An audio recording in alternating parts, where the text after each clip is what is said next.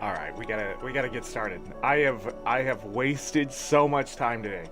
What happened to my chat here?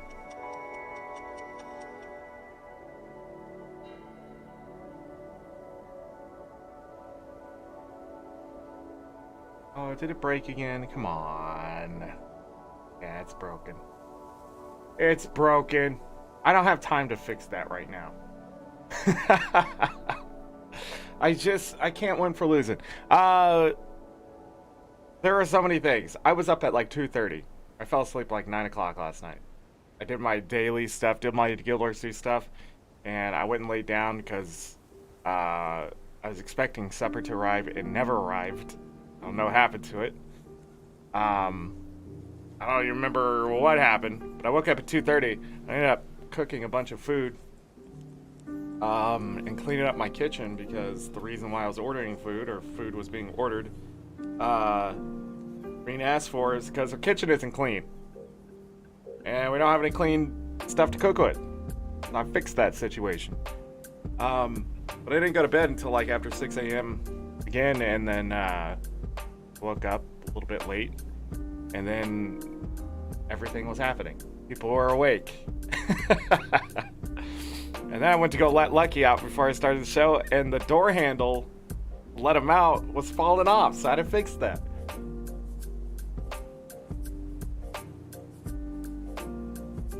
Staring at me.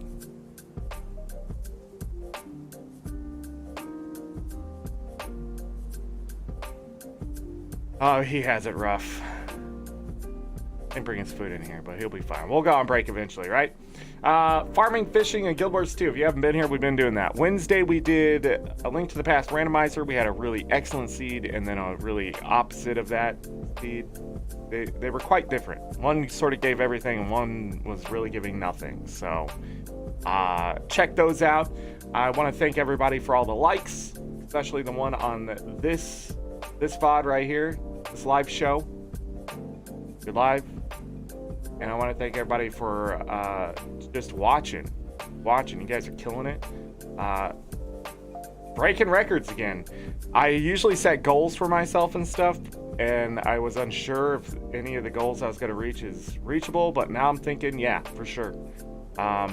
So, also looking for subs. We are pushing for partner. You guys are killing it with the subs, too. I really appreciate that. And so, if you're watching this and you want more Guild Wars 2 content, or just randomizer content, or just someone being salty, hit that sub button. In the past, funny enough, before I switched over to this account, because the other account I killed because YouTube killed my partnership, and I decided to change my name and everything, so I made this account.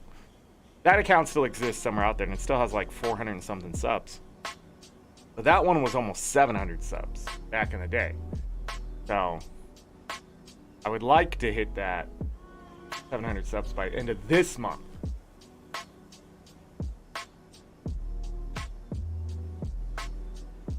Right. There was a noise. I thought it was him. I guess it wasn't. We are starting our farming tracker today at 9,379 gold.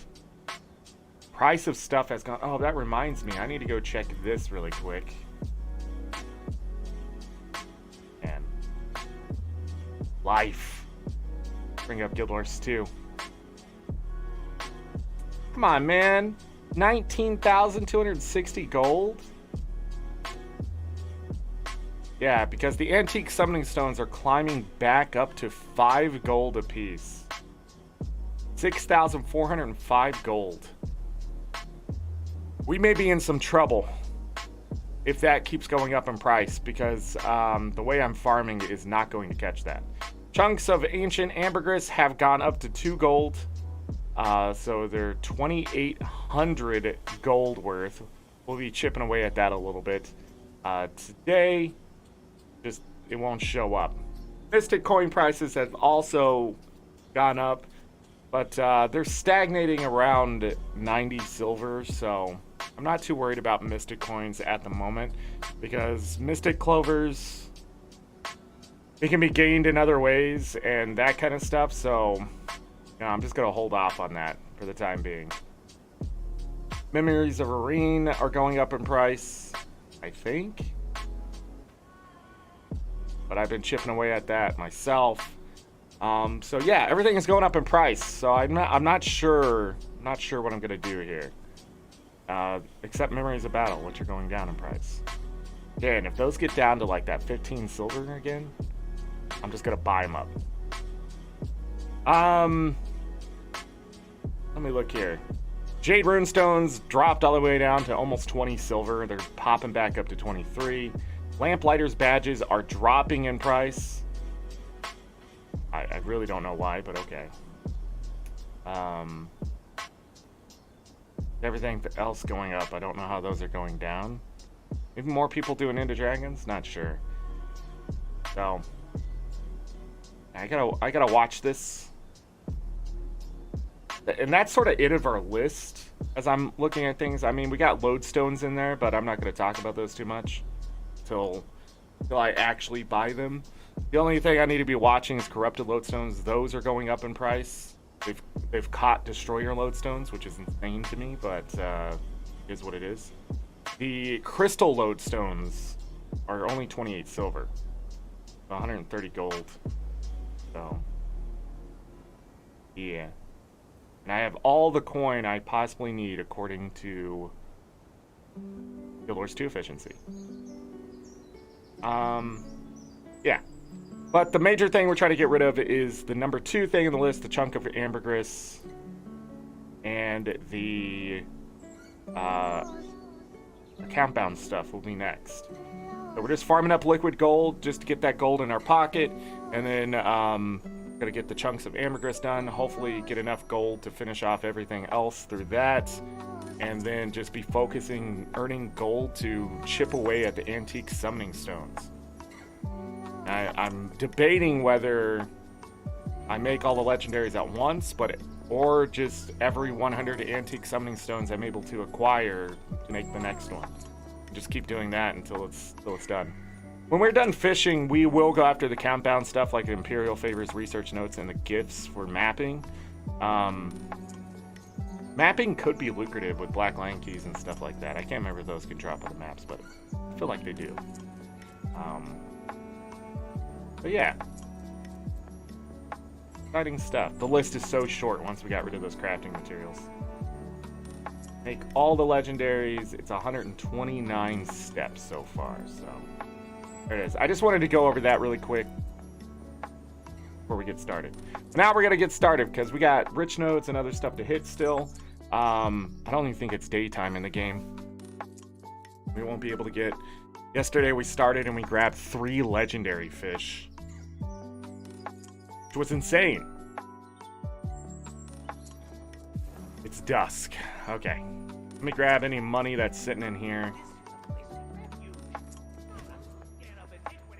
1,666 gold. You know how this starts. Go to Bloodstone Fin. We're hitting jungle plants and muscle nodes. Flax. All good money. Music is provided by Pretzel Rocks. We're just a little lo-fi, nice and chill. I think that's everything.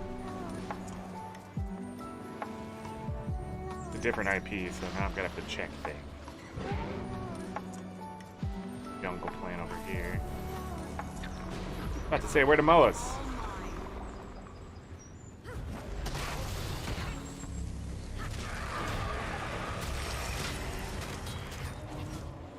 stuck. That's so stupid.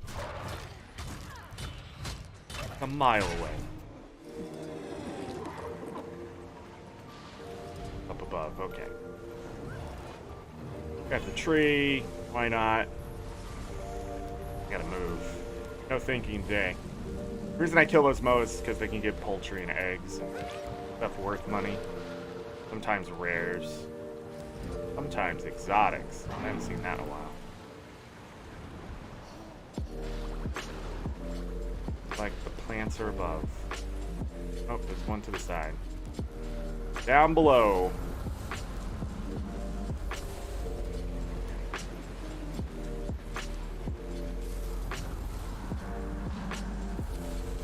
Won't be able to do Dragonstorm tonight. So I'll be missing out on that because I'll be doing World versus World.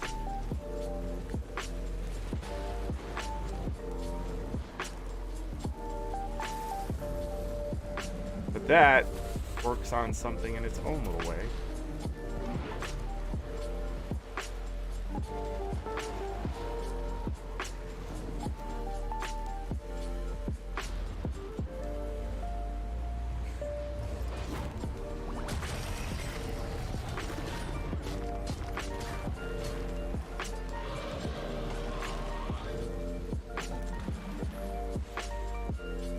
Come on, little dudes.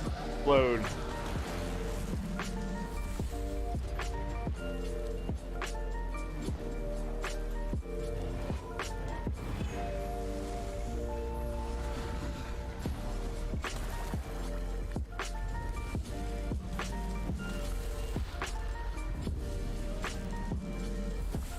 Don't want to skip Mithril anymore, because I'm going to use that as my research notes as cheaply as possible.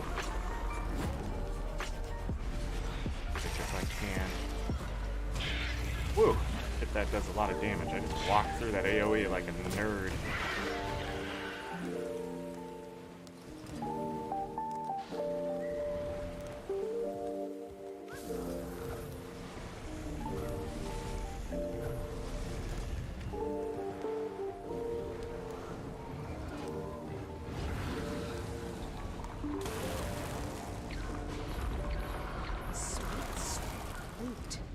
Off the edge, and I'll regret that.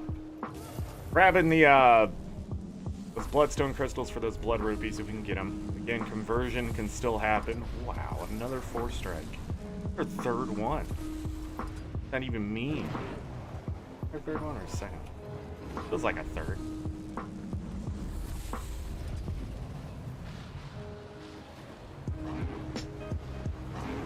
Didn't see much over here.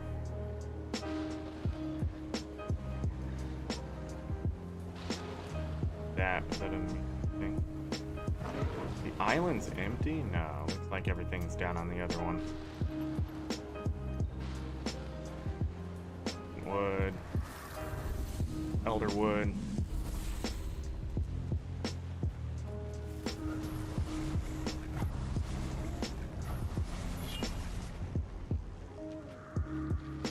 That.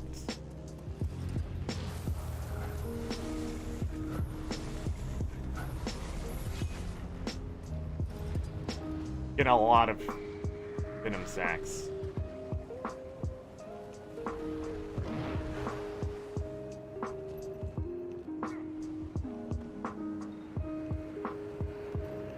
Oh!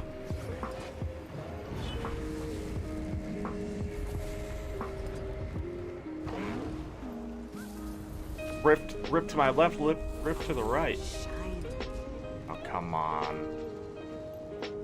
Why are you fighting there, Moonglow? Go down. If I get hit, I get hit. Okay, that's not what I meant, but... Dude, we can't beat that in a minute. I don't know why you even tried.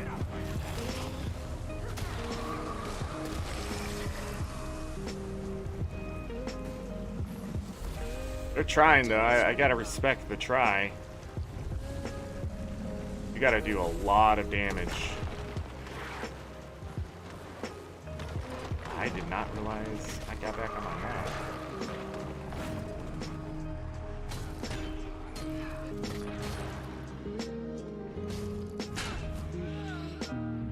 The elementalist was dead. Why'd that skill still go off?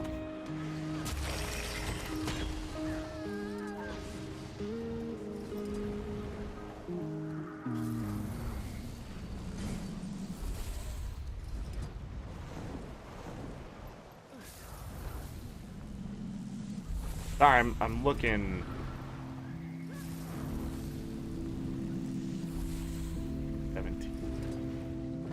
There's a lot of numbers going through my head.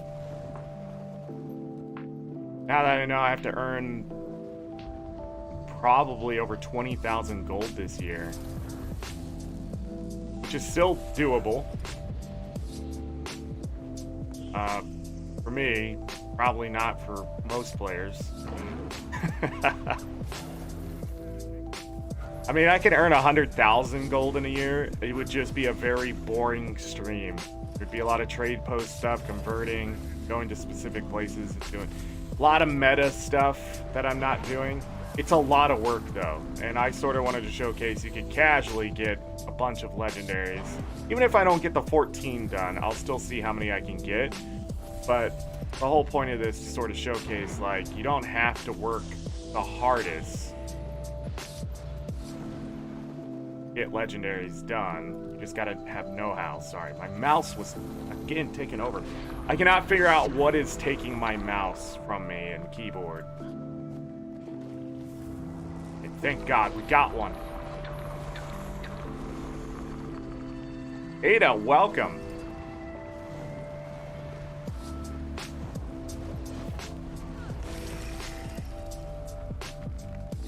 I guess we're not fighting. I'm over here to look at something. It wasn't there. I jumped off the thing, so I was like, crap, gonna have to fight, but the Mesmer was faster than my mount.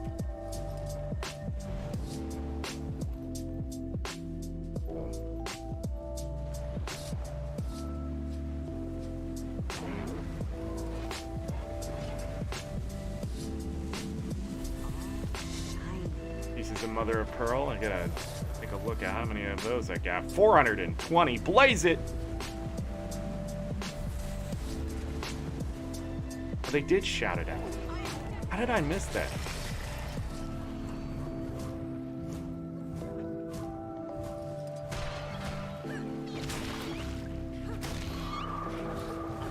Stop. Die.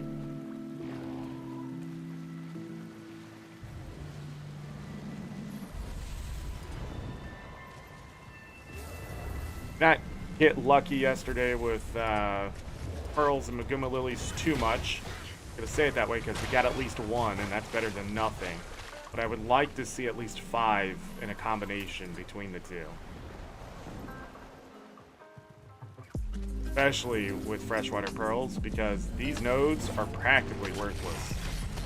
Everything else I grab along the way that makes this route worth of any value. Of course, I do call this a gamble route because we're not assured we're gonna get this stuff. But it would still be nice if these muscle nodes would provide, and they're not. And it's getting really frustrating to hit 1,000 fucking nodes and not get enough pearls out of it.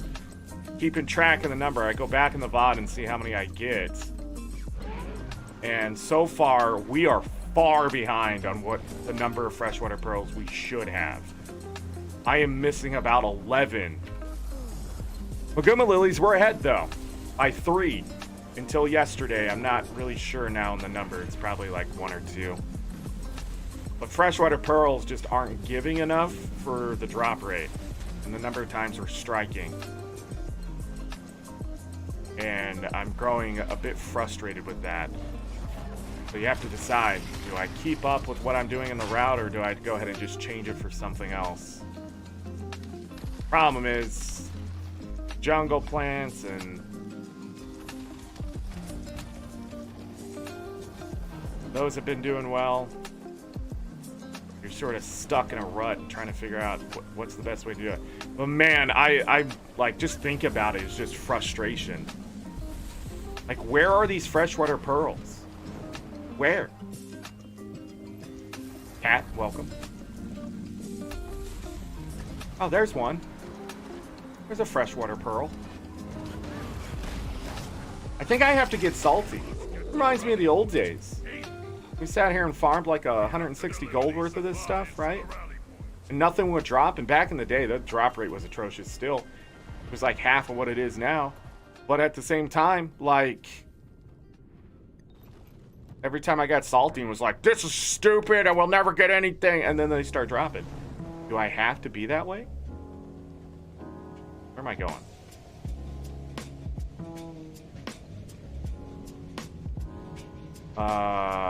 Brain? Hello?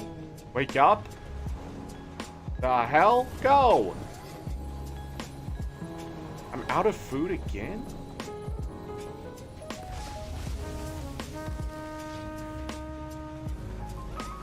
I almost ate it there.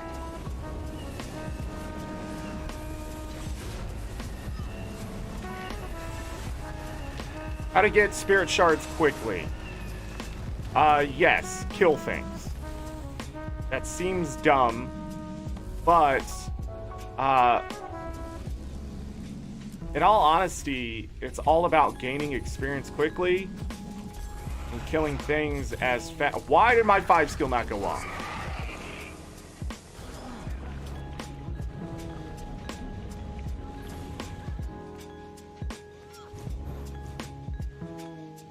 I'm mad. Salt! No, we don't have time for that. Yeah, it's funny. Just playing the game will give you a lot, but I'll be honest, that's not enough. So you want to open things like champ bags. Like a lot of people do the Drizzlewood meta and that kind of stuff. I'm on an empty map. Where is everybody? Why isn't this map closing?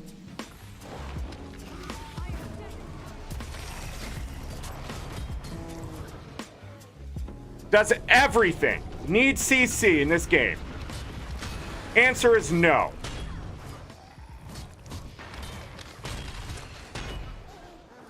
The answer is no. We're gonna have to clear the camp. We're gonna be in combat forever against something. I'm just in a rage mode. I don't know what it is. Something set me off here. PTSD. Cool. I need my 3 skill in Reaper Shroud to just automatically go off. In fact, every time I go into Reaper Shroud, it should just give me 5 stacks of stability. Without a trait. It should just be the Reaper thing.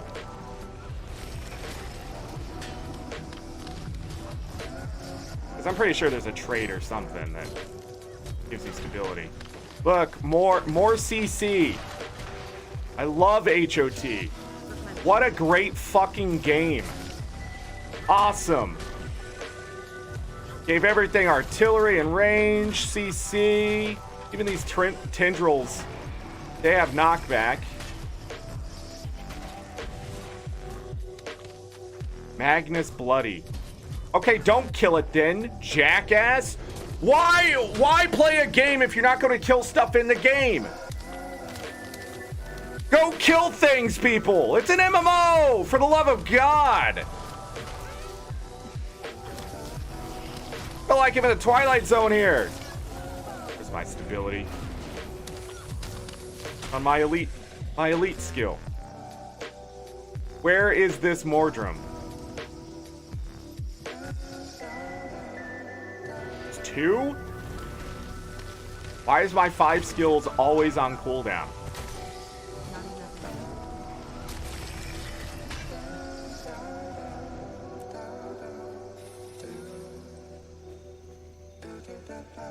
They don't automatically res? I swear they automatically res. This was a huge waste of time. I doubt I got anything from them. Maybe some flaxseed if we got lucky. Res!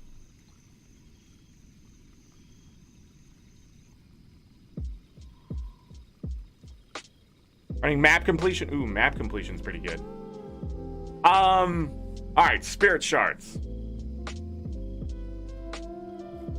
So, there's a few things you need to know about spirit shards that are dumb. First of all, they can drop out of the sky. So, running around killing things, they could drop a spirit shard. It happens every once in a while. The weird thing. Champ bags, I didn't think have spirit shards anymore. I thought ArenaNet got rid of them, but supposedly they do. I'm not really sure. /wiki spirit shards will probably tell you. Somebody knows. But the fastest way to get them is by gaining tons of experience. So experience boosters and that kind of stuff. But the thing is, boosters are expensive, right? So the goal is to find places where players just don't kill anything there and go and clear those places out quickly and move on. So you want to build that can hit hard, hit fast, and sustain itself if something CCs you.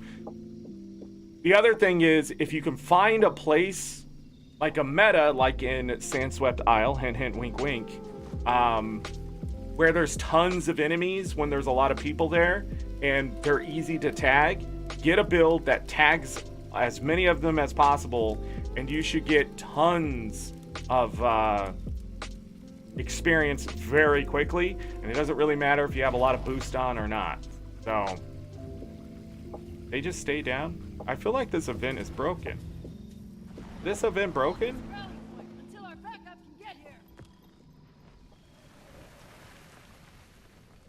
I don't know what's happening. Go over here. Nothing. Grab this mithril ore. No, that mushroom's gonna hit me. Let's just stick to the route. Zorric, you're wasting time. We gotta get fishing.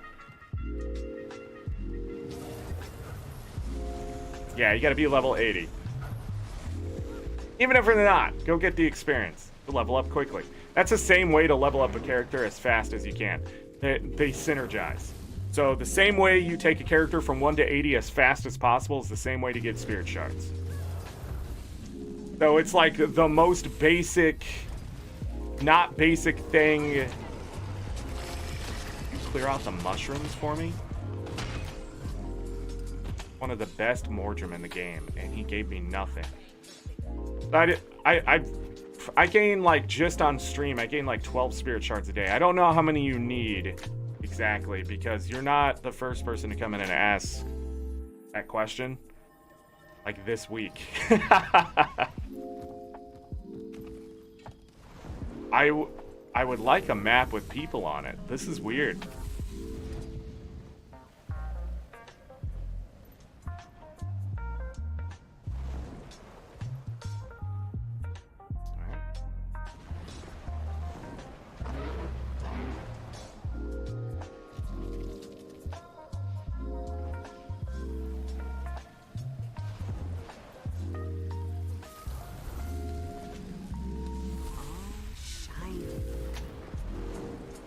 We're here during the night.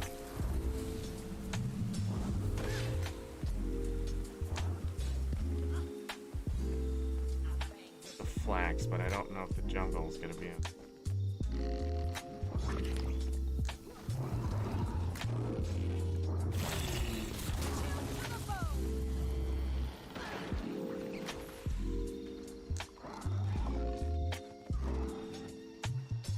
No jungle plant.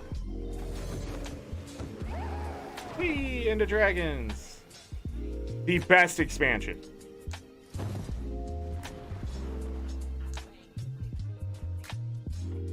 This meta's going. You're about 70 off for your legendary.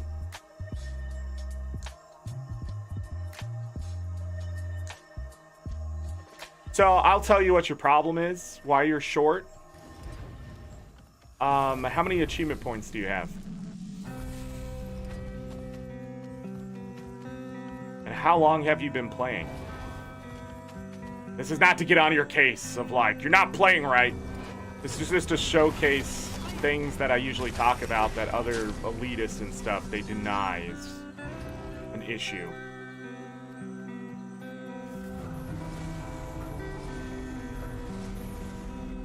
Mystic Clovers that time, everybody gets stuck on Mystic Clovers at some point.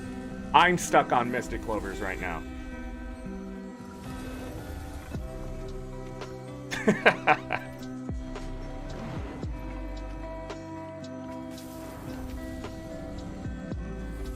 Playing 1.5 years.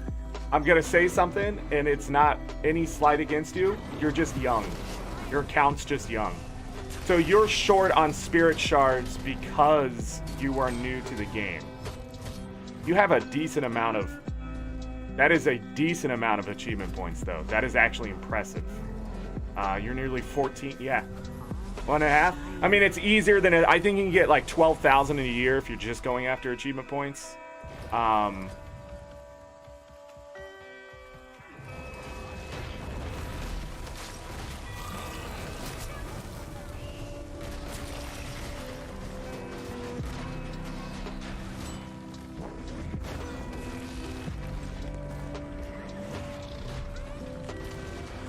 thought he poisoned. I'm losing my mind. I thought I also did damage, but I guess not.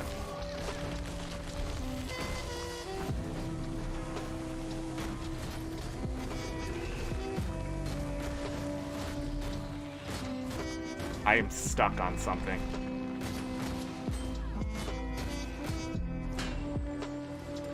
Could lose line of sight there? Huh. This map sucks too. There are like no nodes. Almost forgot. But again, this is why I talk to people about account bonuses. So you're doing a great job on achievements. But I gain an extra 49% just off the top for experience. So when I kill things, I get 49% more than everyone else that is new to the game and has not been working on achievement points, right? So I gain spirit shards 49% faster than I ever have. There's some other things in there like magic find that can affect things and stuff. I'm maxed out on that.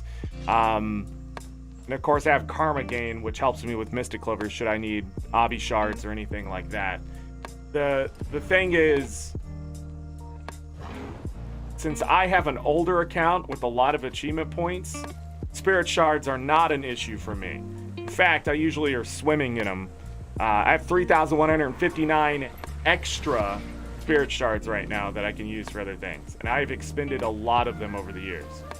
So, when you're a newer player, yeah, spirit shards. Because when I first started playing the game, started making legendaries, spirit shards were sort of an issue. The other thing you can do is world versus world.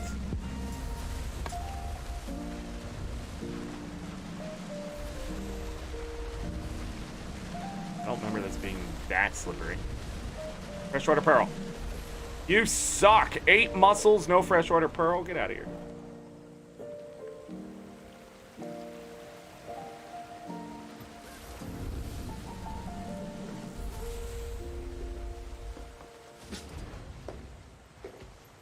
That's a big thing you worked on? Yeah, masteries make a huge difference too.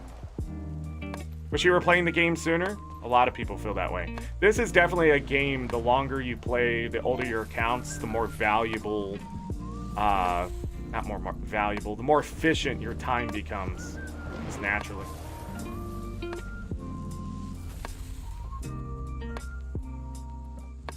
Don't see the point of staying in there? The reward track gives you tomes of knowledge, which gives you spirit shards. But also, you're not gaining... Like, with the reset tonight, I can understand. But you're doing the diamond chest, too? Who are you?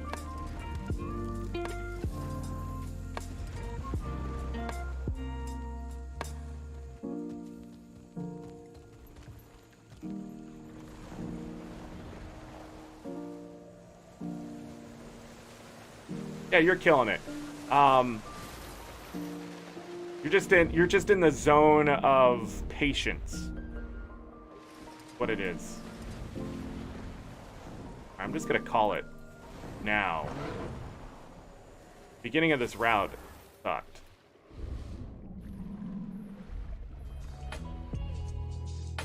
Yeah, we have a new plan for this area. Vine Bridge. If we got this down last night, or this morning, I guess, when I read it.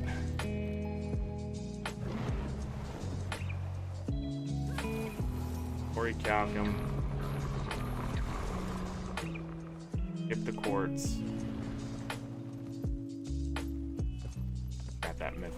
Don't have time. It's off the beaten path.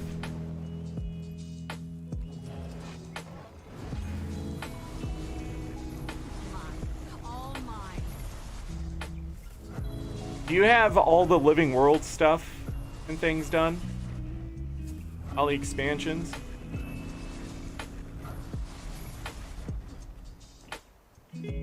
Trying to think what else. Do you have all that? Trying to think what a build account. Do you have the sky scale done?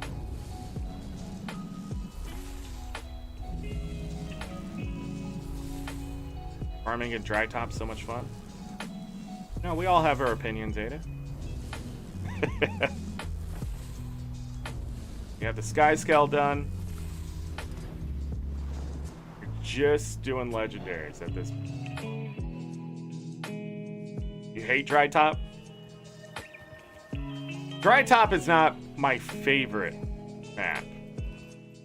But that's because the map is really meant to be played with people.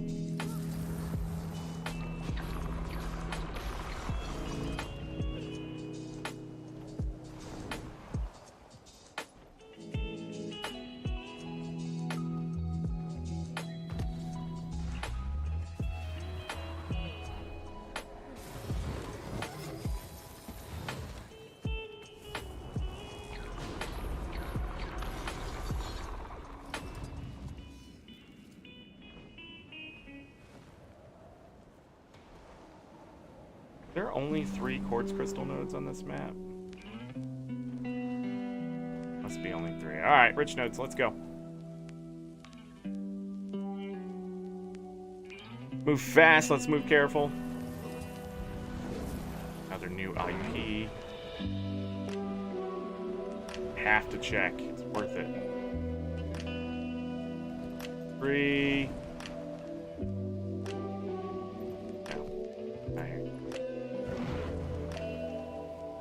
I could get those onions, I would.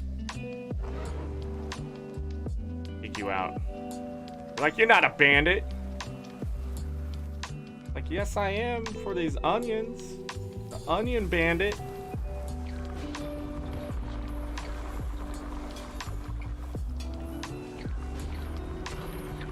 Hate sizzlewood.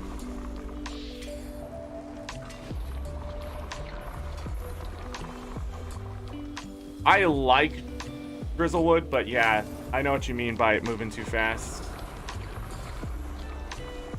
Happens to me. The group is gone. I'm like, where am I going?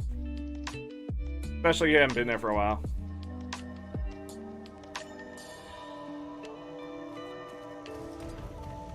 And see, the ArenaNet was sneaky how they did the spirit shards.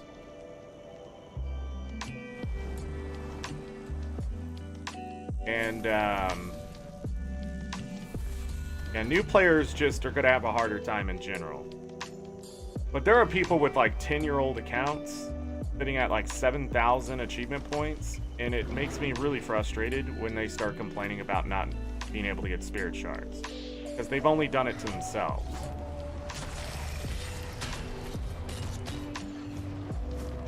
And I understand not going after legendaries for years, because I didn't. I mean, not until more recently, the last 4 years, have I sort of just started spoiling this account with a bunch of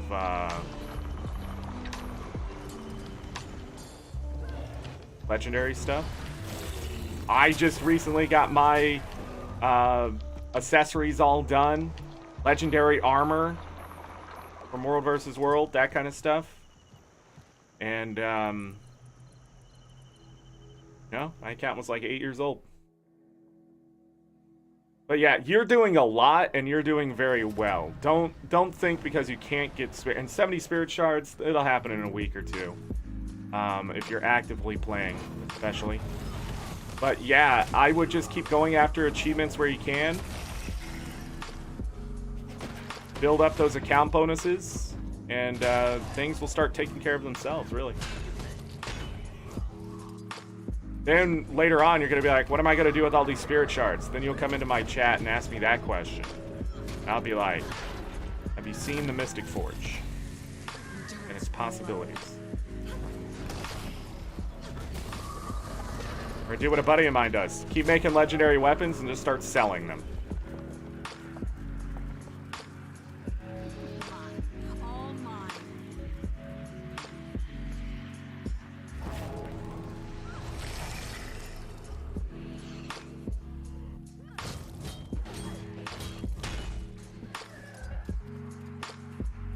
You're not even maxed out on daily achievement points yet. Because that takes like 3.5 years, right? Almost left this map.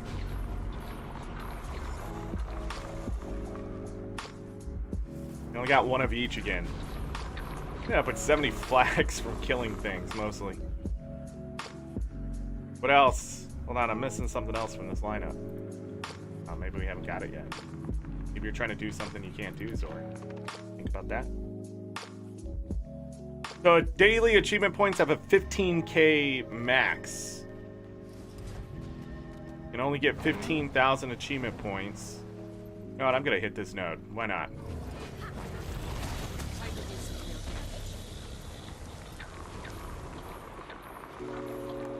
So if you go to your achievement point panel, mouse over your achievement points, you'll see your permanent achievement points, which is things from like story and that kind of stuff, your daily achievement points, and if you're around for the monthly, you would see that. If not, it's gonna be 0. But you can only get 15,000 daily and monthly achievement points. Sort of wish every couple years they would increase the cap, but I understand why they're not, because gems and gold. Why am I killing everything? I'm in combat with nothing again.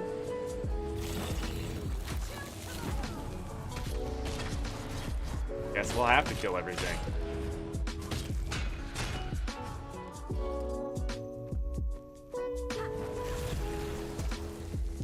None of this is worth doing right now, what I'm doing.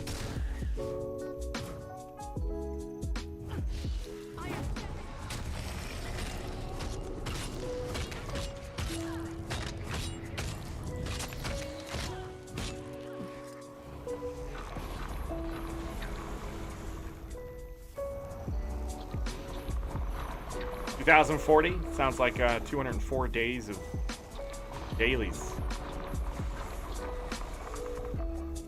I would definitely increase your dailies achievement points intake.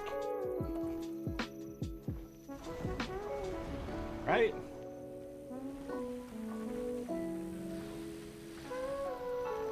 In 2016, I made a fresh account, and my goal was to get 10,000 achievement points in a year, and I hit that in 6 months. Because after that, it was just doing the dailies every day. Dailies with all the expansions sort of suck. You either do world versus world or PvP. You really have to do a combination to keep up with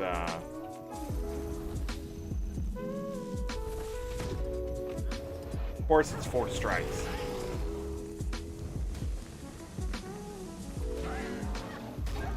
Time to do some real damage. Which health do those have?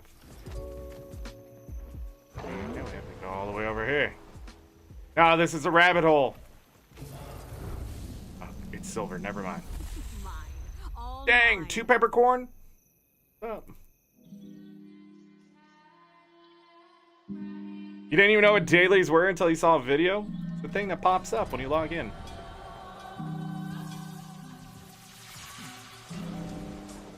Yeah, dailies are everything. You're first starting out, get them daily achievement points. Other people are going to tell you not to worry about it. I'm going to tell you they are wrong.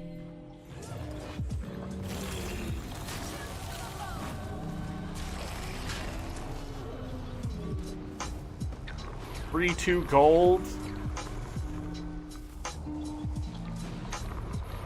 3 spirit shards. That's where your spirit shards went.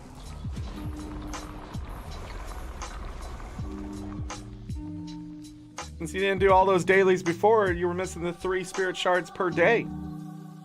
Don't think that way. That's a terrible way to think of it. You go miss days.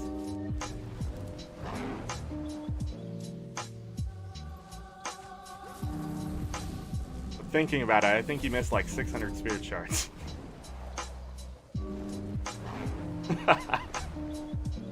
Again, terrible way to think of things. You missed him, you missed him. Tome of Knowledge? What is all of this? Iron? Okay. That's a lot of nodes, but a lot of them are just silver and they're not worth hitting.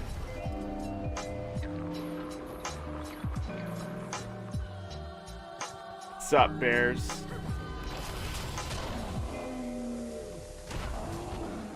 Yeah, I hit that button. What happened?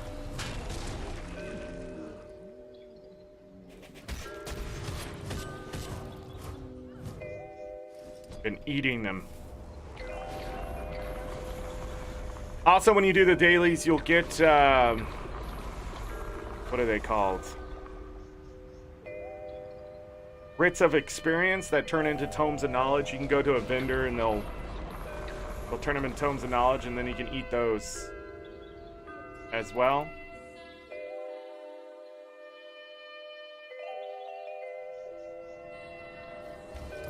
I can't remember if the vendor actually is the way you get the spirit shards en masse. I think you can buy either. I don't remember. But there's a vendor that takes care of most of that. And there is so much silver ore. It's like the universe is trying to yell at me for some reason. We're not doing silver ore. I just hit that one node for funsies.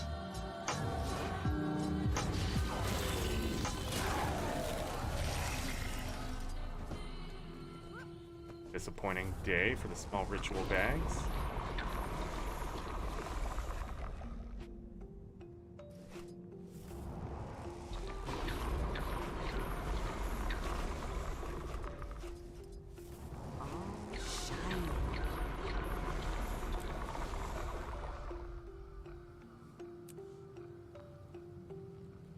Okay.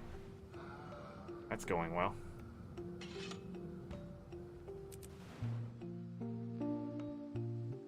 Get a lot of them from World vs. World. Yeah, World vs. World is great for spirit shards. Back in the day, it was great for karma and leveling your characters.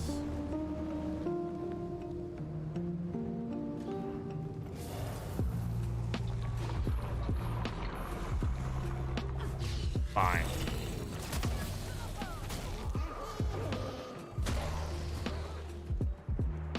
Almost didn't work out. Almost got crippled there.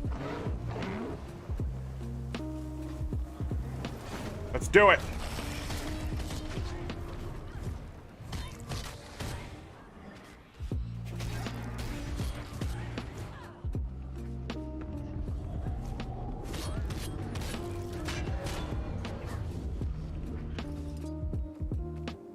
Got 1 thick blood, 2 silver, 45 copper.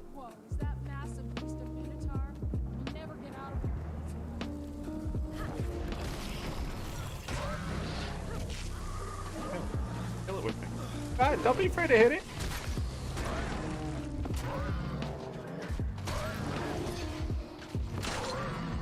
Corrupted lodestone.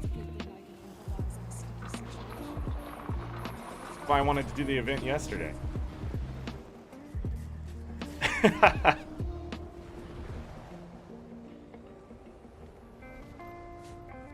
Lost control of my mouse and keyboard. This. Platinum? Alright. The nodes. Metal nodes are, again. Yesterday they were a little weak. Today they're strong. There's nodes everywhere.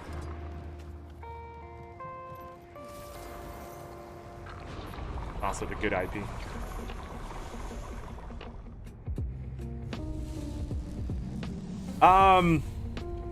I can tell you what this is. This Reaper build is literally all dragons armor. So it's literally just Dragon's Armor with the Superior Rune of the Worm. And there's the setup. So the top one's 1, 2, 2, then it's 1, 1, 2, and then it's 2, 3, 3. Which is 1 is the top, 2 is the middle, and 3 is the bottom. But it's Fight, Soul Reaping, and Reaper. I forget I have to tell you that part. Fight, Soul Reaping, and Reaper. The idea of the build is not to worry about... If you run more Zerker, you can get away with having Soul Eater on to heal yourself, but this technically has 30,000 health, so you're tanky, but you also hit pretty damn hard. Like on Tequatl, I'm able to crit from anywhere from 28 to 34,000 damage just in Reaper Shroud on the 3rd strike. Just to give you an idea of like how strong the build still is. But I can also stand and take a lot of damage and keep people alive when they should die in AoE. I can actually res them back up enough so they last the AoE. That is up to you, but I believe it's Force. So on my Greatsword, I have Force, I have Purity because I do a lot of PvE. So striking a foe from its flank will remove a condition. There's a lot of weird conditions that stay on you a long time, like Cripple and Immobilize and stuff. That just helps me get rid of that. But I would take something else in all honesty. Superior Rune of Force, and then on my axe, I believe it's Air for the extra strike and Force. Superior Rune of Air is just nice for just extra damage on range, because there's all sorts of stuff. But when they have 25 stacks of vulnerability, this will be just over, yeah, it's 50.14% crit chance. So when they have 25 stacks of vulnerability, you're hitting crit 100% of the time. So you're always critting. And then you have a bunch of ferocity to back it up, so 244.3%, and that's where all your damage is coming from. So anything else that it can increase your power or your vitality, which is weird, will increase your damage. Because when you increase your vitality with the runes, 7% of your vitality is converted to ferocity. It eats into your ferocity. So it's the tank literally powering itself. You're powering yourself through having extra life force. Yeah, it's a pretty simple thing. Dragon's Armor, Pure Rune of the Worm. And I'm trying to think if some of this stuff isn't that. But I can't remember. Now, it looks like it's all dragons. This used to be all Valkyries, but they took away my depth perception. So this right here. So now it's just a base 15% critical strike gain. Before it was 50%. So you could have like 38,000 health and be doing 100% crit damage. It was ridiculous. But then they lowered it to 33 and I just didn't care. But now that they've just changed it to 15%, I had to come up with something that got me to more crits more often. And since it's a base 15%, like the Dragon's Armor, it just evens out right at that 50. But I feel like I did change something here. Maybe not. Maybe it does just even out right at 50. Get the orders in place once the area is clear. The other thing they did was they gave us Fury from Chill to the Bone. When I say us, I mean Reapers. And that's nice. Because that's a, what, 25% chance to crit? I don't remember. 25% chance to crit, so you can actually, when you start in combat, if you do Chill to the Bone and stun the creatures, you immediately have 75% chance to crit, which is really nice.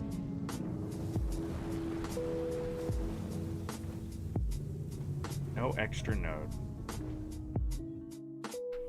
But yeah, this is a PvE Power Reaper build. There are better builds out there. Because Necro has a lot of health to play with. That extra life bar is nice.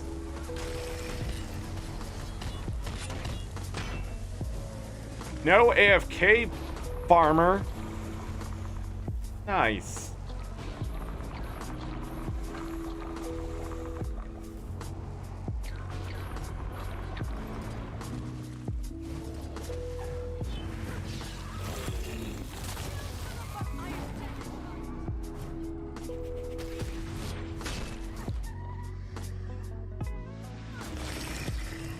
Don't run from me.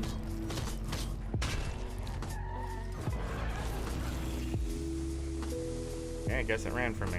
What am I in combat with? Is it the rabbit all the way up on this hill?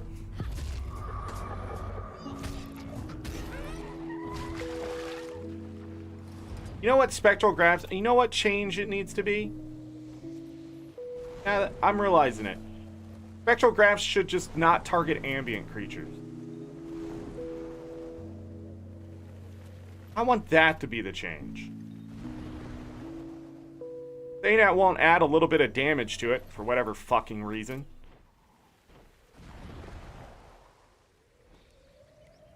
That blows my mind that they can't just add like a 500 damage to it. You are getting grabbed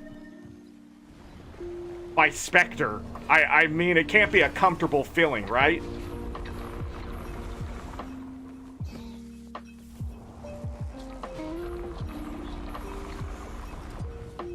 Like, even my heal skill can kill these ambient creatures in one hit. I just don't understand it.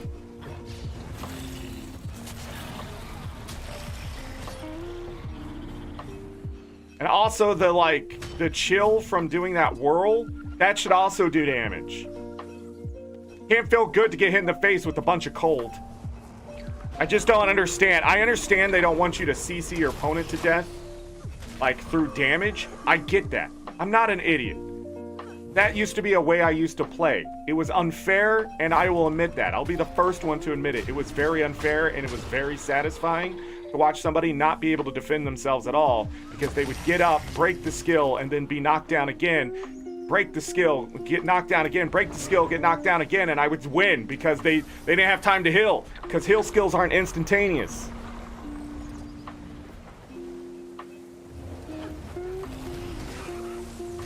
Hey, Binary. I'm just in a salty mood today. Oh no. Breathing in my own spit.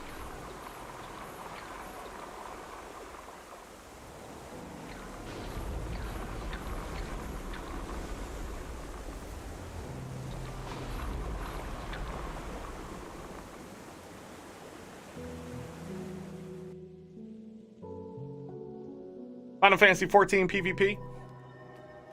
All CC. I'm calling this out right now. All CC in all games should have eternal cooldown and reduction. So if you get CC for 5 seconds, the next time you get CC'd, it's only 2.5. Then if you get CC'd again, it's only a half second. And if you get CC'd after that, after those combinations are still doing their work, it doesn't work. You can only smash someone into the ground so hard, right? Diminishing returns on CC is a wonderful thing.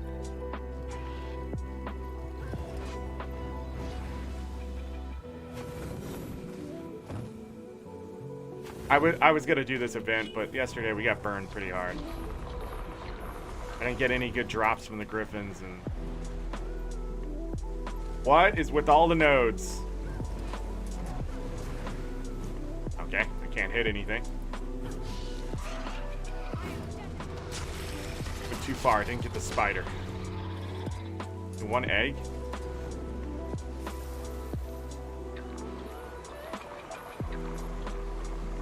I just dropped like 2,000 frames.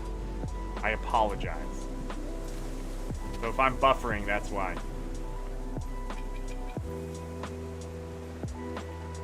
Ooh.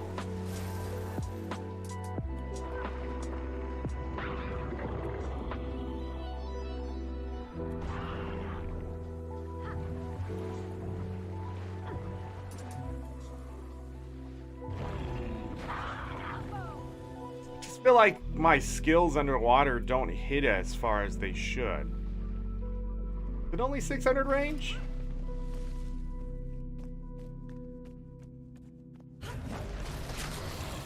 Maybe the skills on land are broken. I should shut up.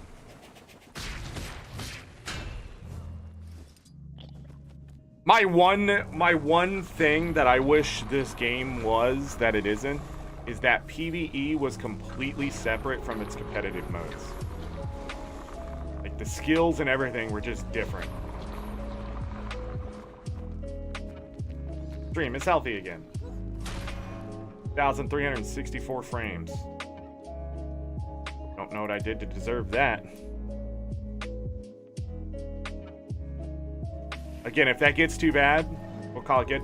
It's also really freaking cold. The temperature went from like 18 degrees yesterday to like -8 in like 4 hours.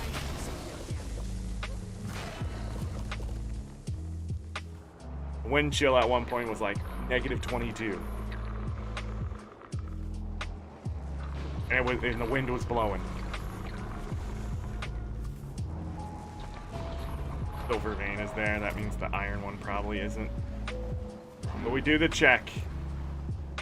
Okay. Thunderhead Peaks.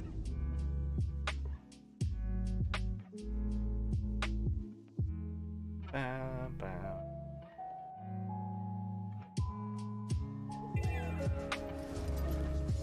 Information, Commander. I'll leave it. Oh. Guns. How do you know you're tired?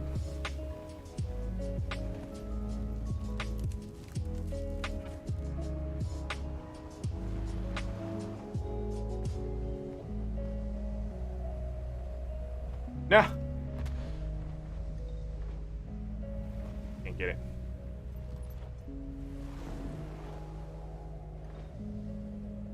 No rich orichalcum, okay. Fair.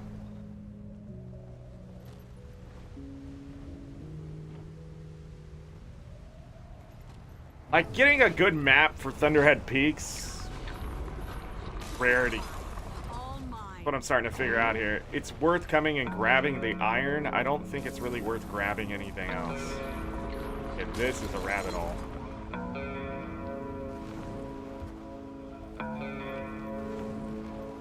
Place is very anti-sky scale. It's sticking up everywhere and shit everywhere. By the way, if this was real life and they set up a camp like this, I would be pissed.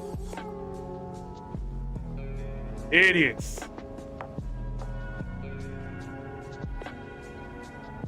Alright, dwarven chest. Why? Because you don't just have your shit everywhere like that. You need to be organized. Also, there's no defense setup. Every time I see developer design for a video game, like, sometimes it just hits me so hard, like, it's so unrealistic.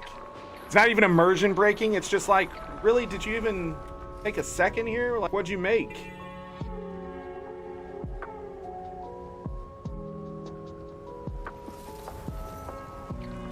Sunstone lump.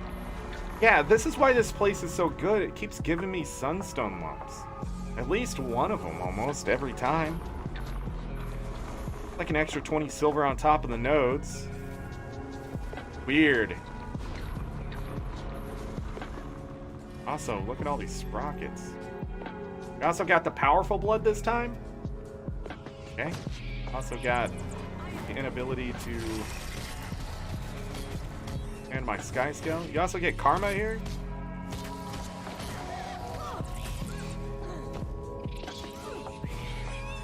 That's someone from DUI.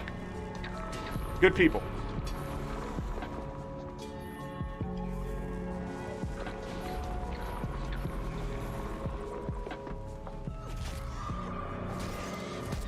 Why are you healing? I'm killing you.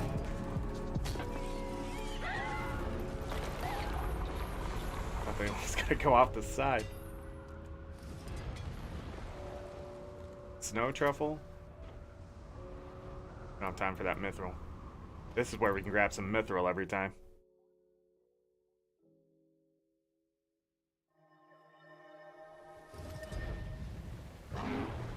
Mithril right here. There's also one down here that's on my mini map. I don't know if you can see it, but Dork, man. Got to finish hitting the node.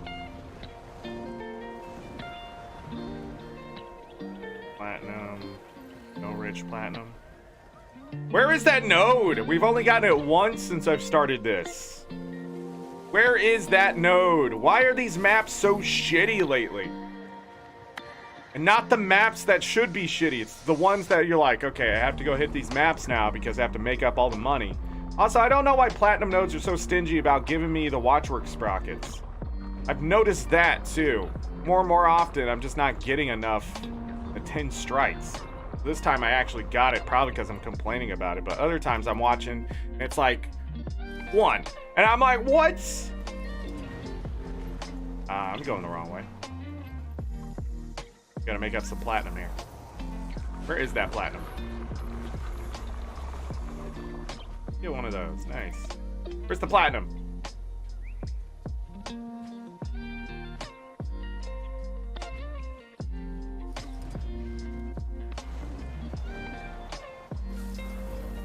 Maps are loaded today. I don't know what that means. Fight some mosquitoes. Fight me! Look at that rare drop. Really? That's all I got? Things usually like give me like at least unidentified gear. Back in the day, I would avoid them because they'd actually give me equipment. I just didn't have the inventory space when I was doing this. I actually avoided enemies back in the day to not have my inventory get filled up. It was before the copper-fed salvage-o-matic. That changed my life. So you'd have to carry like 4 salvage kits to get through a day. I do not miss the days of having to click every item one by one to salvage it either. Ooh. Right-click salvage all was such an amazing quality of life thing. New players don't understand. I had to walk uphill both ways to salvage stuff. I had to do it in real life. They'd send you a package through the mail, and they'd be like, okay, take apart this shirt. That's what you got.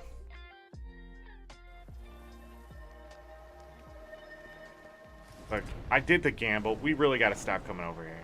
This node just doesn't... It happened the first time we came over here, and I'm just wasting silver.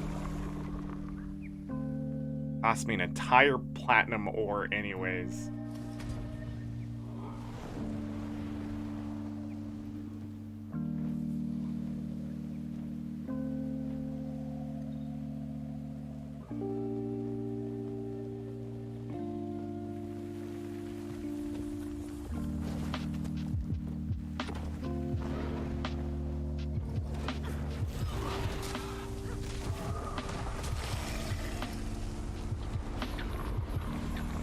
Did I lose my mouse there or not? What happened? Why wasn't I able to turn my screen? Here.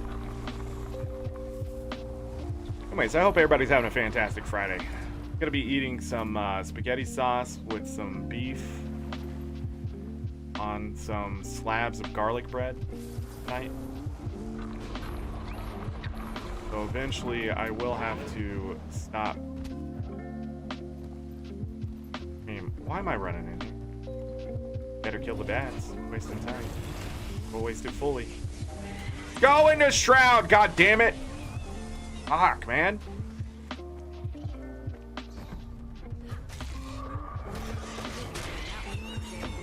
I hate pressing buttons and nothing happens.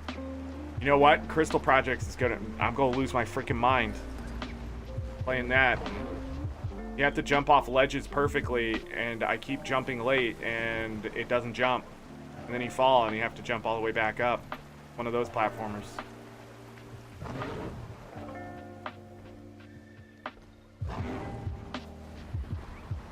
You're enjoying Saturday morning? Oh, you're one of them.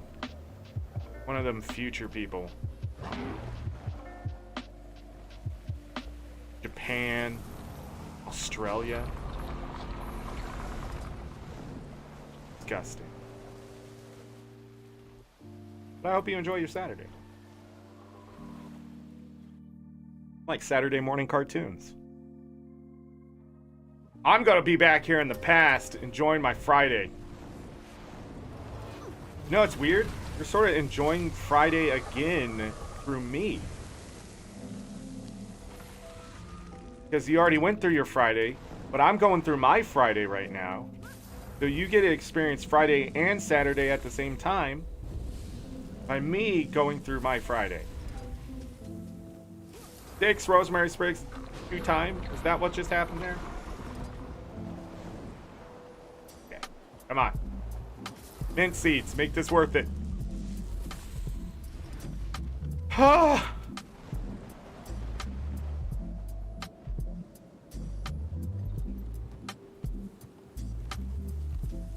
No freaking way! Got an extra node. That means the one probably to the northeast isn't going to be there.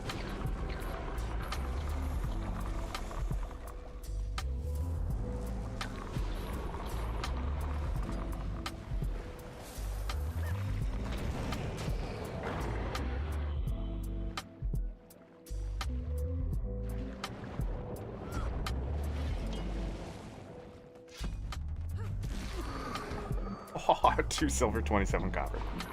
We got the extra node here. That's a quick 23 strikes from the platinum node. See that?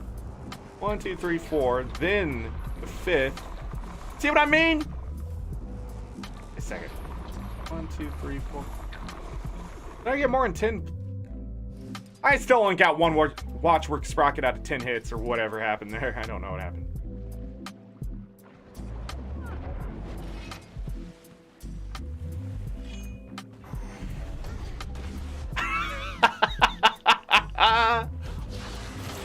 That was so awesome. I let him die for the conditions, and then I leveled up, and it threw that one away from me. Also, I wish it would stop doing it. It would just daze. Daze. Scallions. Okay, another chance. Another chance at...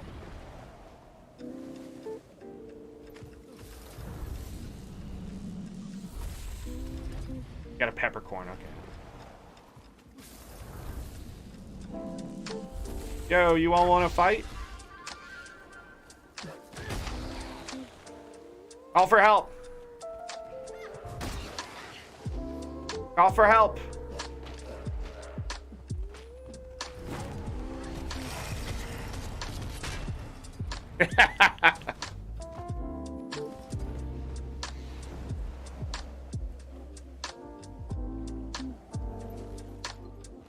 I'm sorry. I'm just having fun.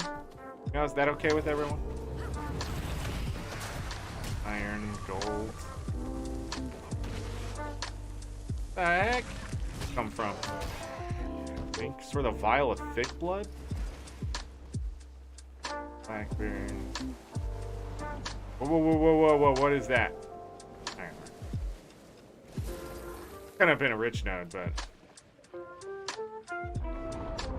I rarely see a node there. All right, we're getting out of here. We don't have time, but let's go actually get some iron nodes. Will allow it. Thank you, Binary. You know what I allow? You hitting the like button. Subscribing if you're new here. Appreciate that. We're pushing for partner. Okay? Done. Advertising is done.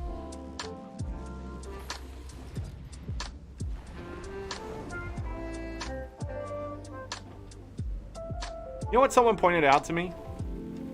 So if you're a YouTuber like I am, you've probably seen Binging with Babish, which is now the Babish Culinary Universe. But they pointed out to me that he never asks you to like or subscribe in any of his videos. And he just hit 10 million subscribers.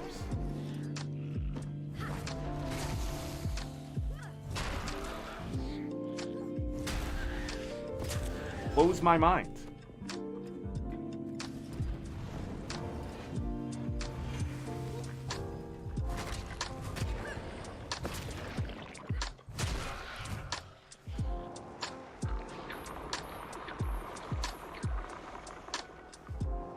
Yeah. He just has his intro, sponsorship stuff, I guess, and he just does the video, and that's it. And it didn't occur to a buddy of mine until, I guess, the video that he was talking about, close to 10 million. And he's like, I've never done this before. And he starts saying it, I guess, and he's like, I can't do it. And then he came and told me, he's like, Babish never say like and subscribe? And then I was like, I don't think so. I guess he went and looked at like 6 videos. He's like, what the hell?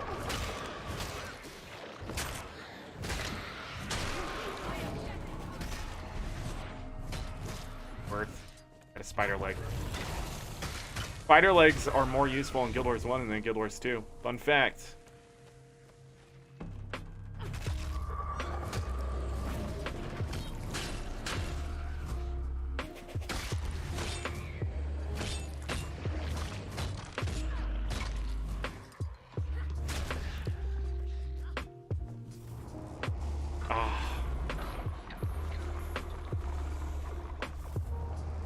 You don't get the hatchlings, you miss out on some of the money. How many did I get? Up to 10 so far.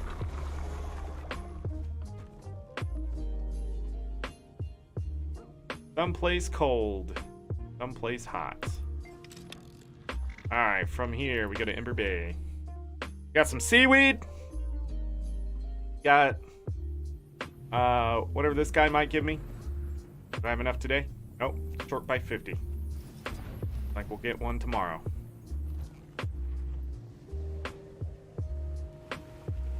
Get some petrified stumps. Hopefully some Maguma lilies. My God.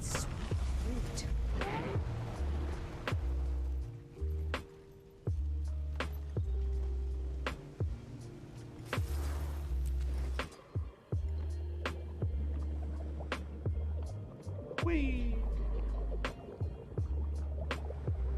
Muscle nodes. Who died down there? These muscle nodes. Oh, there was Mithril over there. How are you dead? You're even a COD. What happened? Hello?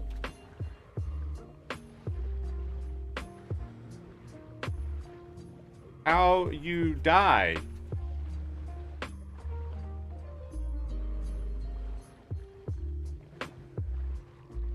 No more death.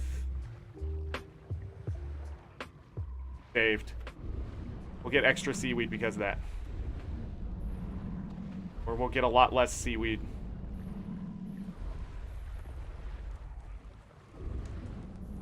I did a nice thing. Look, it's screwing me over. Oh my God, only 8 out of all these nodes? 10? Okay, 12. Where are my extra strikes, man? We might hit 20. We might hit. There we go.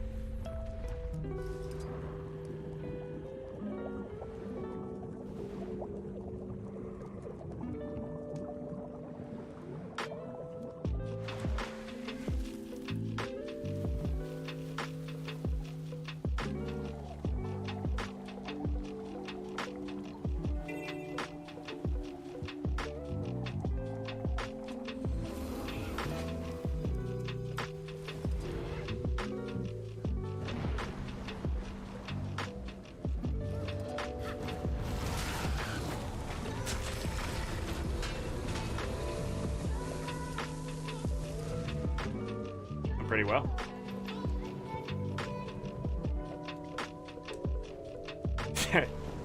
Sounds like an April Fool's patch notes.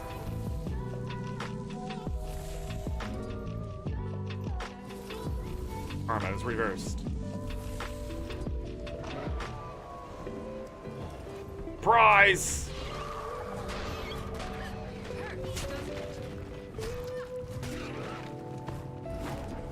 Dang it, it's kicking my ass.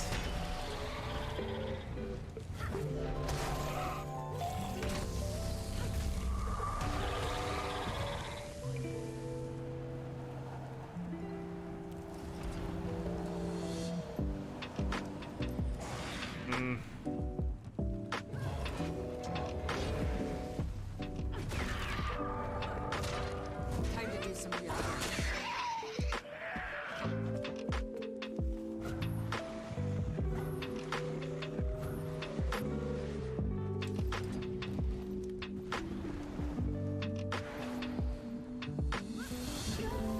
What's up, Bristlebacks?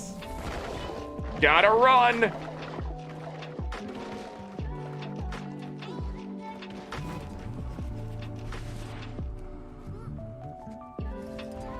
Be good. Passion flowers. Alright.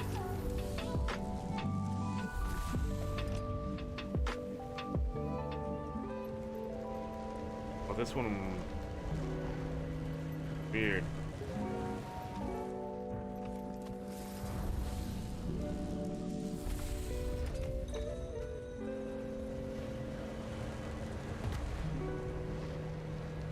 Oh yeah, it was down here. Yeah.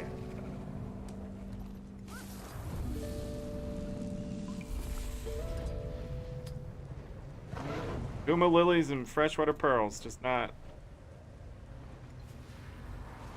doing their thing.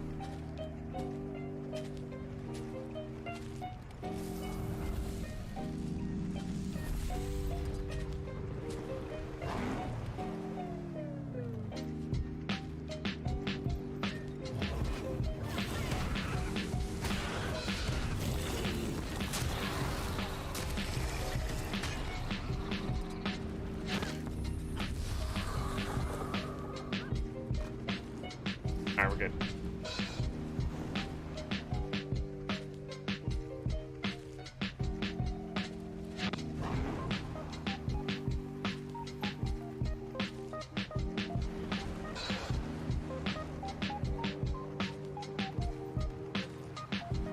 Hernandez, give me the petrified wood. Bye. Give me 1,066 karma there, plus all this karma. Pays for itself.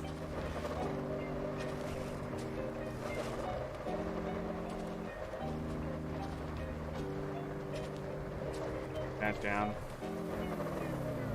No mint seeds, huh? Malcolm.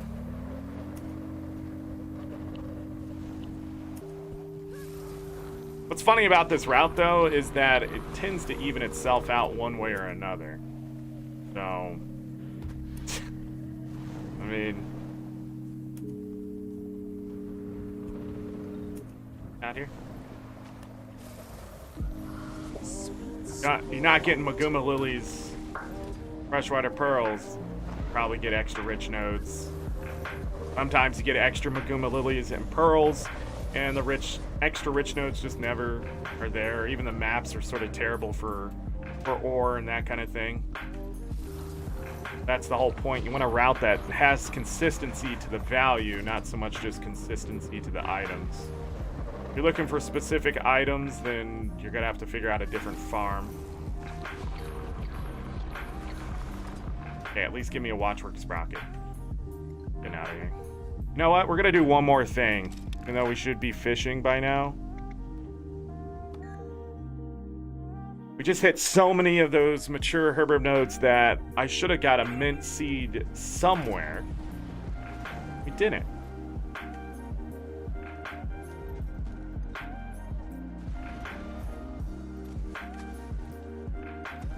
Grab jade fragments, why not? Bloodstone dust.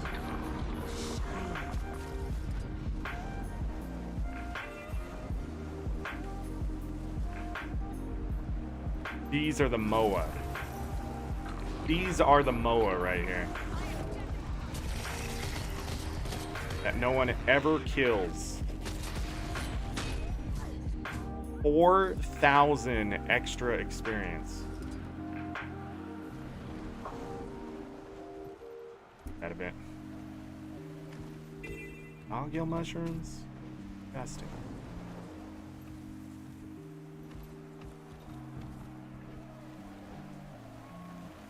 Mithril. Mithril. Grab that mithril.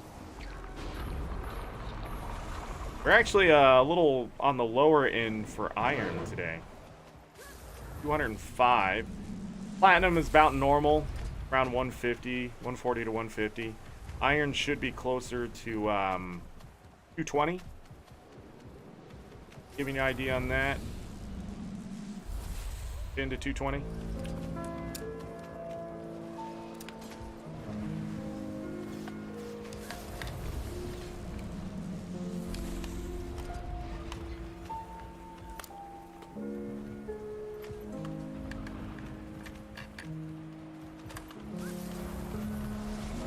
This is pretty empty.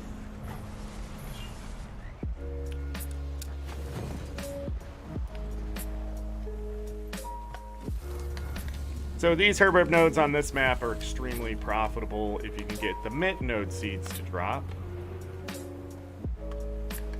Don't know where that mint.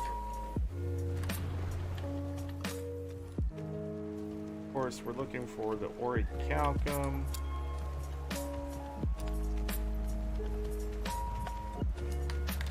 Non-existent, but this map we usually skip it. There should be a rich mithril. No, it's not always there. Oh.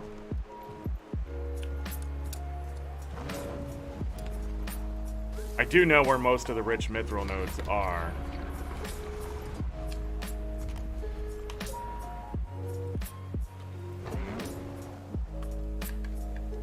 Orichalcum was down there.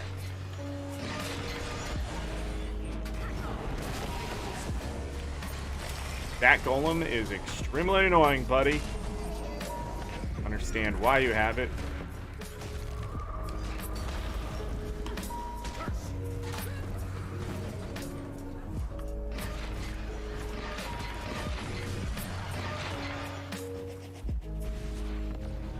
Oh my god.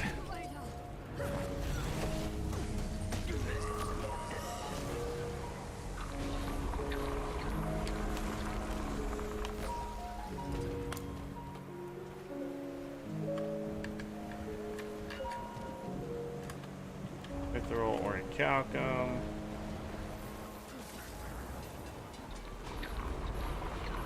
Miss those. We're all over here. Rarity to have this many. Mithril. Don't want to get too close to over there.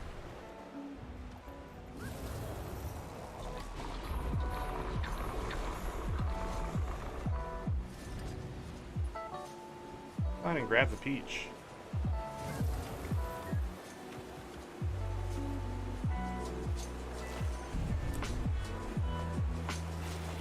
Wait, today's Lake Dork? Oh, it is! Huh. I did not know that. I was just coming over here to get these. I can sell those.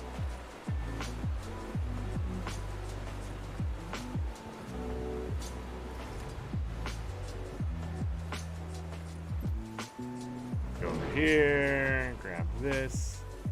There's tons of elderwood on this map, mithril. Orichalcum's okay, the ancient wood's okay.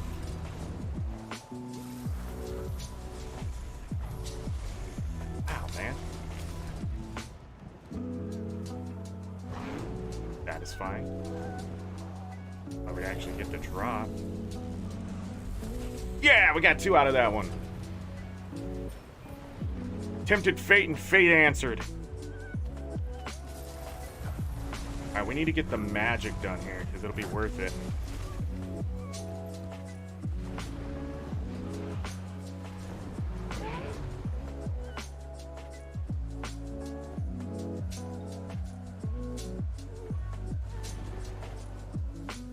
Mint seeds are about 18 to 22 silver at any given time. Most of the supply is used up by people in World versus World. End is mine.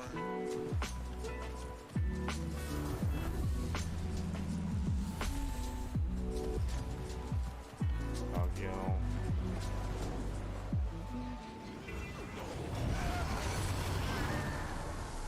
Hate that. They level up.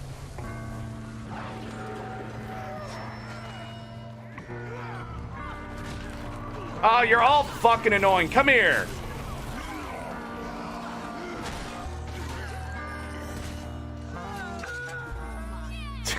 Jeez.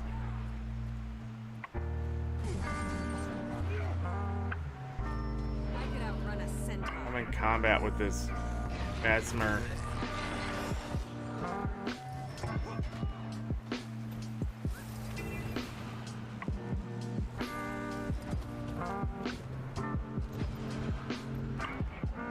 I don't want to do that. Stop getting distracted. I want to do this.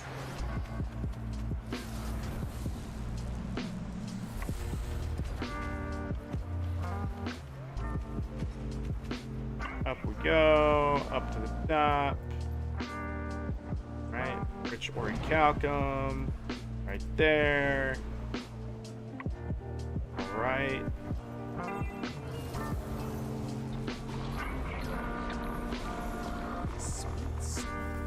What should we make today? 18 gold as of right now. This is going to push us closer to that 20 gold that I want.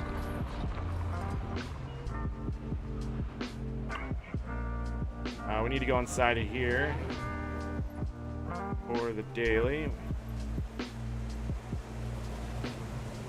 What a profitable IP.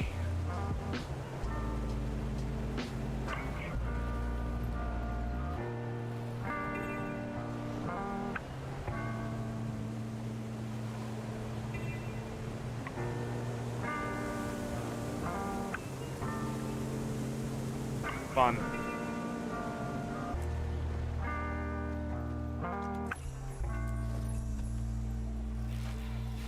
More karma.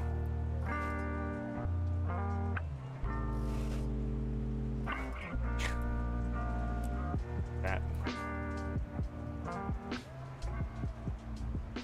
Junk. Gotta grab this. Check for the last ancient wood. Down here. There's another one?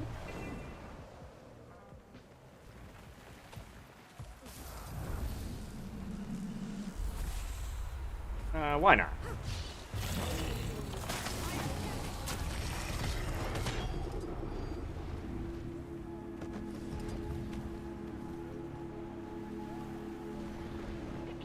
All right. I don't want to do that. I think we're good. Go back to Arborstone. Unload what we have here. You know what? Since we should be fishing. Go ahead and do the daytime fishing here.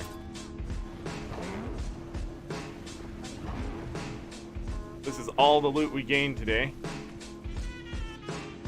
Notable loot down at the bottom. Didn't do too bad after all. Those mint seeds really gonna help boost the numbers there. Desert fishing was yesterday. Alright, we're looking for Melandras, Lurkers. These will not be added to our total because I have a character specific to that. So again, this will just be extra for the loot money. Yesterday, we were able to pull up extra 5 gold.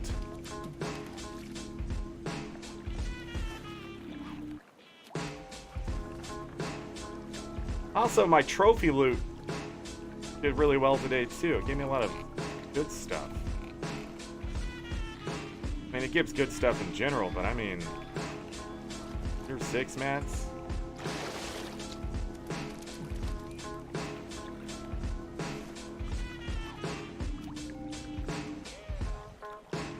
Got a lot of tier 6 mats today.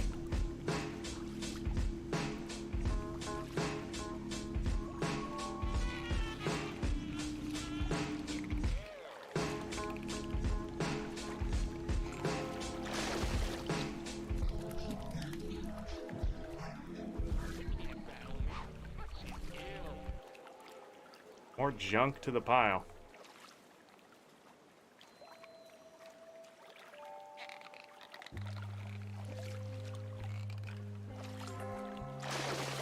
Cherry barb.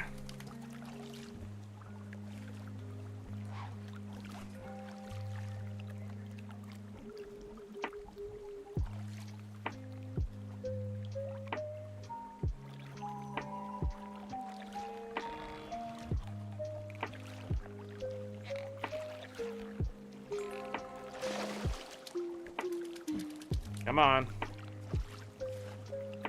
That lurker.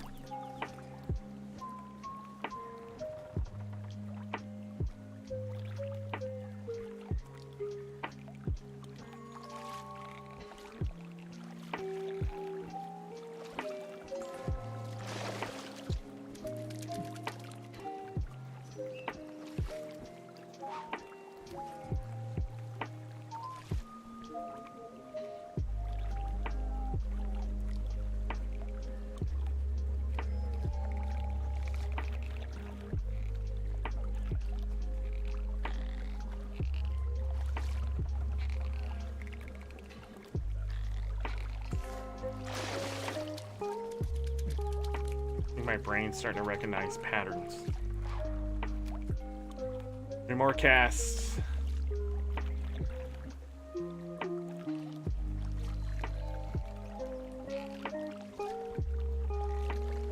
Five.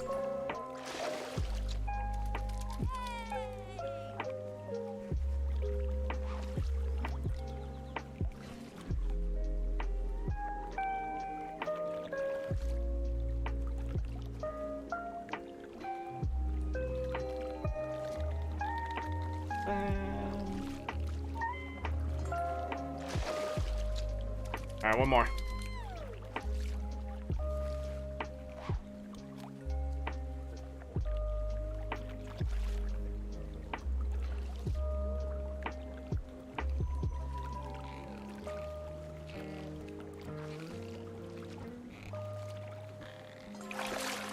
Dang. Okay, well, we tried. That's what matters.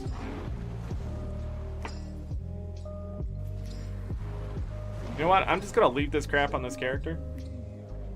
I'll deal with selling stuff later. Because if I jump on our fisher, we can do it again. Even though we'll keep the legendaries on that one. At least. Because we're literally right there. We made 20 gold, 45 silver so far. We're at 12 gold, 13 silver. I made that 50 gold. This will be extra.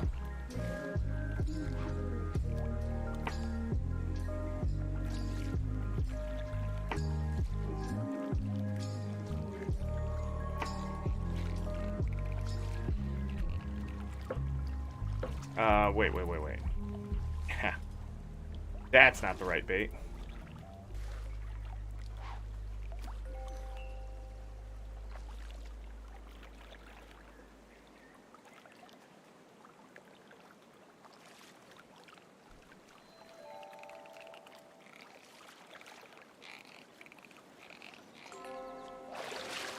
Cherry barb will go into the pile.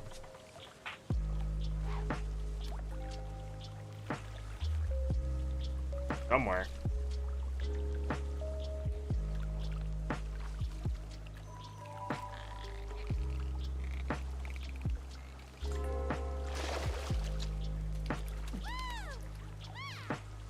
Woo! 48 cherry barb, where we're at there.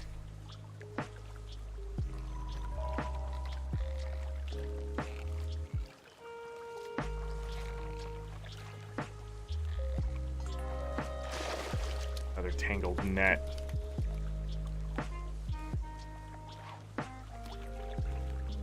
Reminds me, I want to go.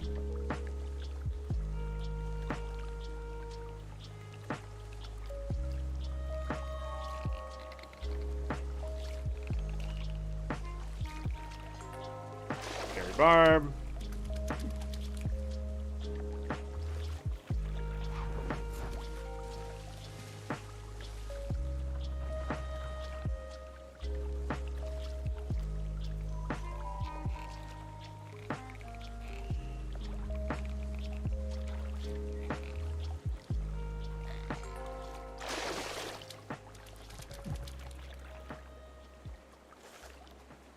You know you could transfer your fishing party catches from character to character?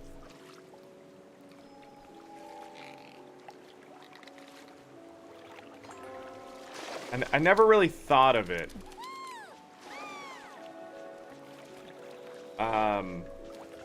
But you could fish on a character, bring somebody else into the party, right? And they'll get the party catch buff, right? And they get on their own skiff. Then you go get another character, bring it to the spot, because these nodes are character bound, right? So you bring that character over, jump on the skiff, get the 10 plus whatever your buddy's doing onto that character, fish out the 10. If they keep doing it, you could build up to 99 stacks here in Arborstone and have multiple characters fish the node. I'm pretty sure you can fish this node indefinitely with enough characters. You have to wait the 5-minute timer or whatever it is. 10-minute timer, I don't know.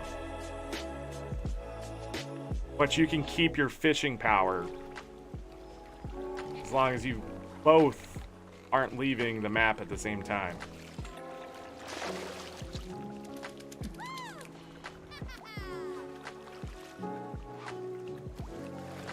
Something to think about.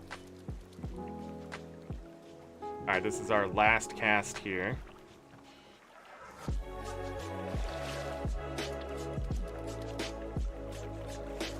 No idea why I pulled that early.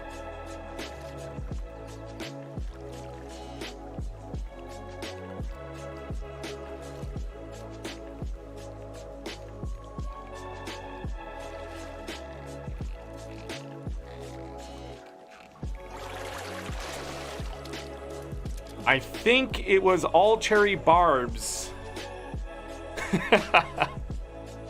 in the net. That's interesting.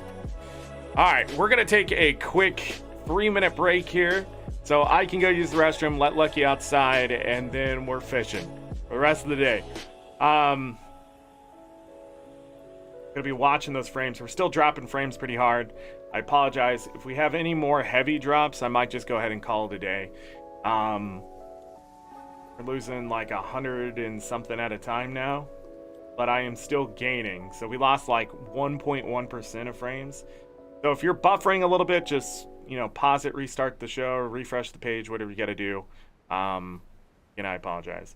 Other than that, enjoy the music. Don't forget to hit the like button if you're new here. Subscribe. I would appreciate it. Other than that, I will be back here shortly.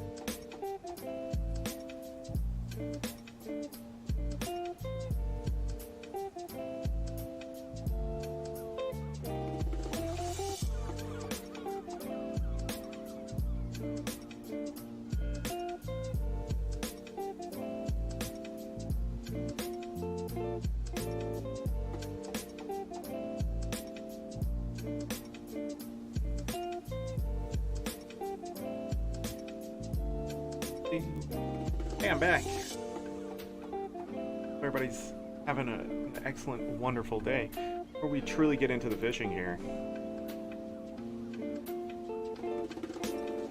I don't know what happened to that. Like the not loading all the way in or something. They loaded chat, Lucky. Taking so much. Are you cold?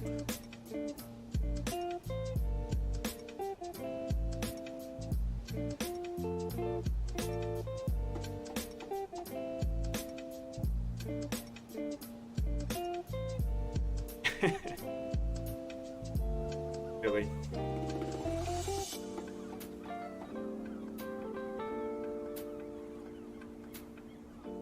Seems more awake today.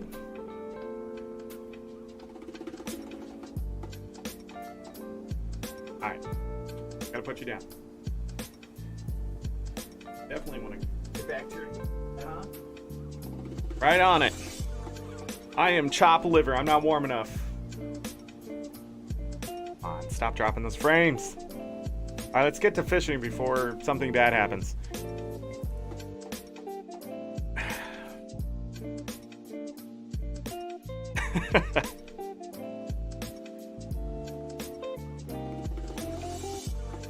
Alright, we're going to the city.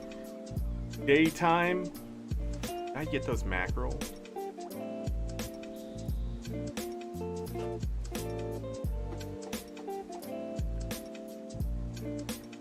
Good.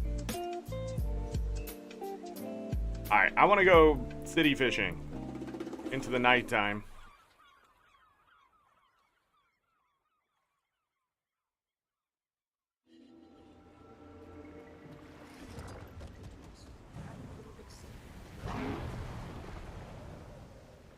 Start right here.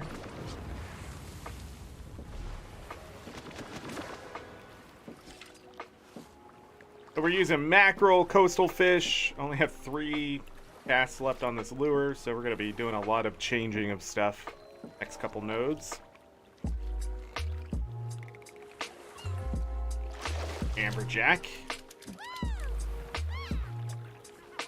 One of the fish I moved over yesterday. We have 44 of those.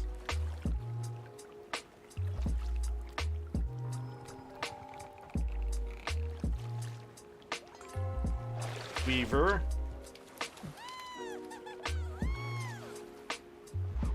I'm down. It's just a blue. Go. Blue tuna. We're at 125 legendary fish.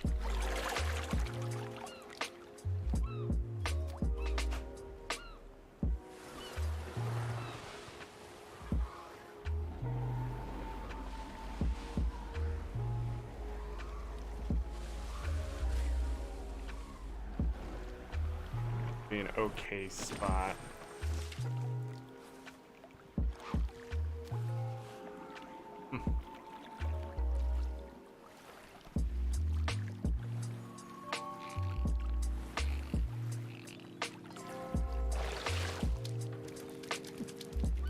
Old snapper.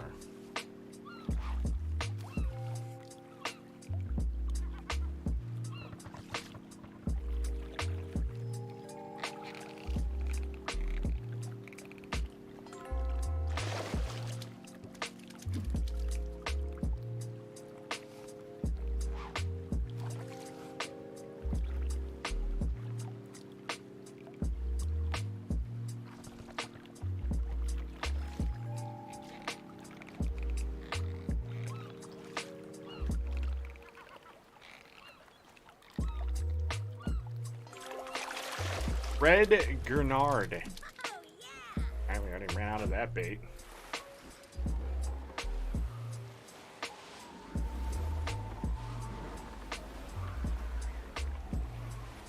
I'll check that one later.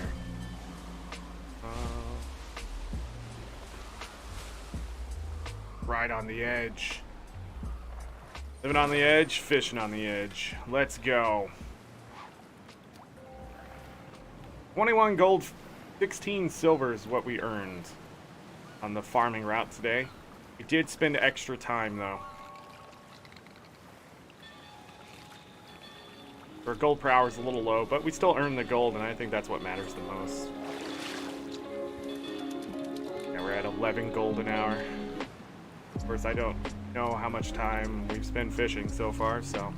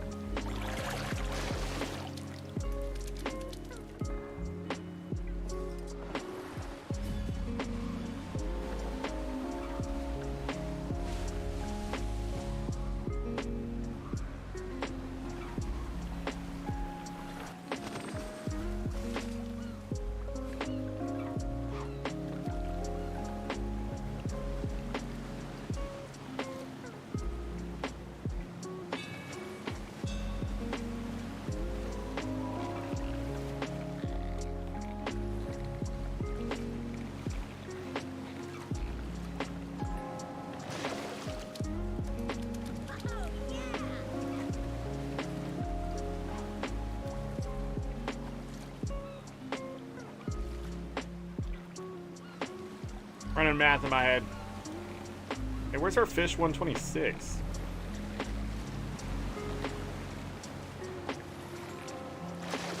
Broken bottle, man. Can't get away from the junk.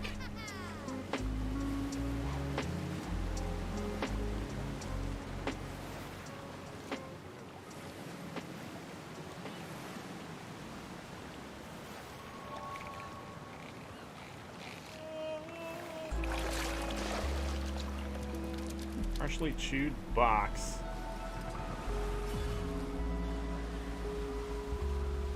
Five of those, 7 of the watertight bags. Hook. One to the south.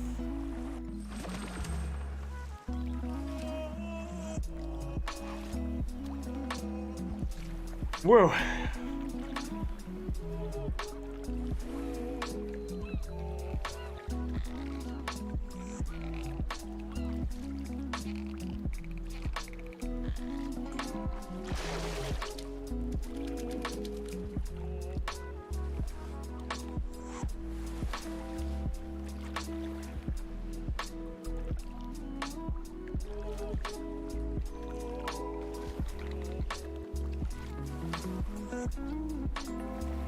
Amberjack. Fishing going to be a dud today? No, can't be.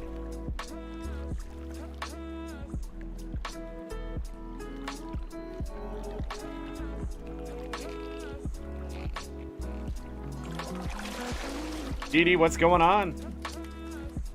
Dee Dee, I feel like I don't see you anymore. Don't talk. Life is just sort of going. No, that's not true. I mean... Say things in guild chat. Not always to each other, but...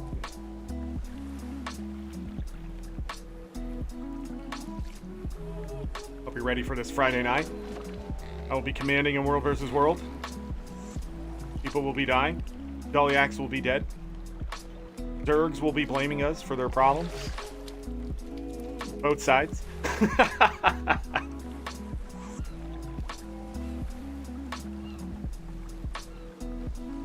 The Mesmer shenanigans are gonna be ridiculous. Hey, 126 is our swordfish of the day. Right there. That's it. That's all we needed. We're done. We're rich. No, I'm just kidding. Alright. On to 127. Another broken bottle? Come on. You're off tomorrow too? You know what this means? Spending 5 hours in World versus World tonight. We're going to finish the weekly tonight. We need 10 towers, 5 keeps, all easy. I don't remember the other ones. The ruins are the easiest part.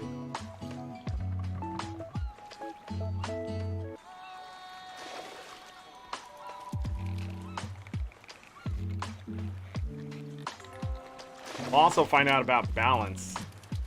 Oh yeah, I was gonna look at how many spirit shards I earned so far today. 6. That probably doesn't include that one, so messing around and I have 6 spirit shards. Fishing is a great way to passively get spirit shards. Honestly, also adding your wallet.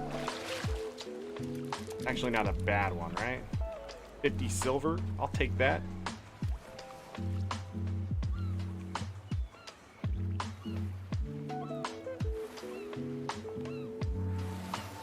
One just south of you.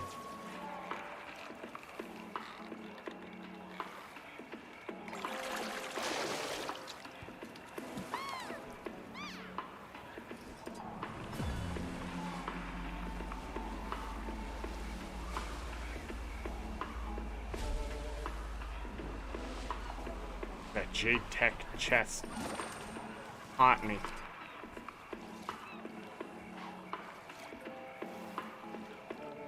Running out of daylight in Cantha.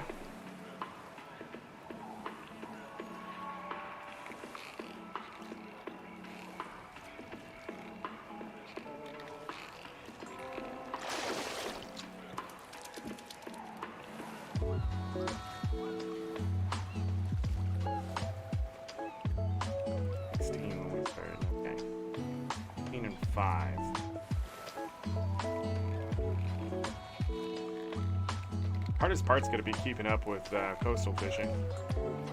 Swordfish. Fish 127.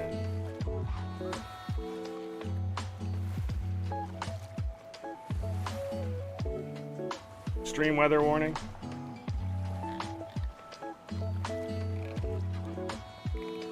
Yeah, we had a big dip here, so swordfish number 2 in a row. Yeah, stay warm. Stay safe.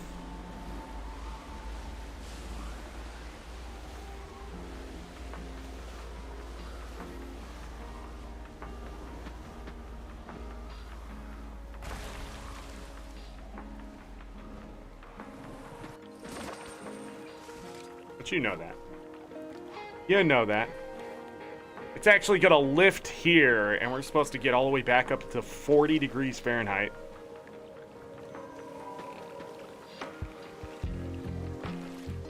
And it's gonna rain.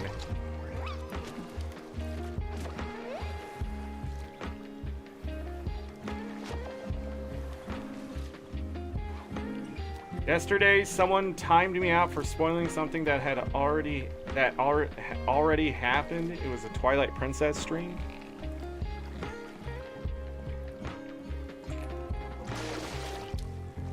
Well, Greggles, you should have been here. I'm just kidding. Spoil all the Twilight Princess stuff. My guess was it was a mod, or was it the actual streamer? That would be weird. Not remember that you just did something. Dolphin tonic.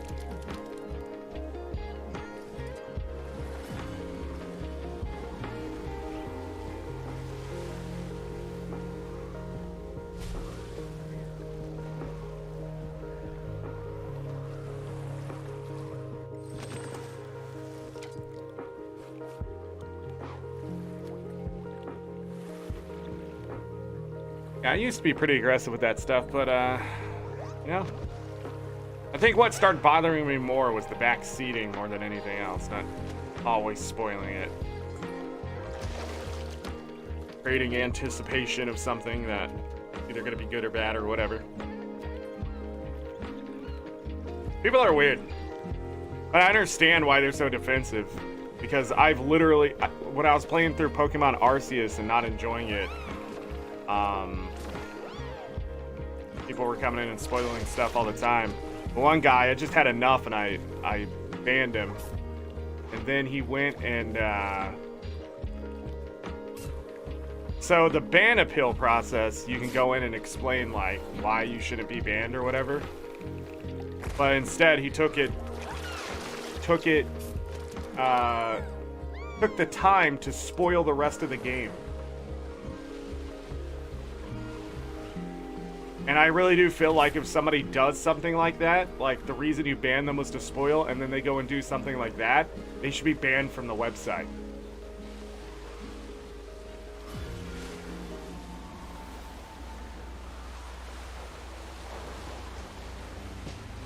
But it's not good money for Twitch, but yeah, I know. People are like that, and then people like you get caught in the crossfire of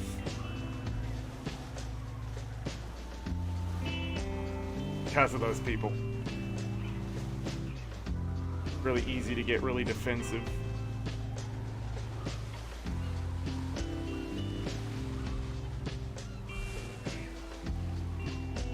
I try to stay pretty relaxed. Ignore chat if I think something's gonna happen. Alright, Dee Dee.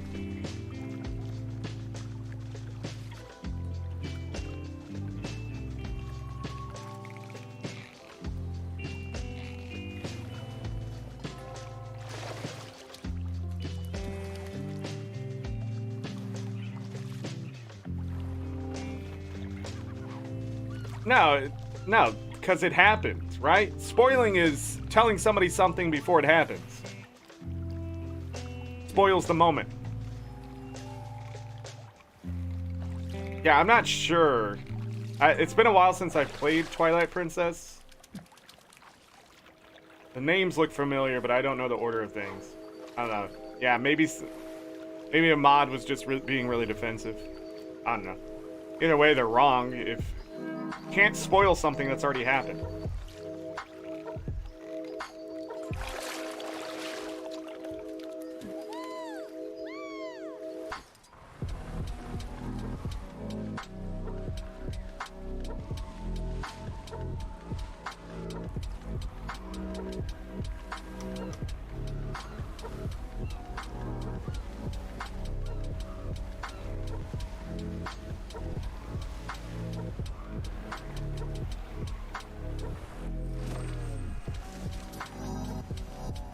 The funny thing is, some mods don't have the sound on with the streamer. If they see something that looks like a spoiler, they just time people out. I've seen that before.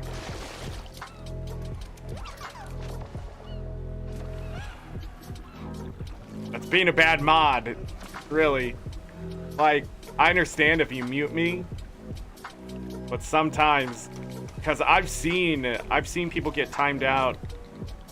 The streamer asking if I don't remember the exact wording from the streamer. They were like, "Should I get some of those?"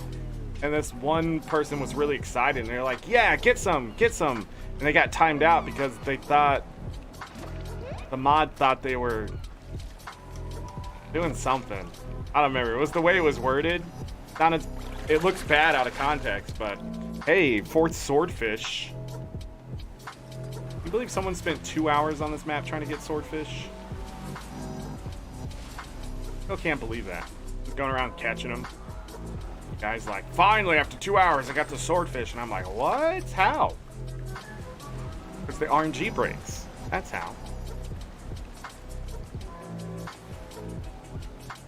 I remember watching a thing from Pokimane, a ban appeal. Yeah, just out of context, sometimes it just looks bad. That person, it was just innocent. It was in the moment. They were excited. Things were happening in a game. They said something, it just doesn't look good.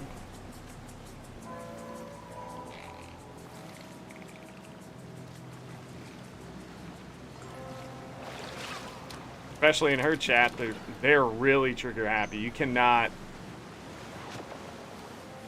Streamers like that, you cannot even, like... There's no joking. There's no. You have to be a long-standing member, very noticeable, or even friends with the mod to be able to say anything. Hey, our 5th swordfish.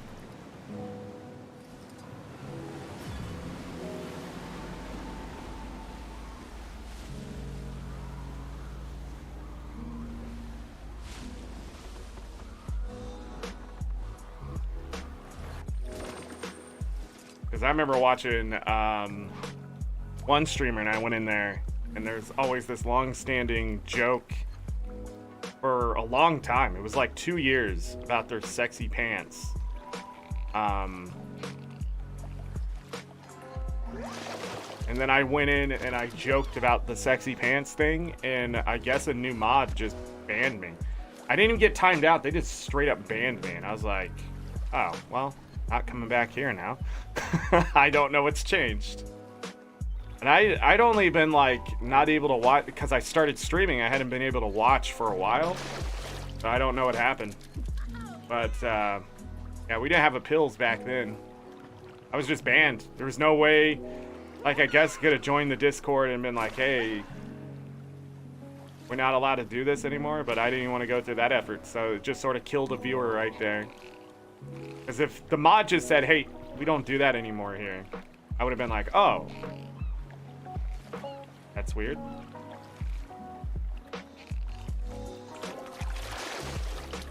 But no more sexy pants, I guess. Alright, nighttime is approaching.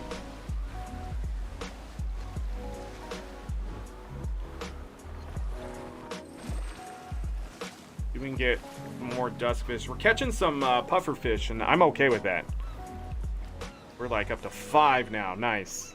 Need that for the daily catch. You have to spend a day sooner rather than later now of catching those rare fish I don't have. In a couple days where I haven't been able to get the ambergris.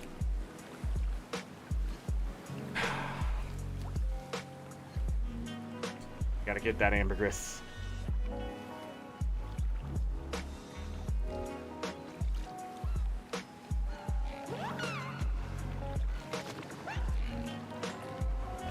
Puffer fish.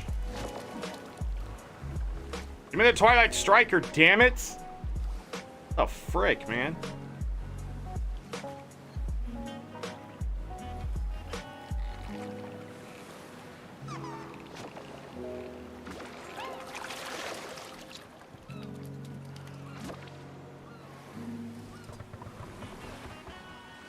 Like the water. I think the water temple is annoying.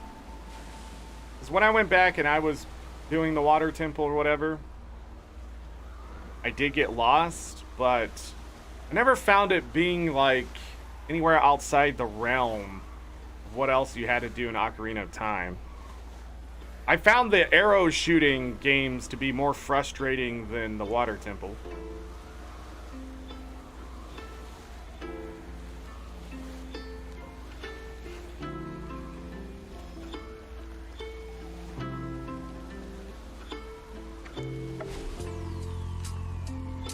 This morning I found out, watching another content creator, much more successful at those games than I am. Found out that Project 64, that's the emulator I was using to play Ocarina of Time, the sensitivity is extremely ridiculous. And if it's ridiculous for him, no wonder I was struggling.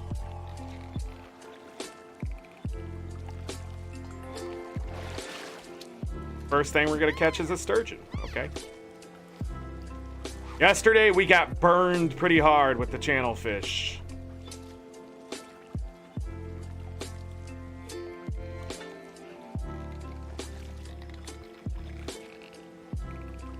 Crappy horseback archery. My best friend at the time killed that. Absolutely would go through, get it done. I always struggled with the arrows.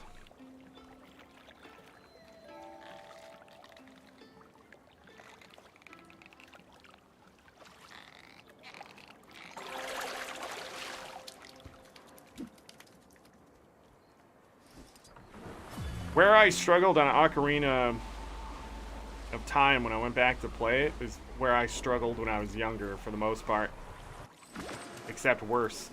I even had a problem fighting Ganon.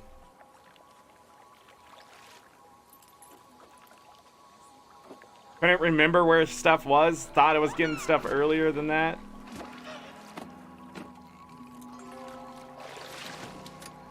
Didn't realize I had to get all the way to the castle before you got the upgrade to the bracelets. Goron bracelets or whatever.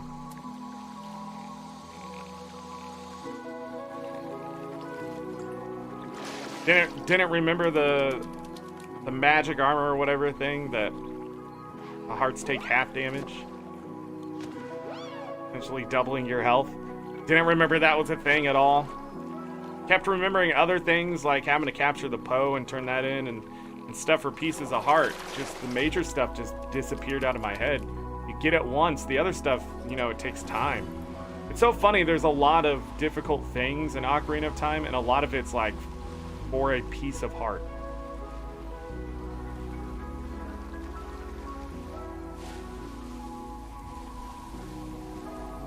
Alright. Oh, I saw that spot over there. There's another one deep in that channel. Ooh. This is not looking good. May have to move maps at some point. There is a theory about something. If it's true or not, I don't know. So I'm not going to say it. But if it does end up being true, then it makes sense. And I should have known.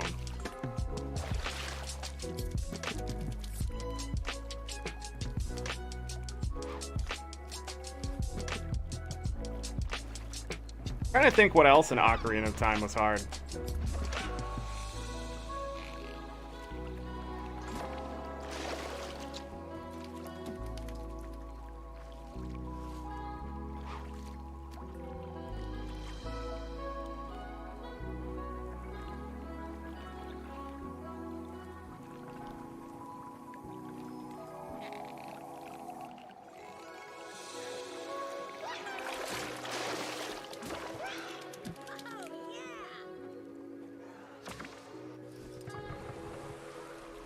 Slingshot bow upgrades. The only reason I ever want bow upgrades is because I know I'm a bad shot, or I'm playing Wind Waker.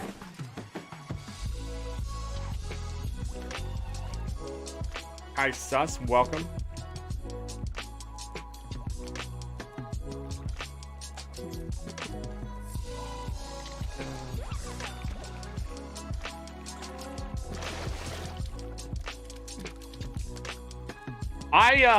The only protection I have from the bot, by the way, is link protection. Can't put links in chat. So I have no idea why those emotes are being treated that way.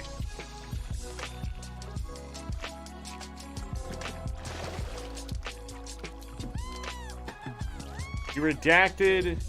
Oh.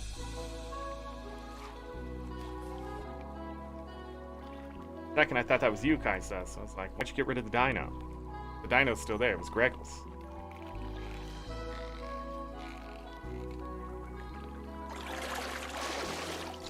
Hello, game. Where's my oarfish? Cream of the crop.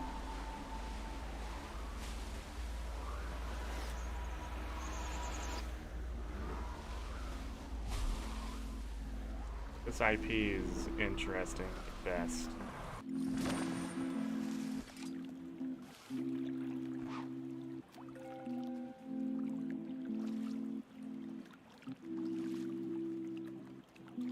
₹100? Yeah. You get money really fast in that game. So you redacted it? No worries. Yeah, Link to the Past, you need just the flippers and a bunch of rupees to upgrade your bombs and arrows. But once you get silver arrows towards the end of the game, Arrows aren't important, and bombs sort of like... Bombs are only useful in very specific situations.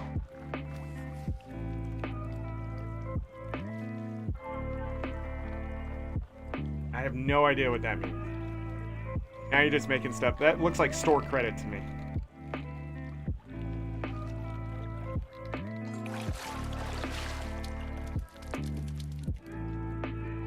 Basically linked to the past.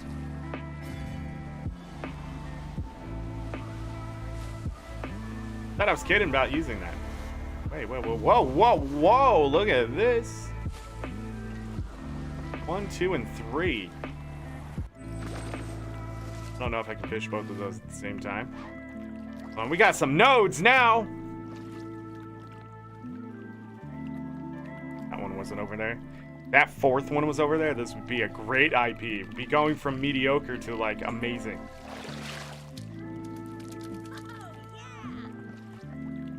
The lamp ended up in the Tower of Hera, so you rage quit? Why? Impact that led to the dino extinction. That's the name of that impact? Why couldn't they just call it the Great Impact? You know what I don't like about scientists and quote-unquote intellectuals? When they name something ridiculous or name it after themselves. I understand when you discover it, that's great. Want people to remember your name. But nothing's more annoying than taking a really dumb word and just putting it in something because it makes it sound cool, smart, or whatever you're trying to do. Stop doing that. And if you do name it something like that, give it a nickname.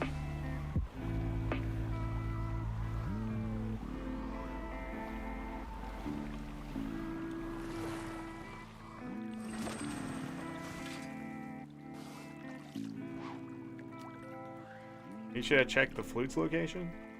If you were playing default, I don't know. I'd have to see the seed.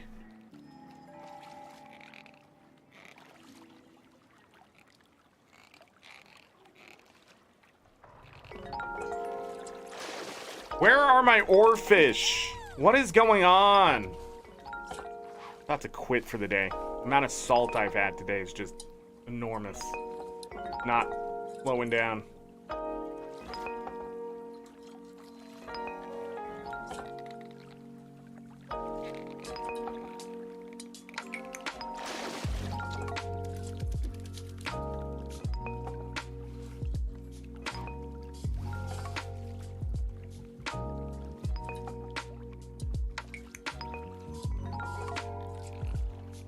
Yeah, it's people like that that end up ruining it for everyone else too.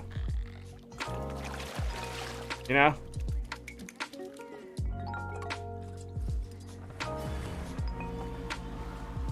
Gonna be that one scientist who's gonna be like, oh, I'm a cool Chinzier.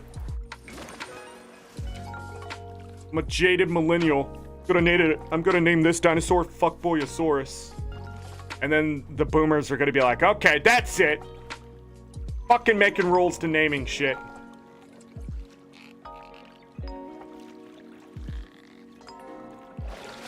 I don't give a shit what you've discovered. You can't name it. You can't handle it.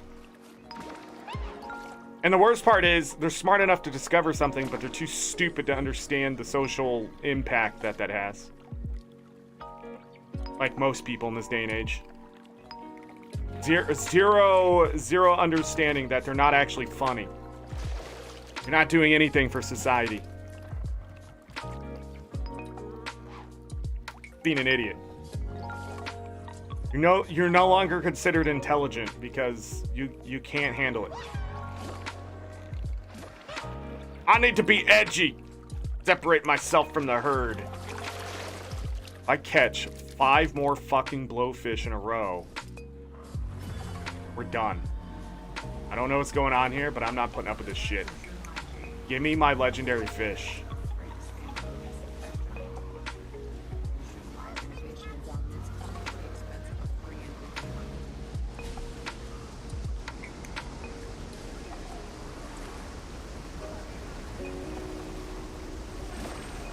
Why? No. Why? Why?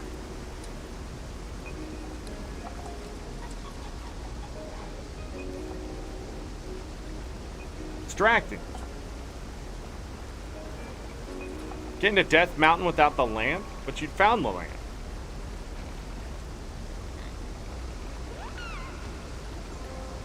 Sometimes I never find the lamp. Or a fire rod. Or a bow. They all pretty much go hand in hand, too. Usually need one or the other to get through somewhere. Eastern Palace, Dark Palace, bow, lamp.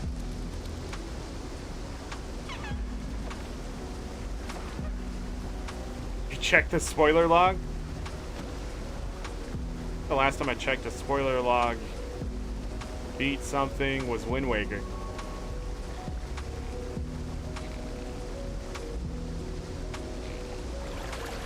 Because Triforce is easy. Pick the easy settings. No. I'm okay with using ancient Latin in the scientific terms to name something. Let me clarify. I'm okay with using that stuff to give it its category, put it in the right place, so someone can just look at the name with the knowledge and know where that thing came from and what it is. Alright, I don't have a problem with any of that. My problem is when they use it in common discussions, like there's a discussion about something, and you're not calling it a T-Rex. Like, allow everyone to join in instead of your little Harvard degree leading the conversation. Alright, I don't give a shit where you went to learn jack anything, okay? My point is, you need to dumb yourself down. I had to do it, you're gonna have to do it. I can't go around just using just large words willy-nilly, even though sometimes they just slip out, because it's the only way to contextualize what I want to say and things like that. But my whole point, see, contextualize. Like, nobody knows what that fucking word means.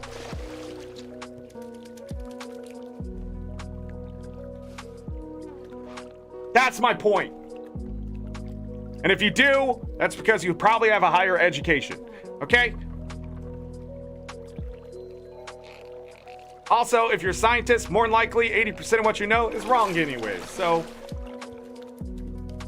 I gotta decide whether fishing here is worth my fucking time or not right now. Holy crap, am I salty today? Maybe we should just call it. Can't catch any legendary fish. I mean, we're literally losing money right now. I'm not even catching good junk. I'm just catching blowfish and dragonfish.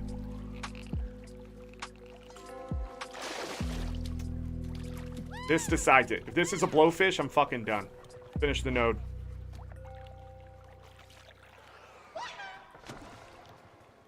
Someone who speaks English? Latin is not English.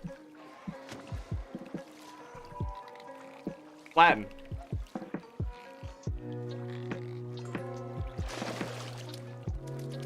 It wasn't a blowfish, but it was still blue.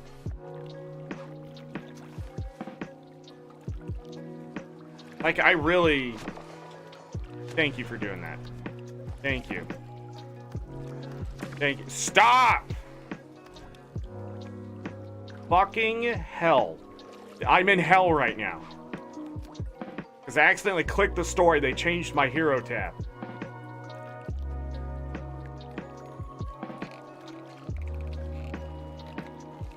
Well, typing out English and speaking it are two different things. There! An oarfish! Running at 34 today? Dear God.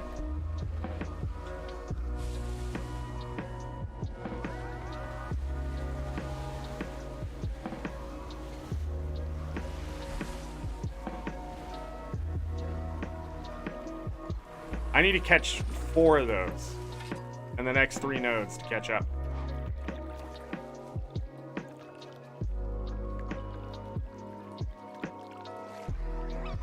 Getting a good randomizer seed is hard. Greggles, just to let you know. I have not finished every seed I've ever rolled. Sometimes I'm like, I'll go back and finish that one. No, it's just not fun. If it's not fun, I mean, roll a new seed. Some of the randomizers they're doing, like the cross-game randomizers, the logic can only work so well. And so, like, they're running into certain problems. Like, Majora's Mask and Ocarina of Time, there's like 600 plus checks or something like that.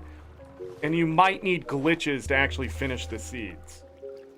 And not everybody knows the glitches and things like that. So you'd end up having to roll a new seed. And some of them, even with glitches, you can't finish. Because the logic, there's so many ways the logic can work out that it's hard to figure out how the logic is going to be set up.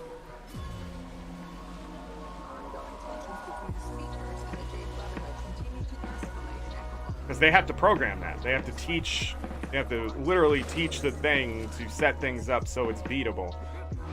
Like A Link to the Past randomizer is so old now that they have it down pat. Like, it's hard to find a seed that's truly broken. You have to ignore logic completely, and even then, it's pretty good. I have a buddy who does that. Runs seeds with ignore logic. So he has to use glitches, and he has to, like, break the game to get into places. Like, sometimes his screen, you can't even see anything. There's a bunch of lines and squares and nothing. Like, his game is broken, but that's the only way he can get to a certain area and check something, and then reset the whole emulator.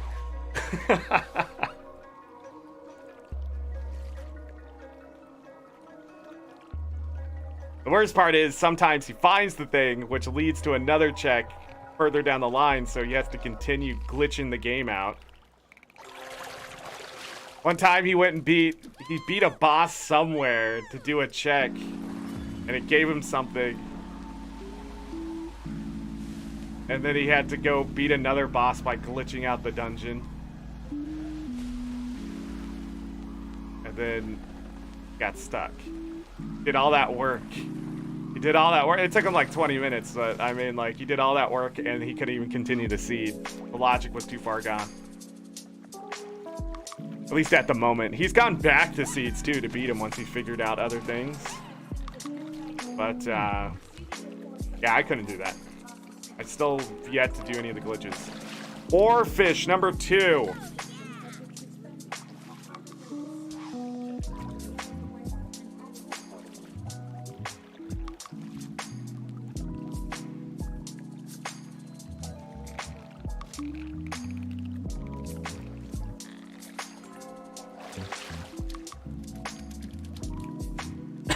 Oh man. Dying. Oh my goodness. There it goes again. Know what it is. I do know what it is. The air is dry AF.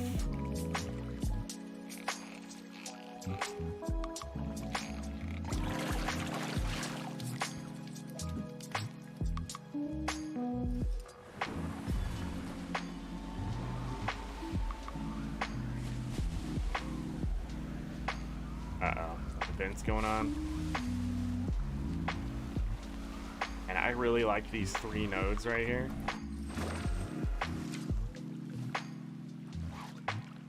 One, 2, and then 3. Really close to each other. Been a while since I've seen them this close.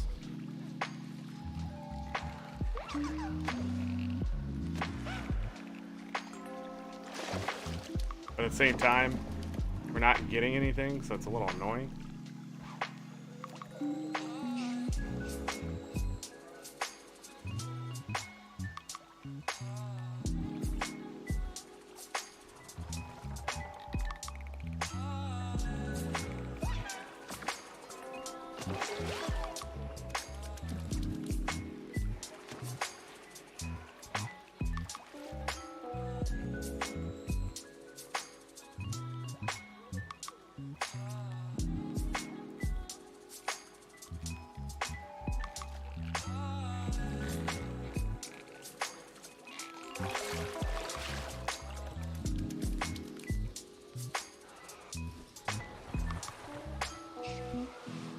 This is why I think the desert is better when it comes to the wallet. When you get into a situation like this and you're getting weaver, dragonfish, and blowfish, you're no longer pulling out a sturgeon or any good trophy loot. And you're just not getting the oarfish, like the value of the map just goes down really fast.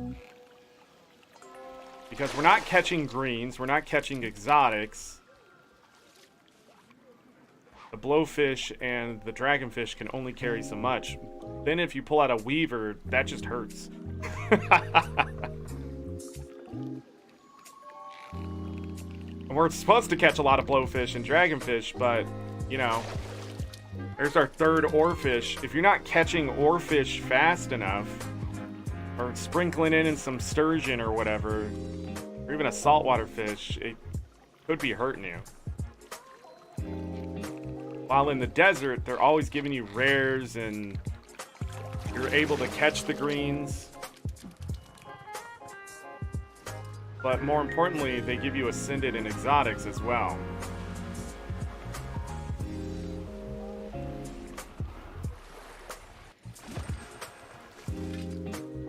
I don't know. I don't know.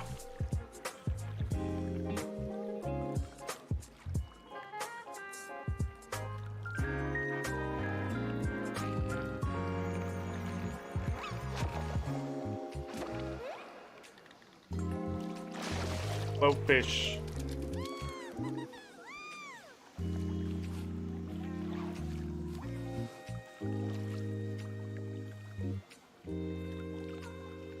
Diminishing returns. So diminishing returns affects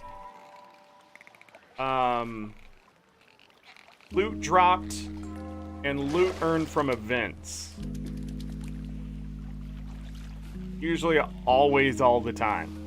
So the experience, the karma, the coin will slowly drop over time. And then when you're killing things, eventually there's a point where you won't get loot. And then there'll be a period of some loot, and then you won't get loot, and then some loot. The not getting loot part starts happening more and more often.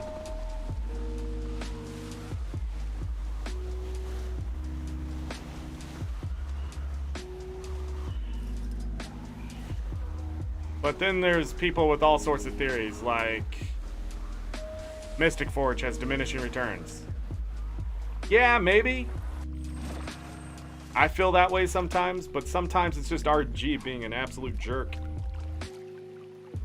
But it would be cool to see the debuff, like when it starts affecting you, because then you know how long you can spend on a map or how many times you can do an event before it really starts to hurt. But the event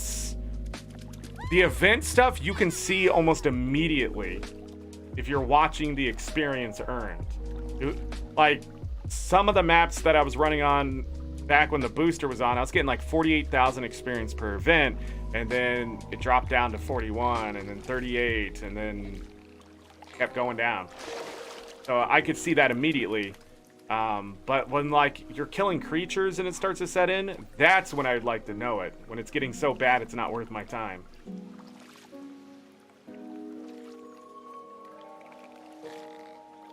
Bombable. Getting the gold sword, yeah. Early is always fun. Gold sword and silver arrows. Favorite thing.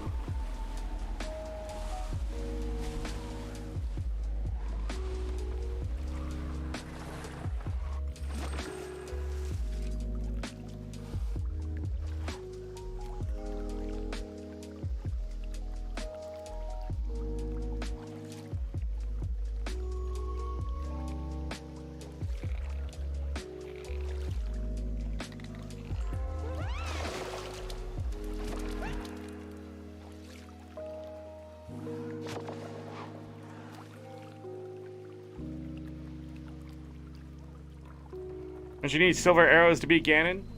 Yes. But I'm talking about getting silver arrows before you fight any boss.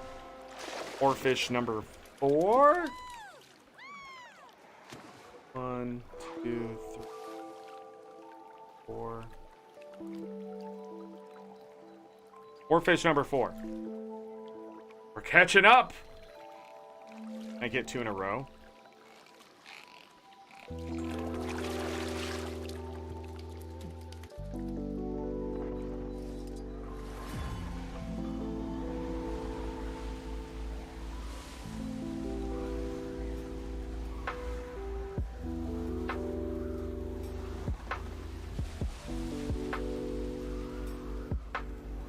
Vent is gone, but the enemies are not.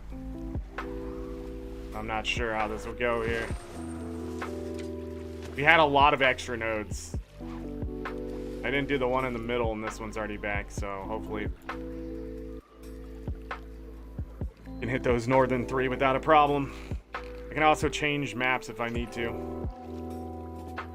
Lure has been used up. Good, I didn't like it anyways.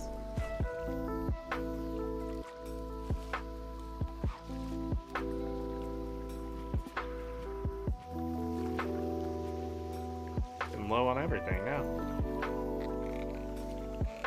I decided we'll keep 5 lures at a time and at least 2 stacks of the bait plus whatever extra I have, and that should be enough for most days when we're fishing.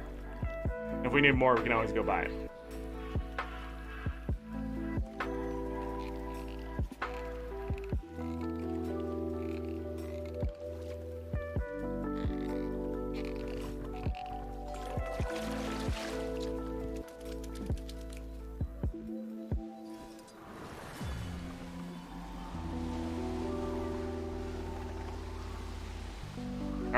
What the hell? That's not how a boat works. I can only imagine if a boat worked like that.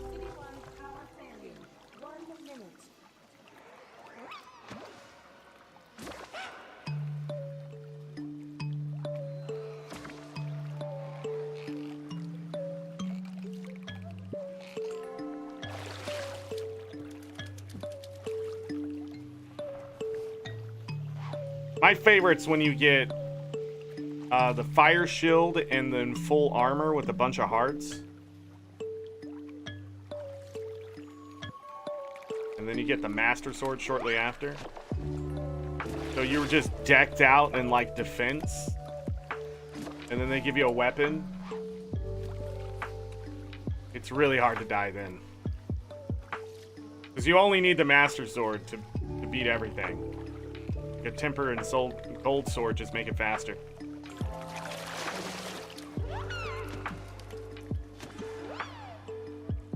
Blue tunic early. Like I said, tonic earlier. I did.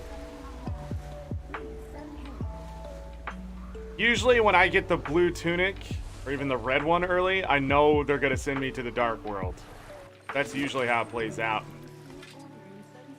As soon as you've seen the moon pearl, the power gloves, and any upgrade to health, the tunics or whatever, and it's happening a lot, especially with like pieces of heart, you're going to the dark world early.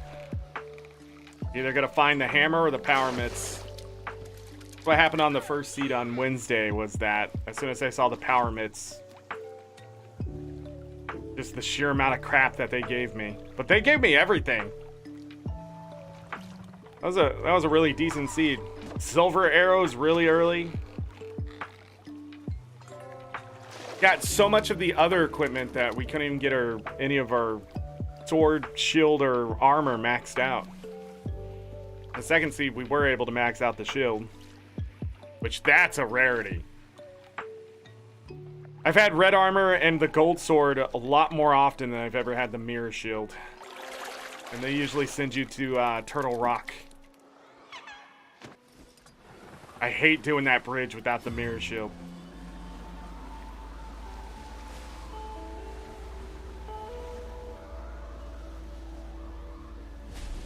It's just spawned.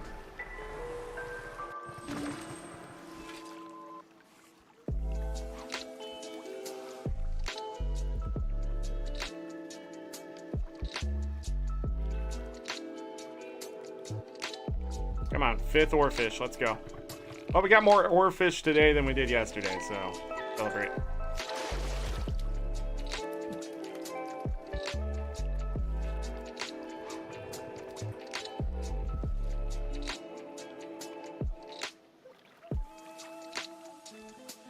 Magic cape. Blue green tonic. Anytime you get blue goo, rejoice.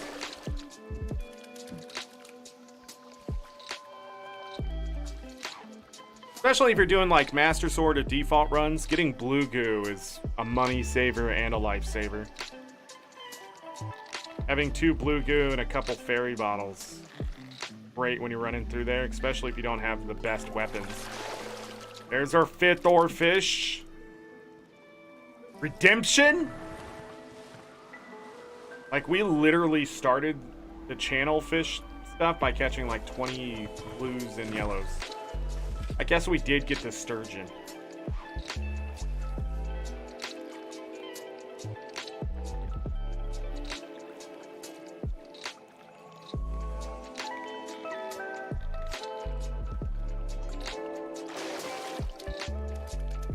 $164 dragonfish.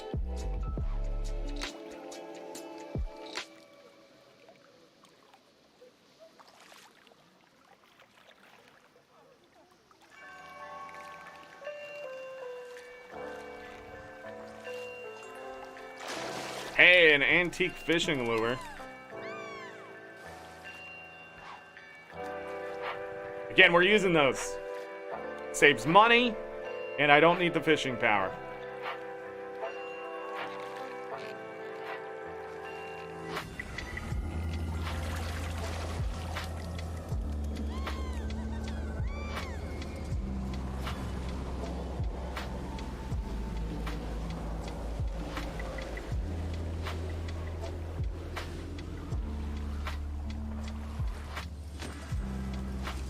I think the meta failed.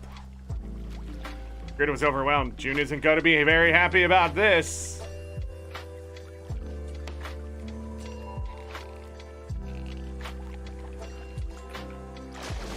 Red Gurnard. Wait, I think we've caught 2 of those today, right? What's the other one? We caught 2 Red Gurnards today.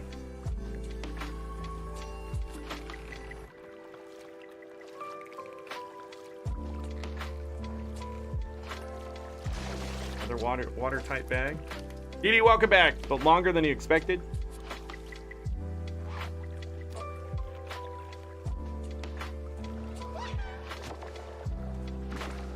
Run into the corner store. Really don't have a corner store over here. I lived in North Dakota. It was like my backyard. I had to walk through another apartment's parking lot. But I used to walk over there and get like a 58 ounce or whatever it was soda.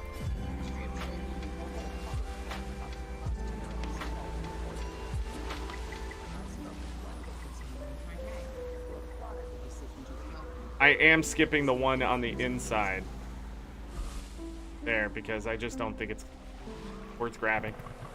If the park weird and just faster to restart the rounds.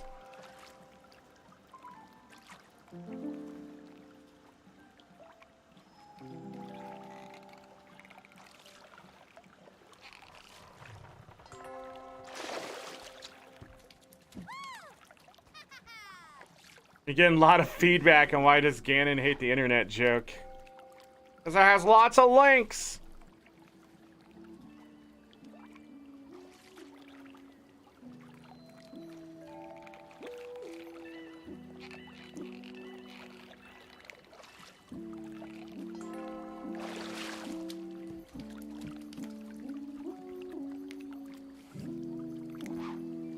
I'm telling you. They need to do a television series on the Hero of Time and Ganon just wiping the floor with a bunch of Heroes of Time. Like it's a Ganon who gets control of time and he's just messing up Link's world. Until the last one, of course, and then he overcomes it. through a series of trials and events that Ganon is not expecting to happen, aka the gods dip their hand into the pool again.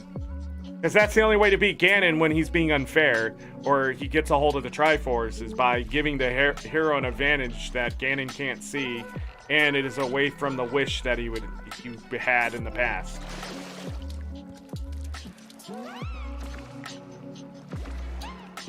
Throughout all of the Legend of Zelda series, every Ganon falls. It's just win.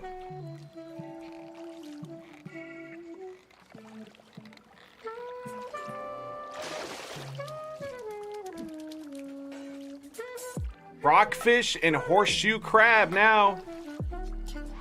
That is our 21st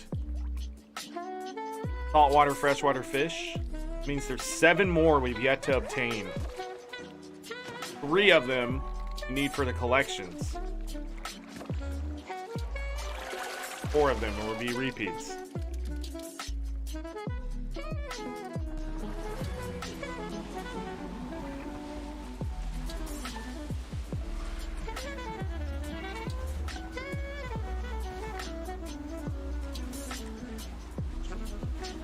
Boom.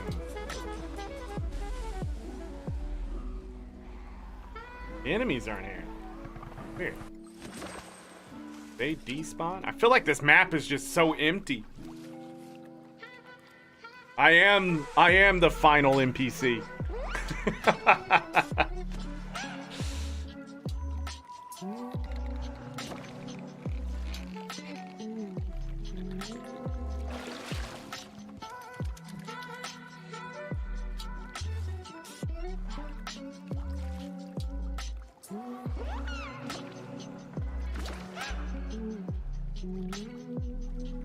Kill Ganon with the knife sword? Technically, you can kill Ganon.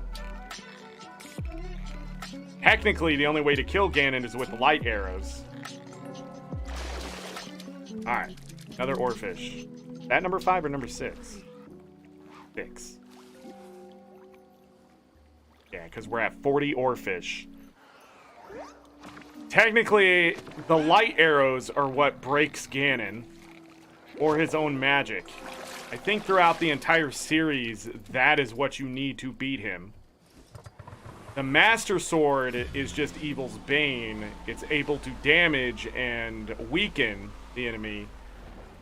In very few of the games is it really the weapon that causes his defeat.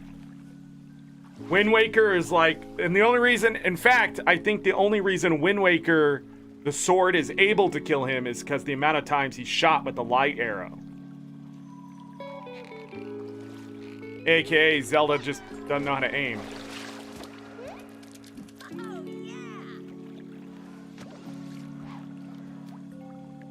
Just think about it. It's true. It's the silver and light arrows that do the work. It's the Master Sword that holds him off. The Master Sword is used mostly to kill his minions. Another antique fishing lure. Okay, take it. Saving some money. All right.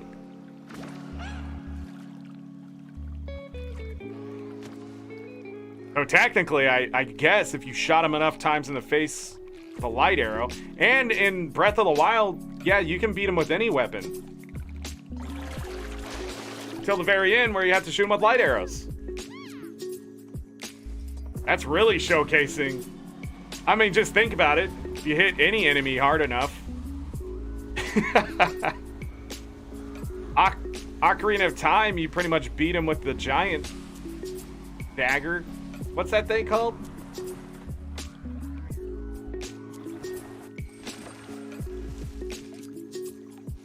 But you don't have to use the Master Sword, you can just use the big blade. And as long as you have the better one, it won't break. So you just hit him over and over and over.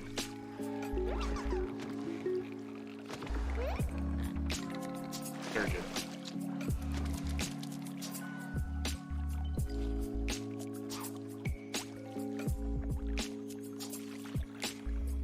So who the hell needs the Master Sword? Why are we working so hard to get it? Breath of the Wild has even proven that the sword can't even last. Alright, 7 oarfish. just need one more oarfish and we hit average. We hit par. But in Link to the Past, the tempered sword, the dwarves improve the Master Sword by doing whatever they do to it. Really, I don't know what they're doing to it. Some people are like, it's just the glow of the sword is now moving towards the golden end. Okay, whatever. But the fairy, when she gets the tempered sword, is able to upgrade it to the gold sword. And the gold sword is technically just magic. She just infuses it with magic. So that's how you beat Ganon. Pure magic.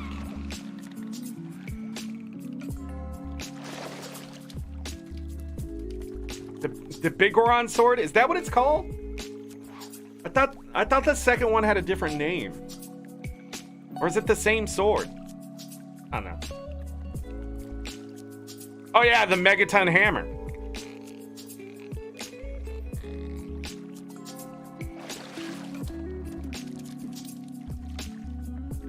For the second half of that fight? Well, you can't have your dramatic... Anytime Ganon needs to be stabbed in the face, it has to be the Master Sword.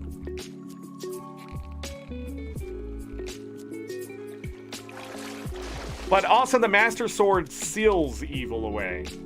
I guess you don't actually kill Ganon, you just seal him away with the Master Sword. So anytime they stab him in the face to finish him, it's just sealing him away.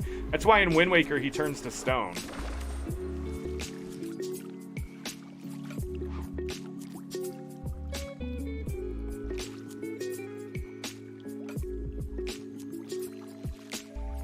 Master Sword didn't recover in the pedestal. Alright, here's the deal. I hope in Tears of the Kingdom, 8 oarfish, we're doing well. I hope in Tears of the Kingdom, it gets explained what's wrong with the Master Sword. And I hope in that one, that if there is weapon durability, when you finally actually fix the Master Sword, it does not break ever. And it's at 60 damage or more. It should, and I hope it's all side quest crap too. I don't even care. Yeah, okay, maybe main quest we can get the sword fixed. But I hope there's a side quest that absolutely is like, let's figure this shit out. Like Link is just fed up with it. Like, what the hell, man? Why does this sword keep fucking breaking? Why does it have to recharge? Nay. I'm taking this to a blacksmith and we're gonna hammer this thing home.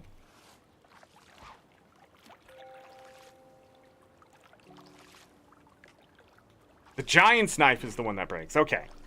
I'm flipping the thing. Giant's knife.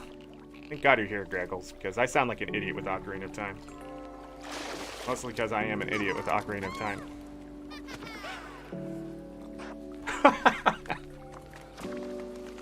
Don't remember that game. I mean, but when you actually see the cinematics in that game too, here's the funny thing about the cinematics in that. He does kill a lot of enemies with that sword. So if the guardians and stuff are as tough as they are when you're going back through the game, remember there's armies of that stuff you had to cut through. And the thing is, it does make sense if the sword weakens over time through literally slaying so much evil that the magic in the sword just can't keep up. Because lore-wise, that makes sense. Because when you play like through Wind Waker and some other ones, I guess, you have to power the sword back up. You have to go get it magically charged back up for it to do its full power. So I don't have a problem with that lore-wise. My problem, though, is if I sat in a pedestal that's supposed to charge it for 100 years, why does it break and have to recharge for 10 minutes away from the pedestal?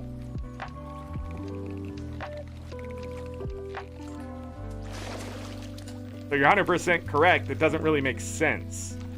Like if it broke and then you have to take it back to the pedestal for it to rest, then go back and get it later, that would have been really, really annoying, but it would have made a lot more sense.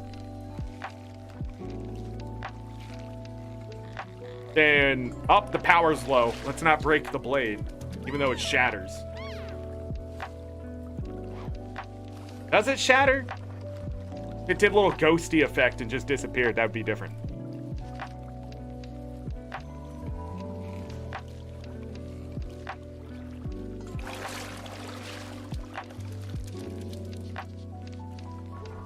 Am I making sense? And if they do a television series, that Master Sword needs to be broken. Because that is one way Ganon can prevent Link from killing him, is by literally breaking the few things that could hurt him. Hide the light bow. Break the Master Sword into pieces. Hide those pieces. I don't give a crap. Or if it even matters. Take the Hyrulean shield. Just drain the legend of its legendary stuff.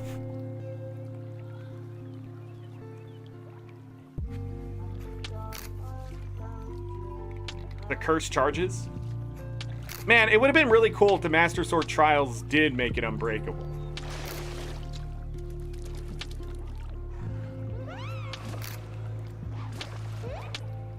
Doesn't make it unbreakable, does it? We did it, and we're going to be doing it again. Whoops. When we go back and play Breath of the Wild again, I'm doing 100% again. All the Koroks, 900 Koroks, 120 shrines, all the armors fully upgraded.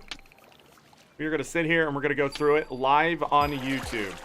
I've already done it once before on Twitch. I'm going to go ahead and change maps because I don't want this to happen during dusk. Dawn.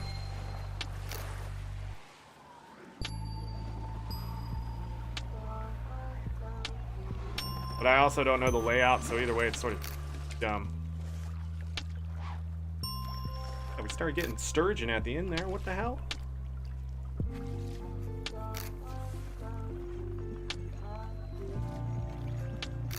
There are guides that literally say after you beat the third trial that it's unbreakable, but I don't think that's true. 9 oarfish.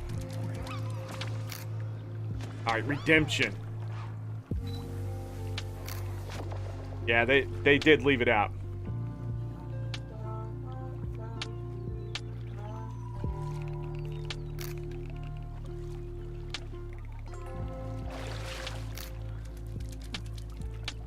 I don't know, but always having it at 60 power, though, makes it a lot better. So that when you're using it against stuff, its durability lasts a lot longer. And I believe you can start cutting down trees with one attack. Okay, this map is volunteering to be closed.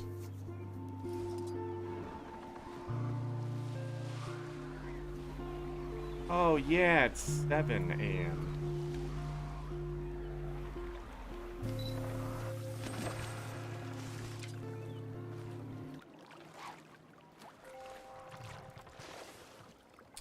I'm hoping Nintendo's new movie studio stuff that they're setting up to make movies and that kind of thing. I hope they start making television series. But again, it's Japan. They don't care about America. They just want our money. So I don't know. I don't know if it'll ever happen. Nintendo would need new leadership before we would see... Because, you know, with The Last of Us coming out and being as impactful as it is, even straying away from the material the way it has... again, I haven't seen it, so, you know, this is sort of third party, but a lot of people are enjoying it. Yeah, because you can take material from a video game, keep as close to it as possible. You can't possibly... The whole reason why they had to change most stuff, more than likely, is because they like to show the actor's face. That's it. Like, if they change anything, that's usually the #1 reason why they change anything. So, my guess... From what I've heard is that they had to change that so you're not hiding their face all the time, because in the game you have to wear a mask, a gas mask, because the spores will get you. So I'm guessing the spores aren't in the show. So if that's the case, you have to have a different reason, and I don't know what that reasoning is. I probably should watch the show at some point. But if the show is as great as it is without that in it, that just shows you can take material and write it well and make it impactful.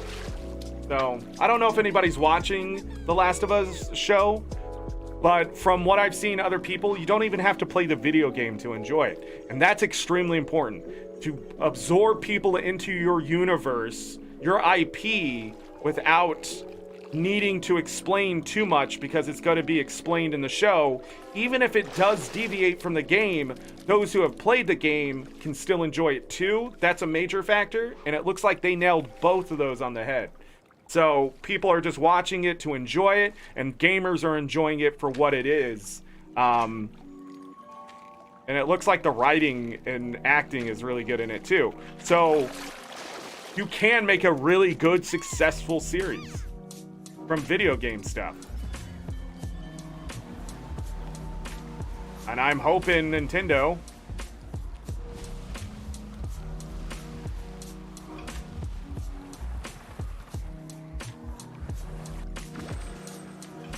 able to bring that to us. I ain't talking like Mario World either. Mario's just that thing, but I really do feel like Mario's just so overplayed at this point. They have so many other great characters. It would be awesome to see a Metroid series. I think that's one of the easiest things they could put on television for sure.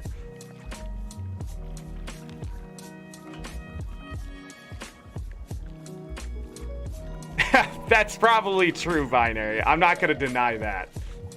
If most of your game is just cutscenes the game, then yeah. I don't know. I've never played Last of Us either. I've watched other people play it.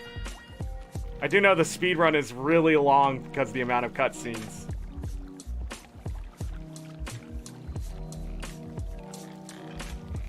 And I remember that Zelda cartoon. It's up on YouTube. Probably not legally, but...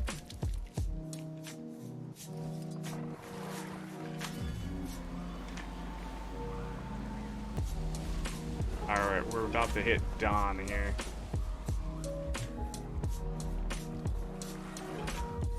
See that sharpshooter. Gonna wait a couple... Not even a couple minutes here. I'm just gonna wait for the minutes in the game. It hits 59, I'm gonna cast. Because I want a full... Yeah, and there's one in front of me. Cool. I'm gonna try to fish as much in dawn. Try to get that Twilight Striker.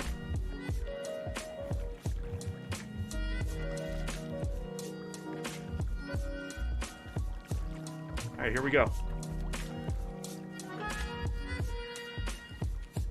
Then we'll go back to coastal fishing. A new map here.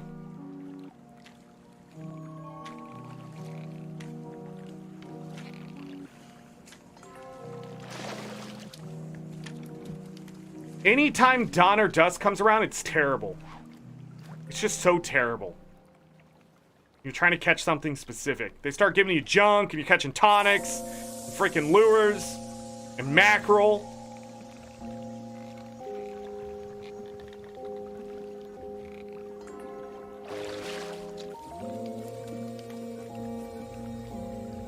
Saying that as someone who enjoyed the first Last of Us.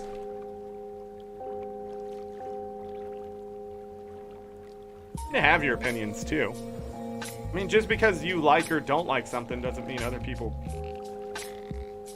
can't have the opposite. Yeah.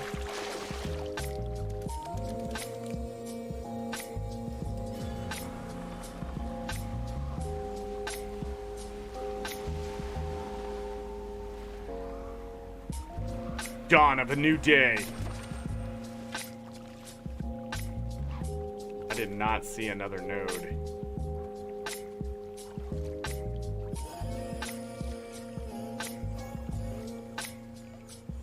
But Metroid and Zelda, with the amount of people who love that fantasy, a horseshoe crab. Wow. We only need one saltwater fish, a rock fish of all things. I've caught a lot of those in my time. In my time, I've caught a lot of rockfish. But that wasn't the fish that I need. I just need a Twilight Striker to finish that one line and we get some money.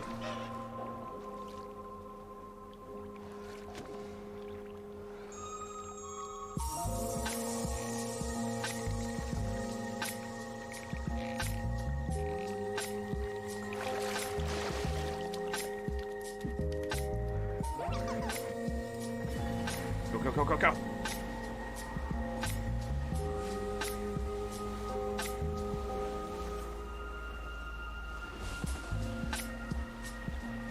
Wasting my own time now.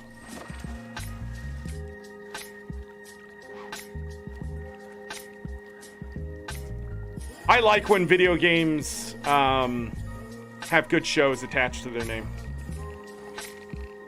I hope it happens more often. And I don't mind material, you know, deviating for the material, but sometimes they definitely, like, the original Mario Bros. Movie, the big problem with it, even though I find it entertaining and I think it's an alright movie, is that they deviated way too far. But of course, we didn't have all this CGI. An oarfish, okay, I'll take that. That's our 10th oarfish. But they also didn't have CGI and that kind of stuff, I can understand.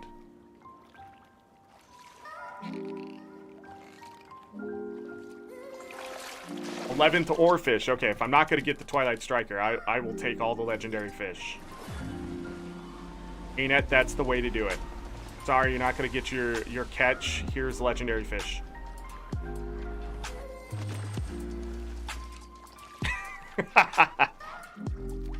I don't know what your problem is, but you need to lay down. I don't know what's got you up in a tizzy.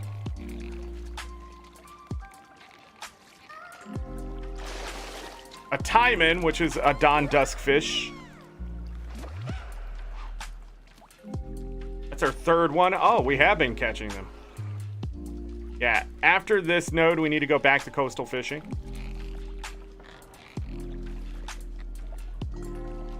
A sturgeon, another exotic. With 2 legendaries, 2 exotics. We got a horseshoe crab. All right, this dawn was successful. It's not in the Twilight Striker yet. Come on, go. Running out of time here. A shimmering squid, another saltwater fish. That's our 2nd one of the day.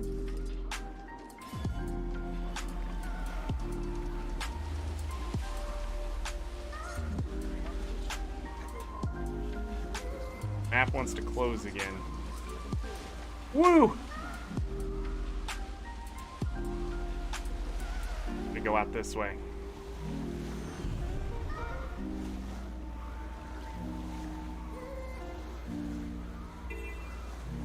Opening up the map.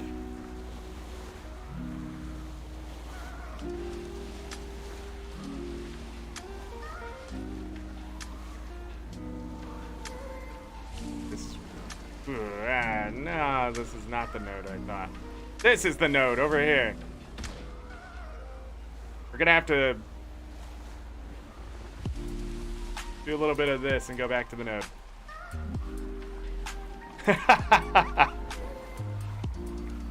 Because that Naga will chase you down. It's still trying to hit me. Oh no, the tuna fish. I was like, man, really? Things are so angry.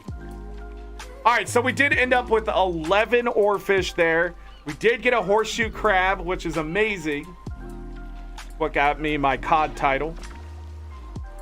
Go watch that vid. I was out in the ore doing the cheese strat to get it.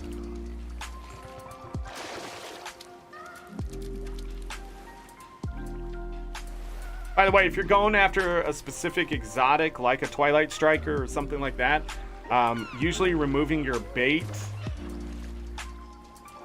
will prevent you from catching the other crap you don't need, so just look at the thing. But most exotics caught during dawn or dusk rarely need... Jeez, man. Rarely need a specific bait. I think Ascalon and Maguma are one of the few. Maybe ore. The Ascended and Legendaries that you really need a certain type of bait at a specific time. Swordfish! That's our 6th swordfish today. We're up to 17 legendaries. Double check this node. Yeah, this one's safe too. Okay.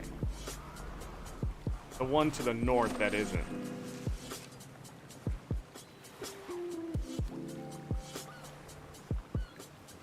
The 45 oarfish.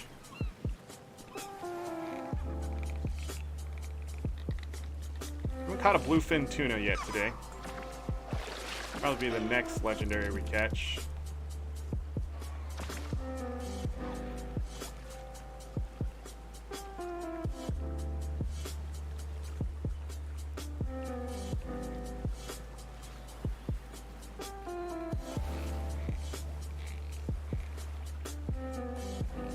Gonna have to end up staying in the desert too. Can't keep up with the amount of mackerel that I need to do the coastal fishing.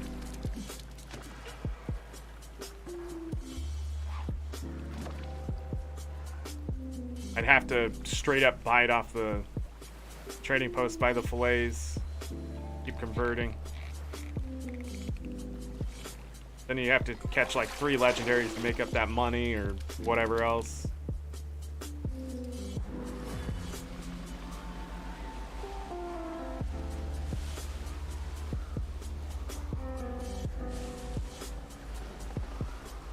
The node out there too. This map IP is interesting.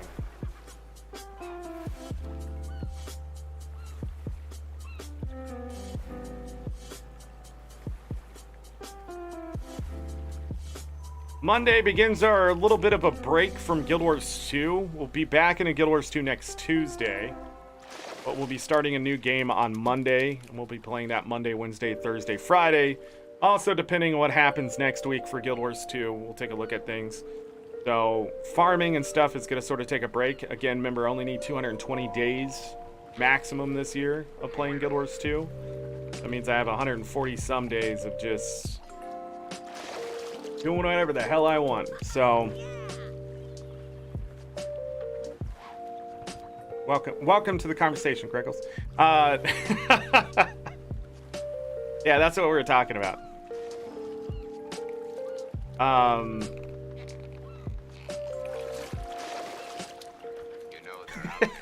That's so fun. Weren't you the one that ended up starting that conversation? I guess I did that all on my own. It's always nice to blame someone. Deviating. So anyhow, on Monday, we'll be starting that game. And we'll see how it goes for 4 or 5 hours on Monday. Wednesday, I'll give it another good shake. If nothing really new happens for Guild Wars 2 on Tuesday, we might just go ahead and keep playing the new game. Give it a full week. Bluefin tuna, there it is. All right, that's our first one of the day.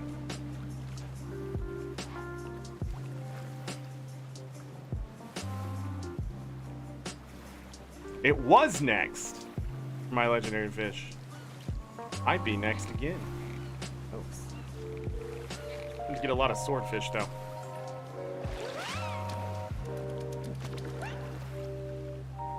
Was a fella playing Last of Us?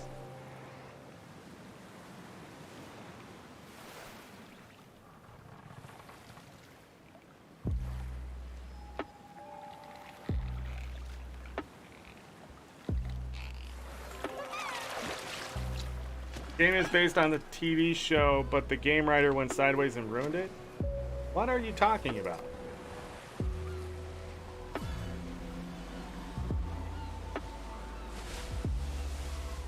That is some high level of free store credit right there.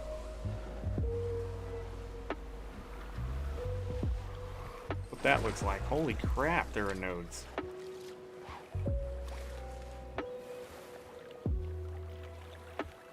Last of Us? I think you're talking about free store credit again.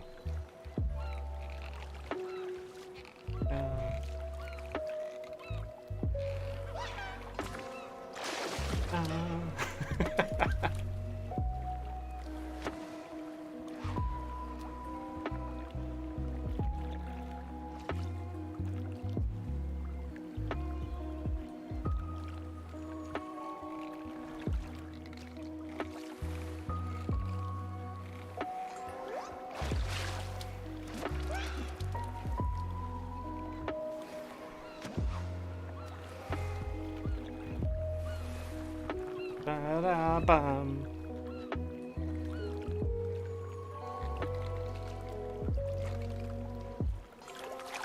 Swordfish. 7 swordfish, 1 bluefin tuna out in the coastal water.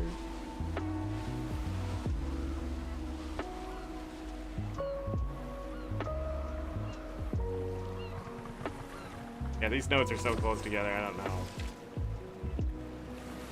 Next time I need to go from this one down to this one and then over to those two, I think. I don't think it really matters as long as I'm hitting them.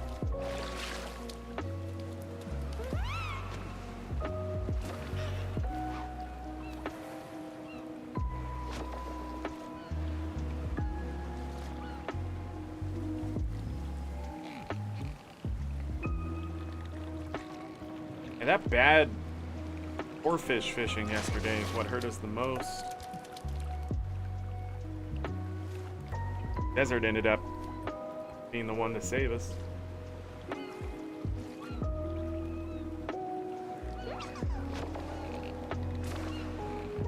And I erased all your save files. That's what you get.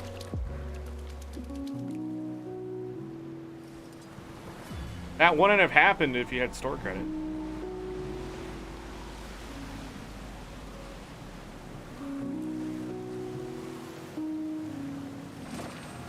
Getting the anchor.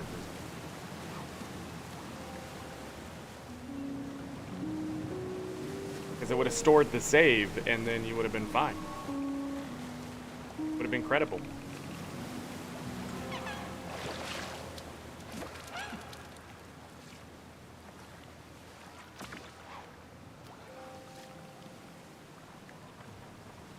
Did I think of that? Yeah, but you used up the store credit, so it didn't include the save. Binary, see you later. Thanks for being here. I appreciate it. Appreciate the conversation. Appreciate you. I will have a great weekend. You have a great weekend. Don't threaten me with a good time.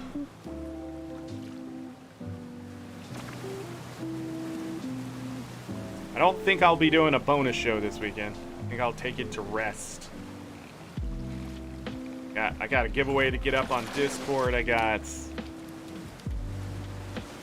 stuff to do.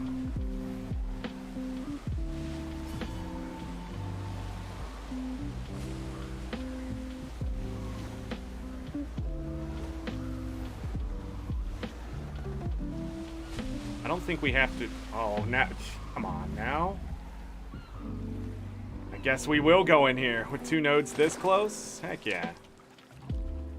This IP is fantastic.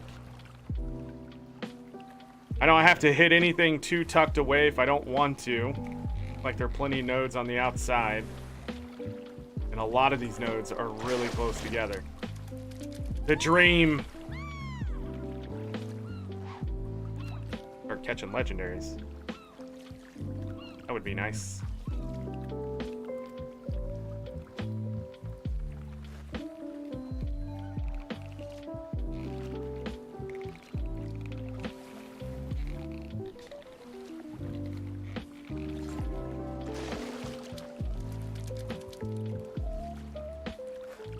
Woo! It was a hard yawn.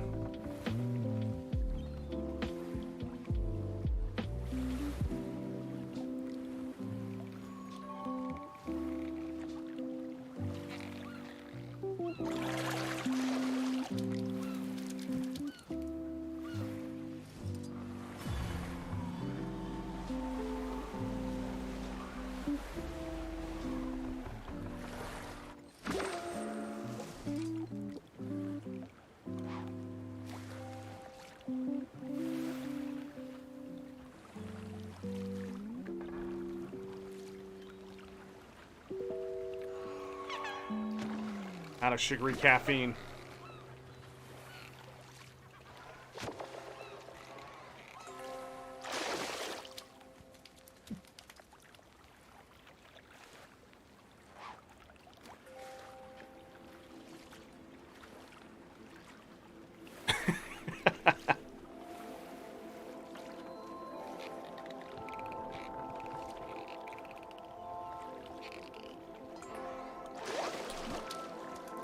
I don't mind getting the amberjacks right now.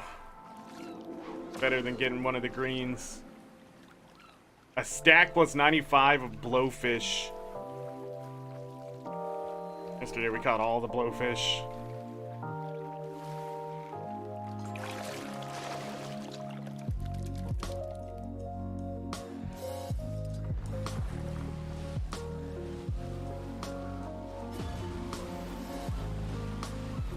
Whee!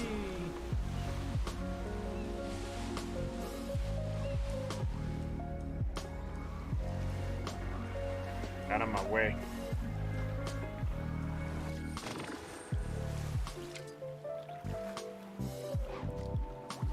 Question is, where are we turning around and when should I do it? Probably could do it already. But I want to check to see what the other nodes are. There was somebody with commander tag on this map doing something. Might be the jumping puzzle? No.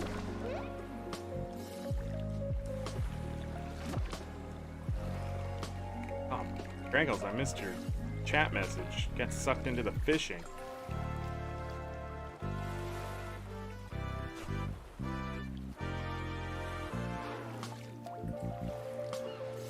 Wind Waker seems frustrating to me if I were to play a certain postal minigames. The postal minigame is by far the most infuriating thing to me. Because I just need to get 25, and people are out there getting like 41, 42 freaking things done. Since they're nearly twice as fast as I am. And I just don't know how they're doing it.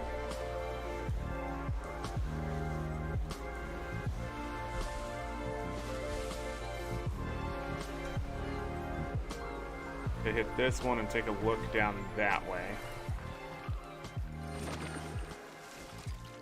But the auction house, no, you just gotta time your stuff to hit. The funny thing is, you can actually like start a stopwatch or something and know exactly what the time is. And like every so many seconds. But of course, if you're rich, you're rich.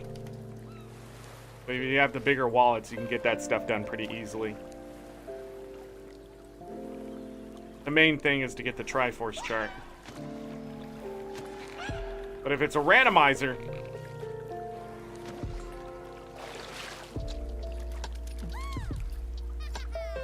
that auction can be extremely annoying. That big wallet may never come to you. The big wallet may be in the auction. Actually, I don't know the logic, but I like the Wind Waker randomizer. If I could shut off very specific things, like not doing the eye reefs does make it more enjoyable for me. Okay, go back.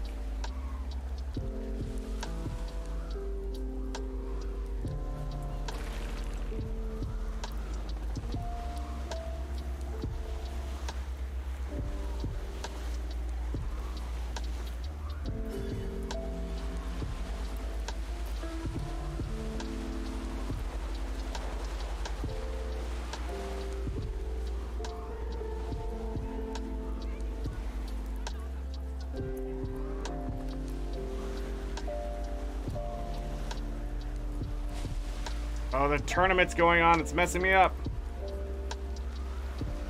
This one. Where we started. Do it again.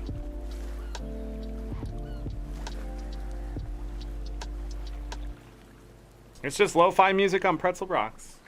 That's all it is. That's my music, by the way. You can go download the Pretzel Rocks client right now. Into the...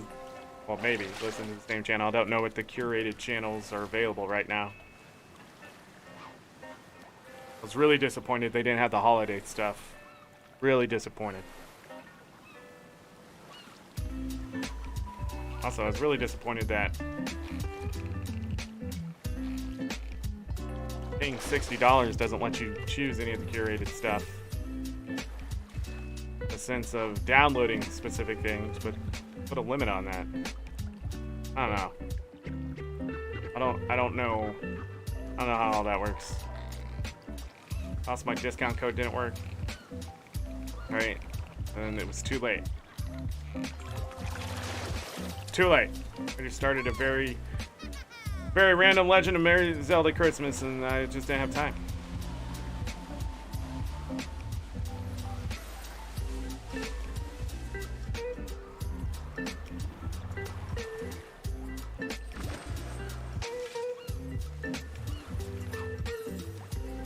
We go down to here, and we go to this one, and then down to there.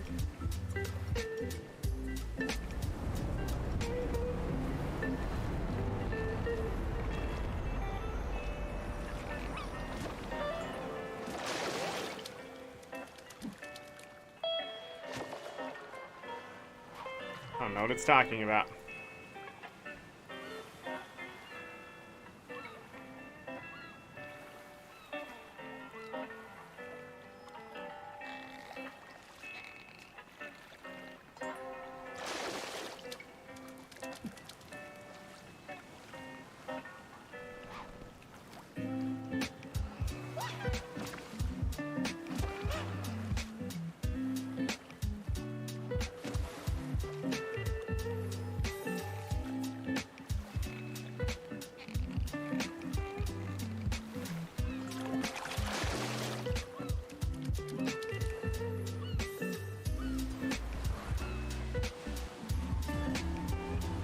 Really cool to get a legendary fish again.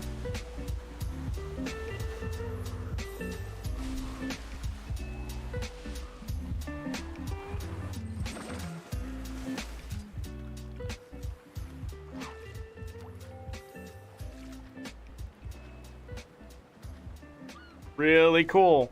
You know what'd also be cool? If everybody hit the like button. Also, if you're new here, subscribe. That would be really cool.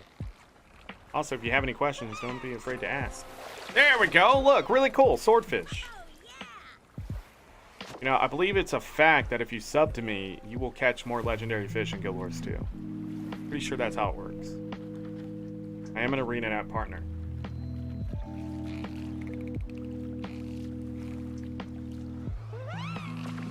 If that doesn't work for you, then try your luck. Discord. Starting sometime this weekend, where 5 people win 800 gems. Codes provided by ArenaNet.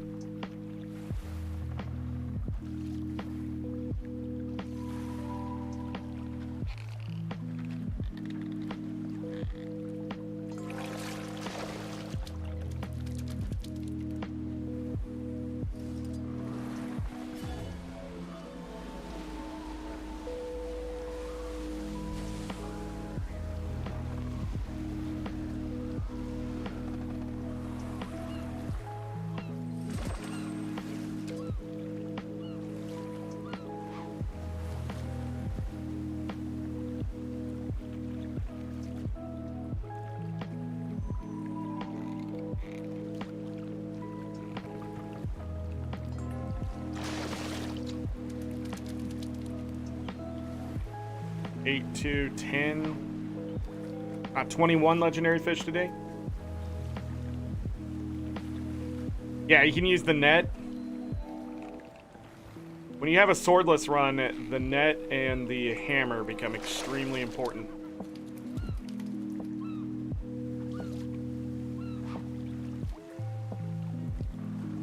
I've never done a swordless run. I would not be able to handle it. The hammer is just so short in range, and the net isn't my favorite weapon thing to use.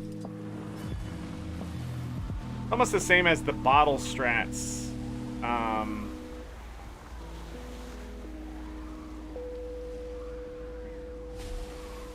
Okay, yeah.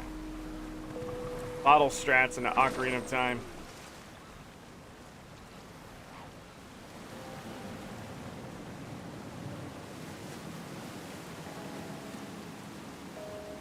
You mean Moldorm?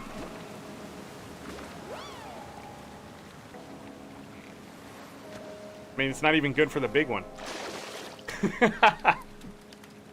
I remember when I first started doing randomizers, there were a couple seeds where I had to use the hammer to beat the Tower of Hera, and it was not fun. It was frustrating. That's why I avoid that now at all costs. I'll go back and fight it if I have to. I'll waste time. Come on, bluefin tuna, let's do it. I only have 6 of those. My weakest looking legendary fish so far.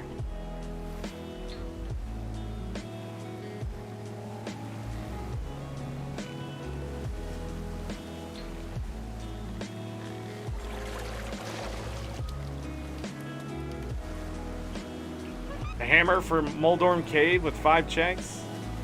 Yeah. Could do that too. Kind of nodes over here.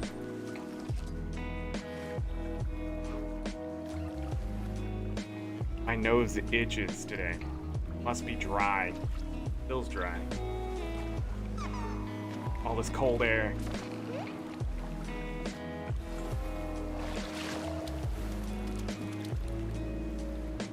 Yeah, that Moldorm Cave has killed me several times. So if you die in it, don't worry about it.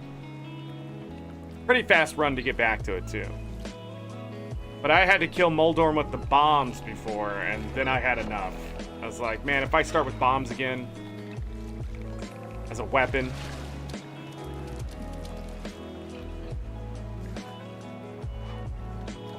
But the red cane, the blue cane, and the sword are the easiest way to dispatch them. I've also had to use the fire rod. A swordfish. Or ninth swordfish today. Understand I'm missing that spot there, but I'm gonna do it on the way back.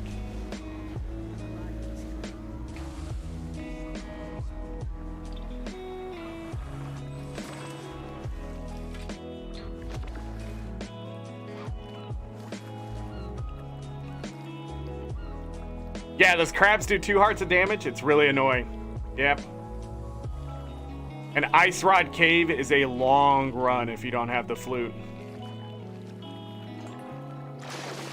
Yep, I've died. I've died going to Ice Rod Cave. I've skipped Ice Rod Cave in runs because I just didn't trust I wasn't going to die. Or I've died and I was just like, you know what, F it, I'm not doing it. I think the times where I really just said F it, I don't think I had to go back to the cave for anything. So, you know, it works out sometimes. The other thing I really had a problem with beating, besides sometimes cold stare gets me because I panic. But blink is a terrible fight. Not blink, blind. I don't know why I call him blink. But blind is a terrible boss fight if you don't have a fire shield or a sword. But it is an easy fight if you have the magic cape, or especially if you have the blue cane. Cane of Burna just... Because if the Cane of Burna hits it, it counts as a hit, and you just have to hit him with anything that counts.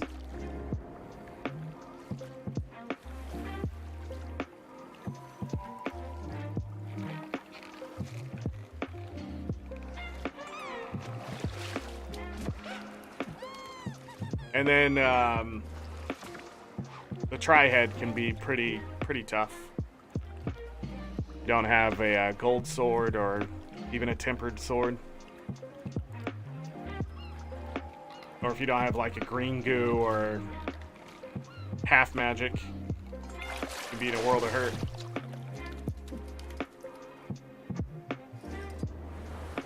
I think that's it when it comes to bosses.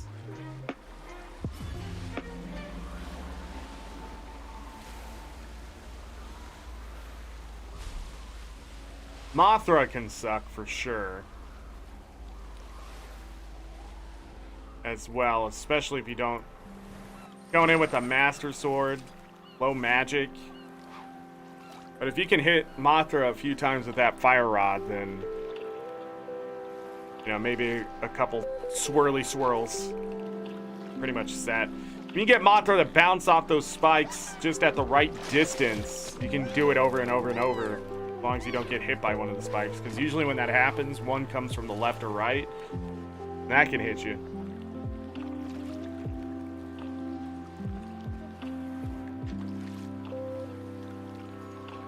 You could rewind.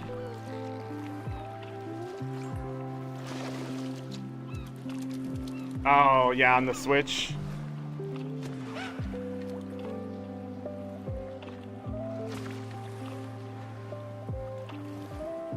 I think they put that in the Castlevania series on PC when I was playing through that, where you can rewind. And I think I took advantage of that inside of the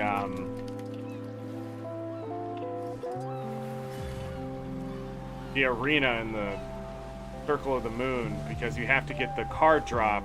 If it doesn't drop from one of them,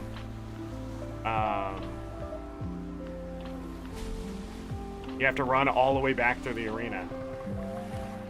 And I was like, I just want to get the last card here. I had to kill the Holy Knights like 60 billion times and rewind. But I remember doing that on the Game Boy, and it was the dark card. Yeah, I didn't know where the cards were. There was nothing to let me know where those cards were. So, you know, I didn't have a guide or anything like that. I did have the Nintendo Power stuff, but I don't think that told me where the cards were. But I remember just running through that arena for fun, and I assumed that the Dark Knights dropped the other card. It just wasn't dropping.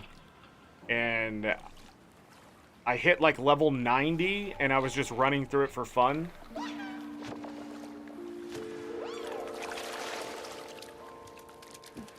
And I remember going through and hitting the Dark Knight and finally getting the dog drop, and I sort of just stopped playing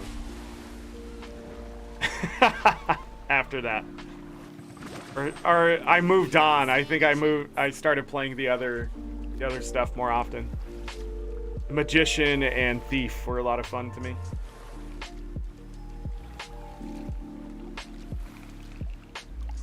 We played through those too. I wasn't planning on doing that.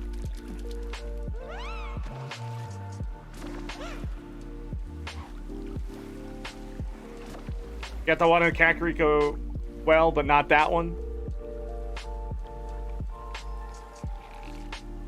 You do weird things sometimes. Well, it's sort of like remembering, you know, as well. Like, now that I've played the randomizer enough, like, going through and getting all the stuff is really easy. So when I did that playthrough a couple years ago of just playing it vanilla, we got every chest. Everything was checked, got all the upgrades, but I was swimming in rupees. Like, I had to find reasons to go spend my money on something. The randomizer just makes it fast. Also, going through dungeons, like, you know, you don't have to do every room and that kind of stuff, and it makes it so much faster. The other one is right here.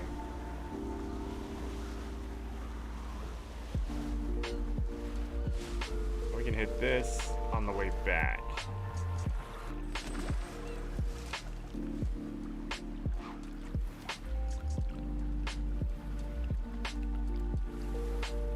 But you like, the other thing was, forget you get certain items really early, like Pegasus boots. power glove happens really early. Like, you get so used to the randomizer screwing you over.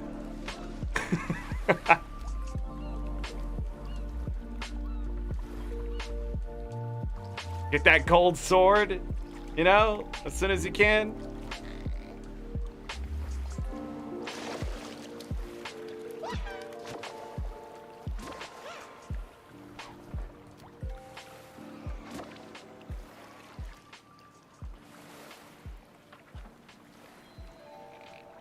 But yeah, a lot of the checks end up just being a lot of rupees. Go get your bombs and arrows upgraded.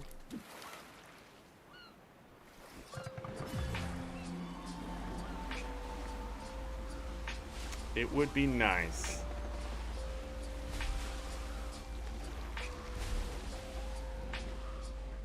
This one.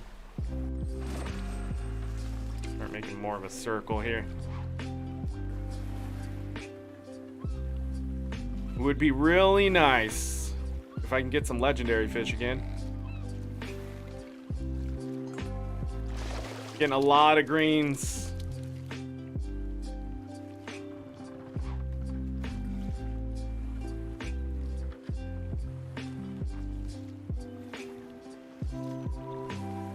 So you played it on the Switch? Yeah, we creators have that kind of influence. Like some people call us influencers more than anything else. You come watch somebody else play a video game and go, I really like that video game. And they go play it. Or playing something new and they're like, that looks like a lot of fun. They go buy the game.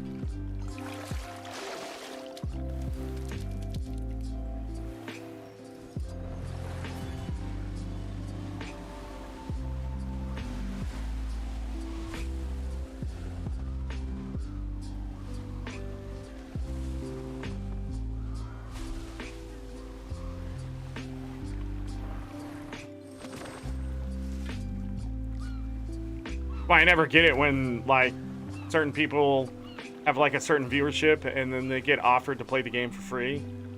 It's like, yeah. And then the company's like, that's it. Always bothers me. How many cells did we just get off that game? $60 was too much for him, I guess.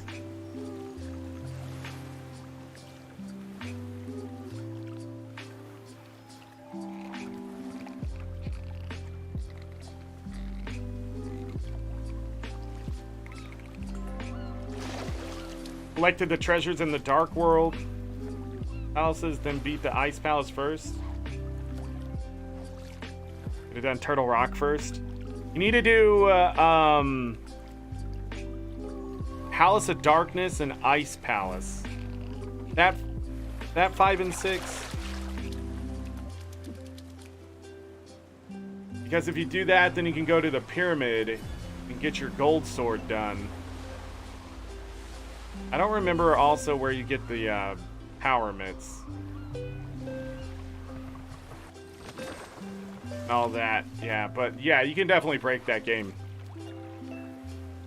When I was a much younger Zorric, I remember getting lost because I needed an upgrade for something and it ended up being in a palace somewhere because I skipped stuff. But I was able to beat the other dungeons until that point. Hey, bluefin tuna. Number 3. Is that number 3? Number 2. 16 and 5, yeah. 13 legendary fish on the coastal. And then a swordfish.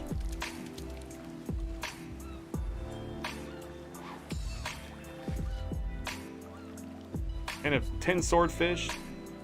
12. 23 total legendaries so far today. Or more than yesterday.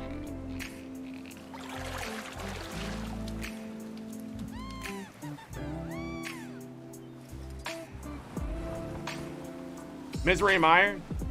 Yeah, whatever. Whatever one it is.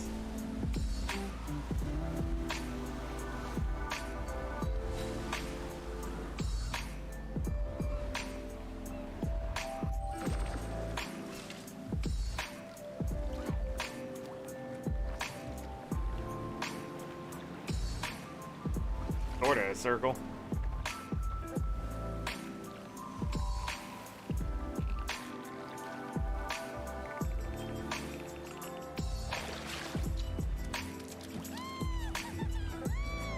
Not a good chunk of mackerel, though. Extra one there. Didn't get any good trophy loot like yesterday.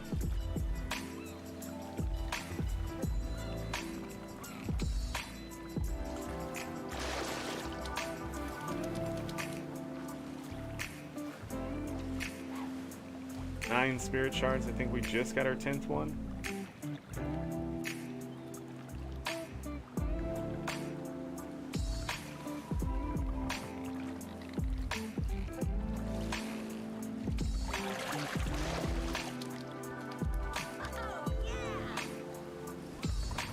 Yeah.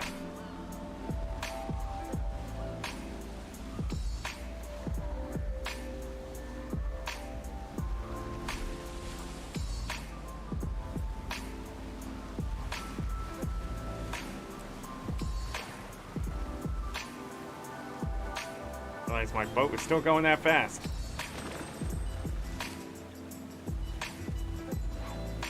Like he found something he's barking at. In his dreams.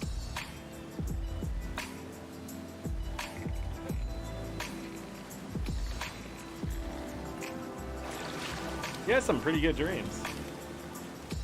When we first got him, he had night terrors. So he would just scream. Weird little thing that would happen.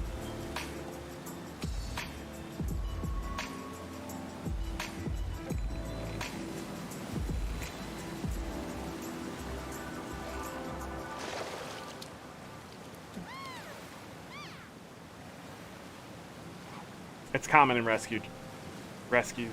Go get dogs from a shelter. Their life is sort of uprooted.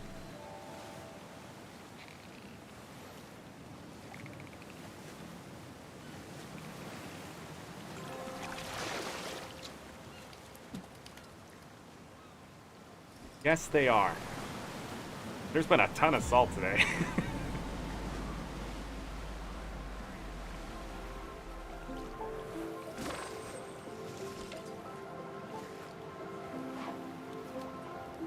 Yeah, we had Friday fishing for like 10 shows, I think, when End of Dragons came out. Made a lot of money.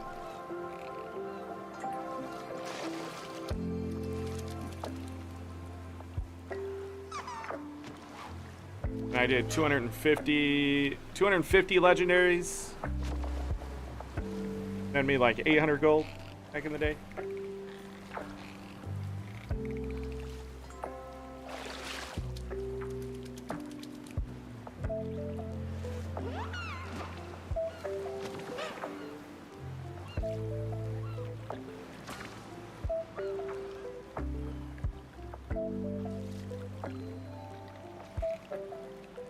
Today we cracked 150 legendary fish so far.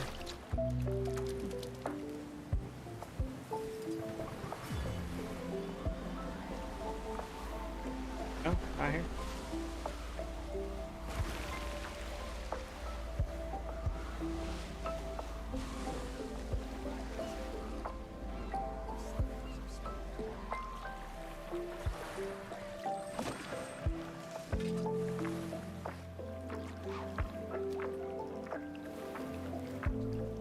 Music reminds me of Minecraft.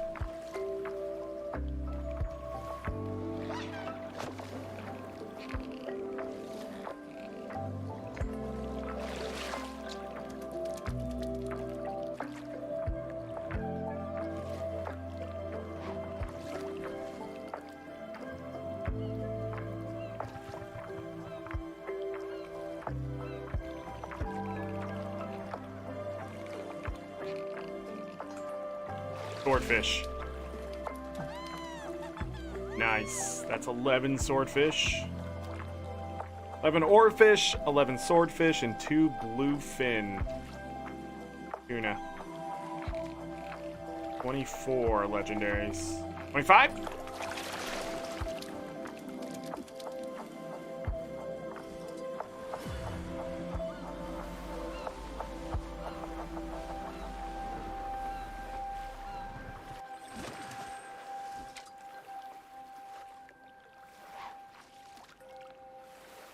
104.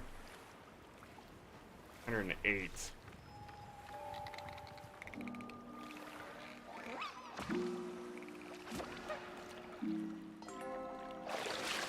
So many greens and blues. Amberjacks are up to 58.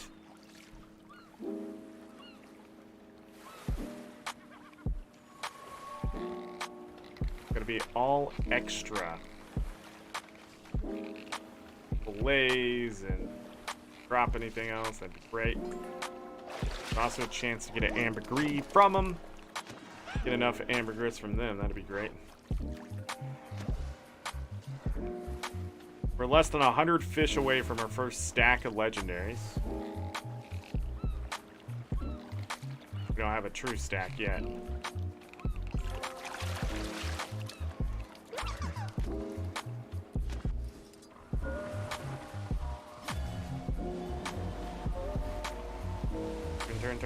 Turn.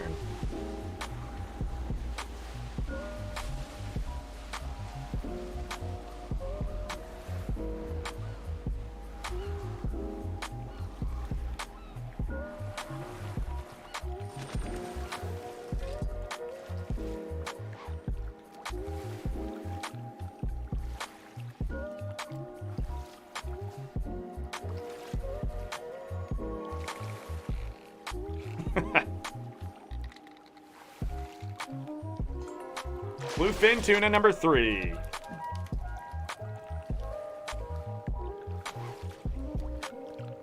$25th legendary today.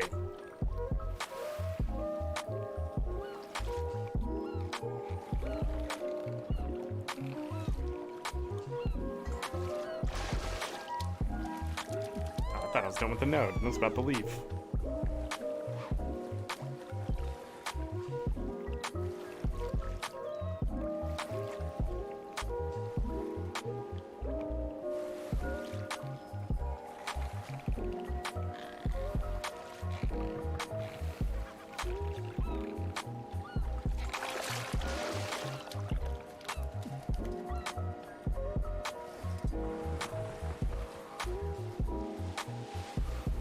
Not gonna go over those 2 nodes, they're just too far away. But this one here should be ready to go.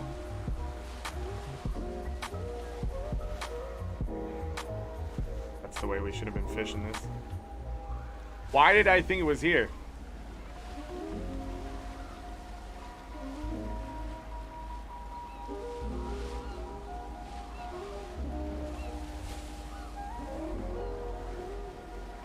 That's what happens when you tunnel vision. Gonna be an interesting look at the map there. Whee!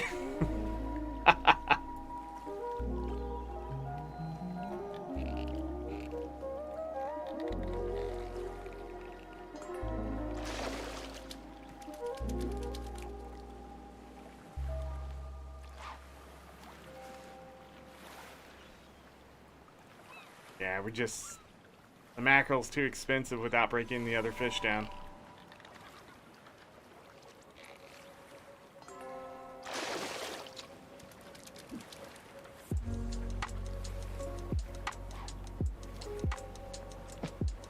They didn't catch an amber trout earlier.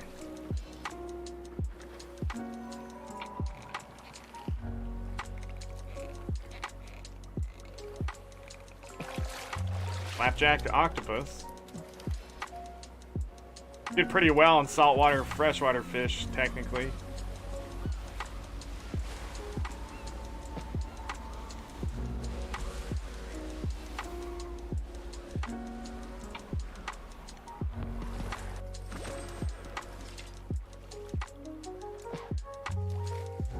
Gonna go ahead and sell the junk.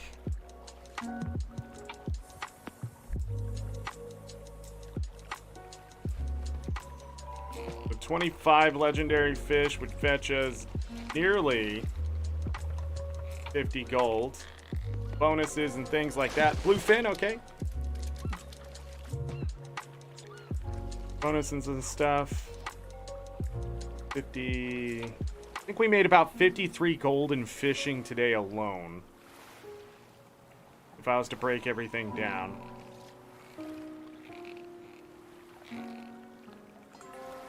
Swordfish. Alright, 27.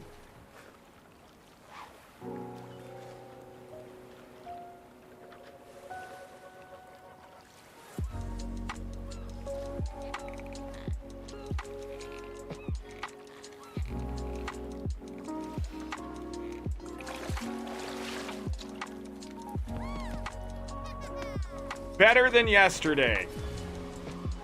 Didn't go to the desert. We just stayed in Kanyang. Something like that. But the channel fishing wasn't providing. In fact, it was terrible. And then the tide turned and we ended up with 11 oarfish. Yesterday, I only got 3 oarfish. Zan, I hope you're doing well.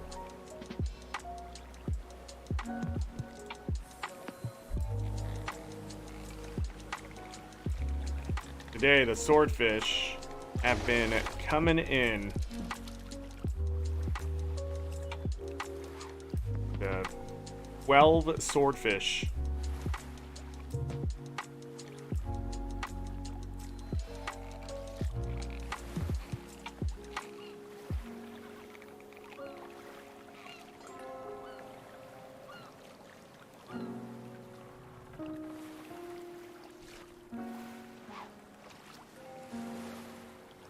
Wish you wish it was like this in real life? Technically it is.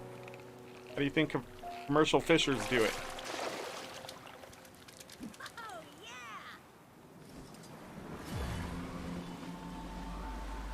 Go out on the water, throw a net in the water, and they catch their fish. Or they set traps. I don't know how the swordfish market really works anymore. Back in the day, it was just about catching a huge swordfish and selling it to a chef. That could be a month's pay right there.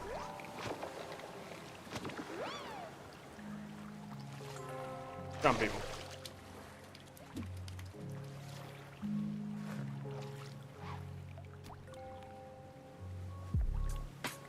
Quite sought after, especially for the heart pieces. Yeah, King's Tomb. Easier way to get to the eastern side of Death Mountain.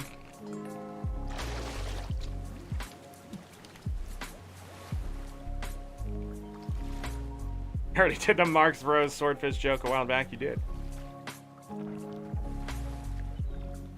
The limit to size and limit. The limit and size limit. I never said there wasn't.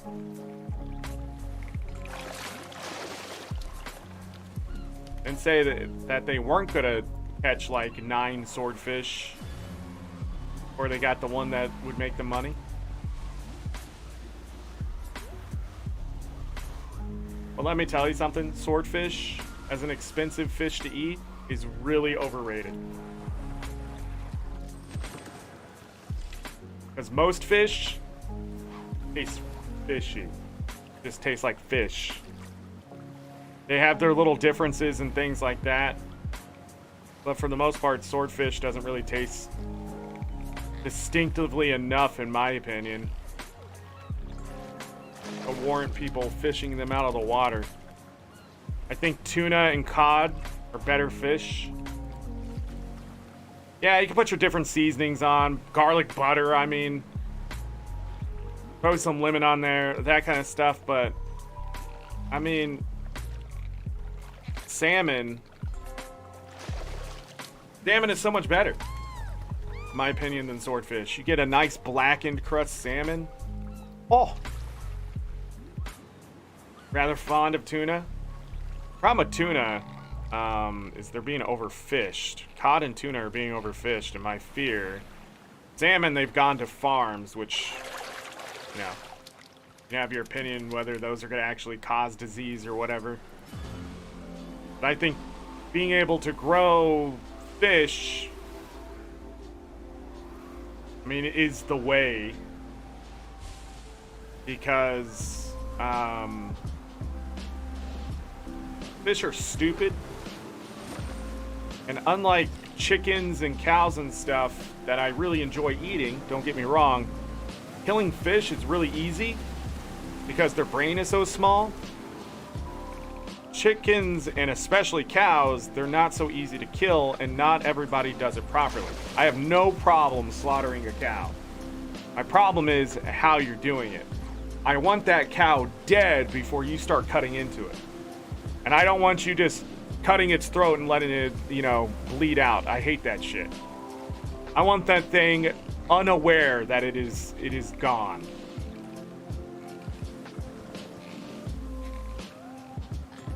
Same thing with chickens. Like, they start plucking the chicken before they even kill it. And I'm just like, what? Could you imagine somebody just coming up and start ripping your hair out? Like, from the top of your head? No. No, you can't, because that would be inhumane.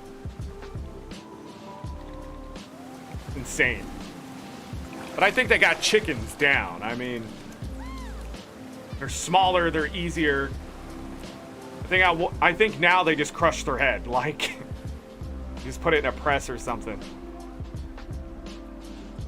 Just done. It's like 7,000 pounds of pressure. Chicken head gone. Presses it right off. It's so fast that chicken don't even know. The last thing that chicken was thinking was, "What's that?" Gone. But cows, they have thick skulls, thick skin. Frustrates me to no end. We just use this hammer over here. That's the best we got for these cows, a hammer. Then they start using the gun, and then they don't properly train people to use the gun. But the gun would work. Want to know why beef's getting more expensive? Because people don't know how to kill a freaking cow in this day and age. The cows have gotten so big.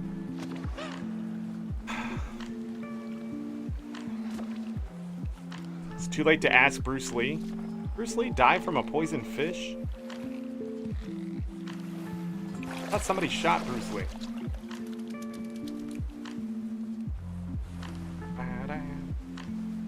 I'll be honest, I don't understand any of the restrictions on eating food. I've never restricted myself on eating anything.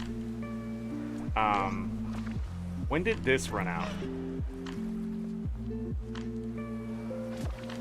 Wonder what was going on here.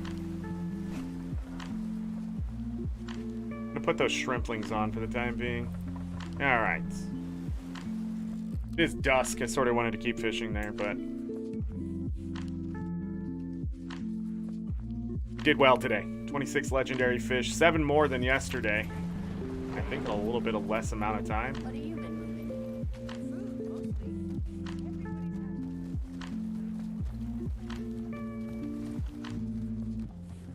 Oh, we don't have to stop.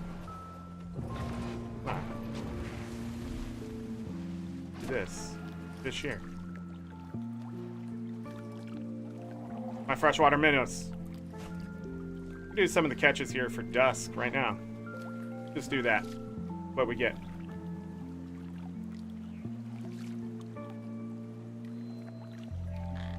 Fix a twisted cow stomach.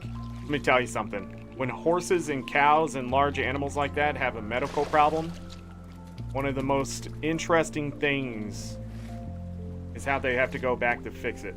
Galka, welcome back, and hello.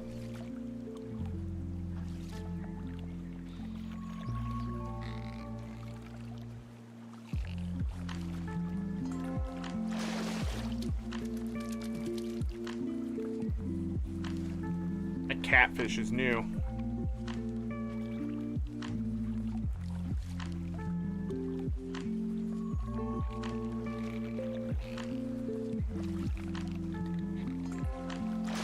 Amber trout, okay.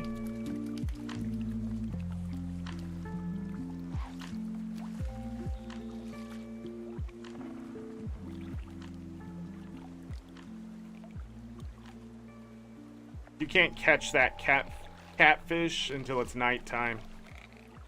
That's done, nighttime. Add a knife fish to the pile. We have those, knife fish in the black cart.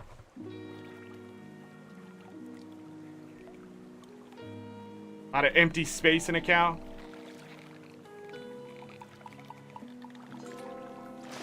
Cows do a lot of digesting. Their guts can bloat up too, which is uncomfortable. Just like if your guts bloat up, when you feel bloated, it's uncomfortable. Just imagine having 4 stomachs and then something get into your digestive tract.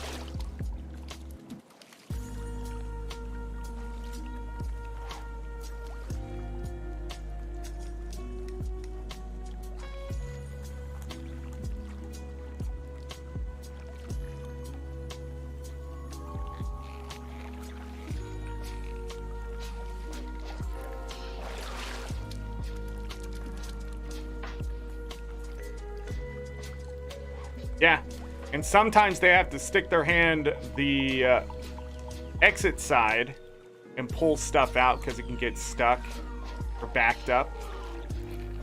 Yeah, cows are weird.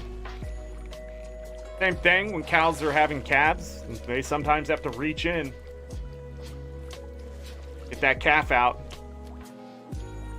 Not a fun thing, and it's really gross. And you know those gloves, the giant gloves that they use and stuff like that? Doesn't stop the smell. Keeps you from getting gooey.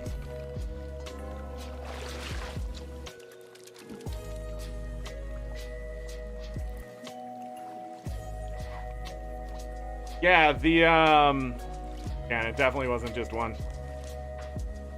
What was that called?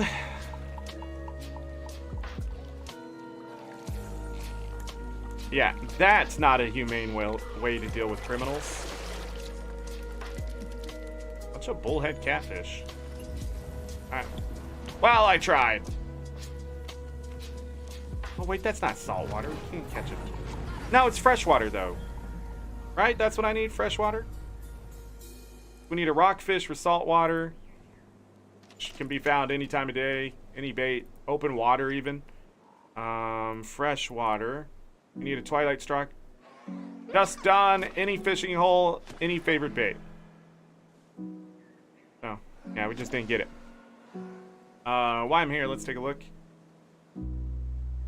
Buy stack of shrimplings, which this guy doesn't sell. I don't know why it. And one of those.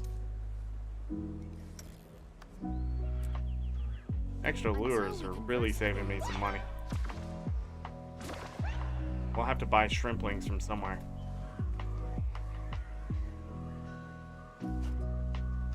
Okay.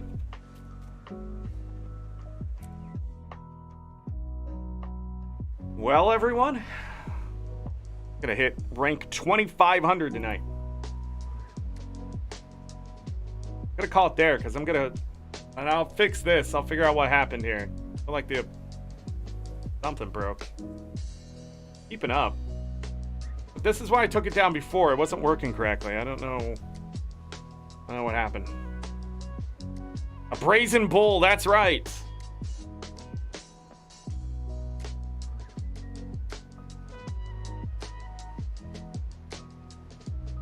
Use the chains to help. I don't think they use chains anymore. They have like a specific tool or something now. Great impact hit you. Hey, that's a callback, Kai Sus. Nice callback. All right, everyone. We made some money today. We also lost 4,677 frames. Over 21 gold total.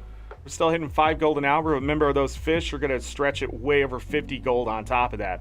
But technically, in this show alone, in 4 hours, we made like 70, 80 gold. I'm trying to figure out how to get back up to like 160 gold in a 4-hour period, but I just don't think it's possible anymore.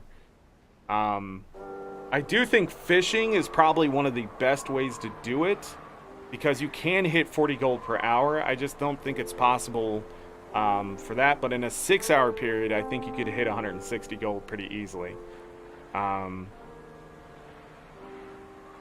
yeah. No problem, Cat. No problem. I hope those spirit shards start dropping for you a bit more. Just those little things like account bonuses and logging in every day and doing world versus world and getting your dailies done, and it adds up. It adds up fast. I think like between... Oh, and some achievements give you also birthdays. Like, I think every birthday they give you like 5 spirit shards, and I think the account sometimes gives you like 25. So like when your characters, the more characters you have, the more spirit shards you get just passively and just stuff like that. Your account's just young, but you're doing very well. Sort of jelly how fast you're moving. A lot of people should be. So you're already in the top 50 percentile in a year and a half. And even then, I mean, you're gonna... I think your next goal should be like 22,000. 22.5 chest or something like that for achievement points. By about the 3-year mark. 2.5-year mark. You could. Other than that, just keep playing. Keep making characters. Keep leveling. But having a few alts is always an advantage. Numbers matter only if you have a lot of stuff. Now I'm gonna say it. But anyhow, World versus World tonight, guildies. Everyone else, like button, please hit it. Best way to support me is to hit the like button and subscribe. If you're new, push it for partner. As I keep saying, I'm gonna keep saying it until we hit partner, and then after that, I'm gonna be like, hey, can you watch my ads? Or not, I don't care. If I could squeeze out like $20 from Google. Well, they only pay like 50 or 100. I think payouts are 50 or 100. I can't remember. But if I could start squeezing money out from these capitalist pigs, good. And if one day I could become a capitalist pig, even better, because you know I give that stuff away. This weekend I'm gonna open up a giveaway. Speaking of capitalist pigs, 5 winners of 800 gems on the Discord. So make sure that you're on the Discord as well if you want to win those gems. It's going to be as simple as knowing your account name. Account name with numbers, because I mail the rewards directly to you, or I'll DM you on Discord. I think that's how I do it now, just in case something breaks. But your account name is important just in case I need to contact you for whatever reason as well. So your account name is also public information, so don't be afraid to post it. If you are being harassed or something, let me know, because it's probably something, but that's never happened in all the existence of people using their account name for stuff. I've never had someone like DM me or something, be like, someone's harassing me. It's never happened, because if they want to, they're gonna find you anyways. Same reason why I can stream Guild Wars 2, it's because it's all public. Same thing. People are getting upset in PvP matches because they were losing to streamers, and ArenaNet had to come out and be like, listen, you know, they're gonna watch you, and it's public. You're playing on a public server on an MMO. You can't hide, you know? Do shorts increase engagement? Look, Kaisef, if you want to go ahead and just start editing stuff and clipping stuff out and making shorts for me, then do it. But the problem is I only have so much time in the day, and I'm not 100%. When I'm 100%, you're guaranteed, yeah, we're going to have shorts and all sorts of stuff. I haven't decided if I'm going to make a new channel for shorts, because those can get in the way, but I guess you have to grow so big anyways. Shorts are just good for clicks, not so much for subs and quote-unquote engagement.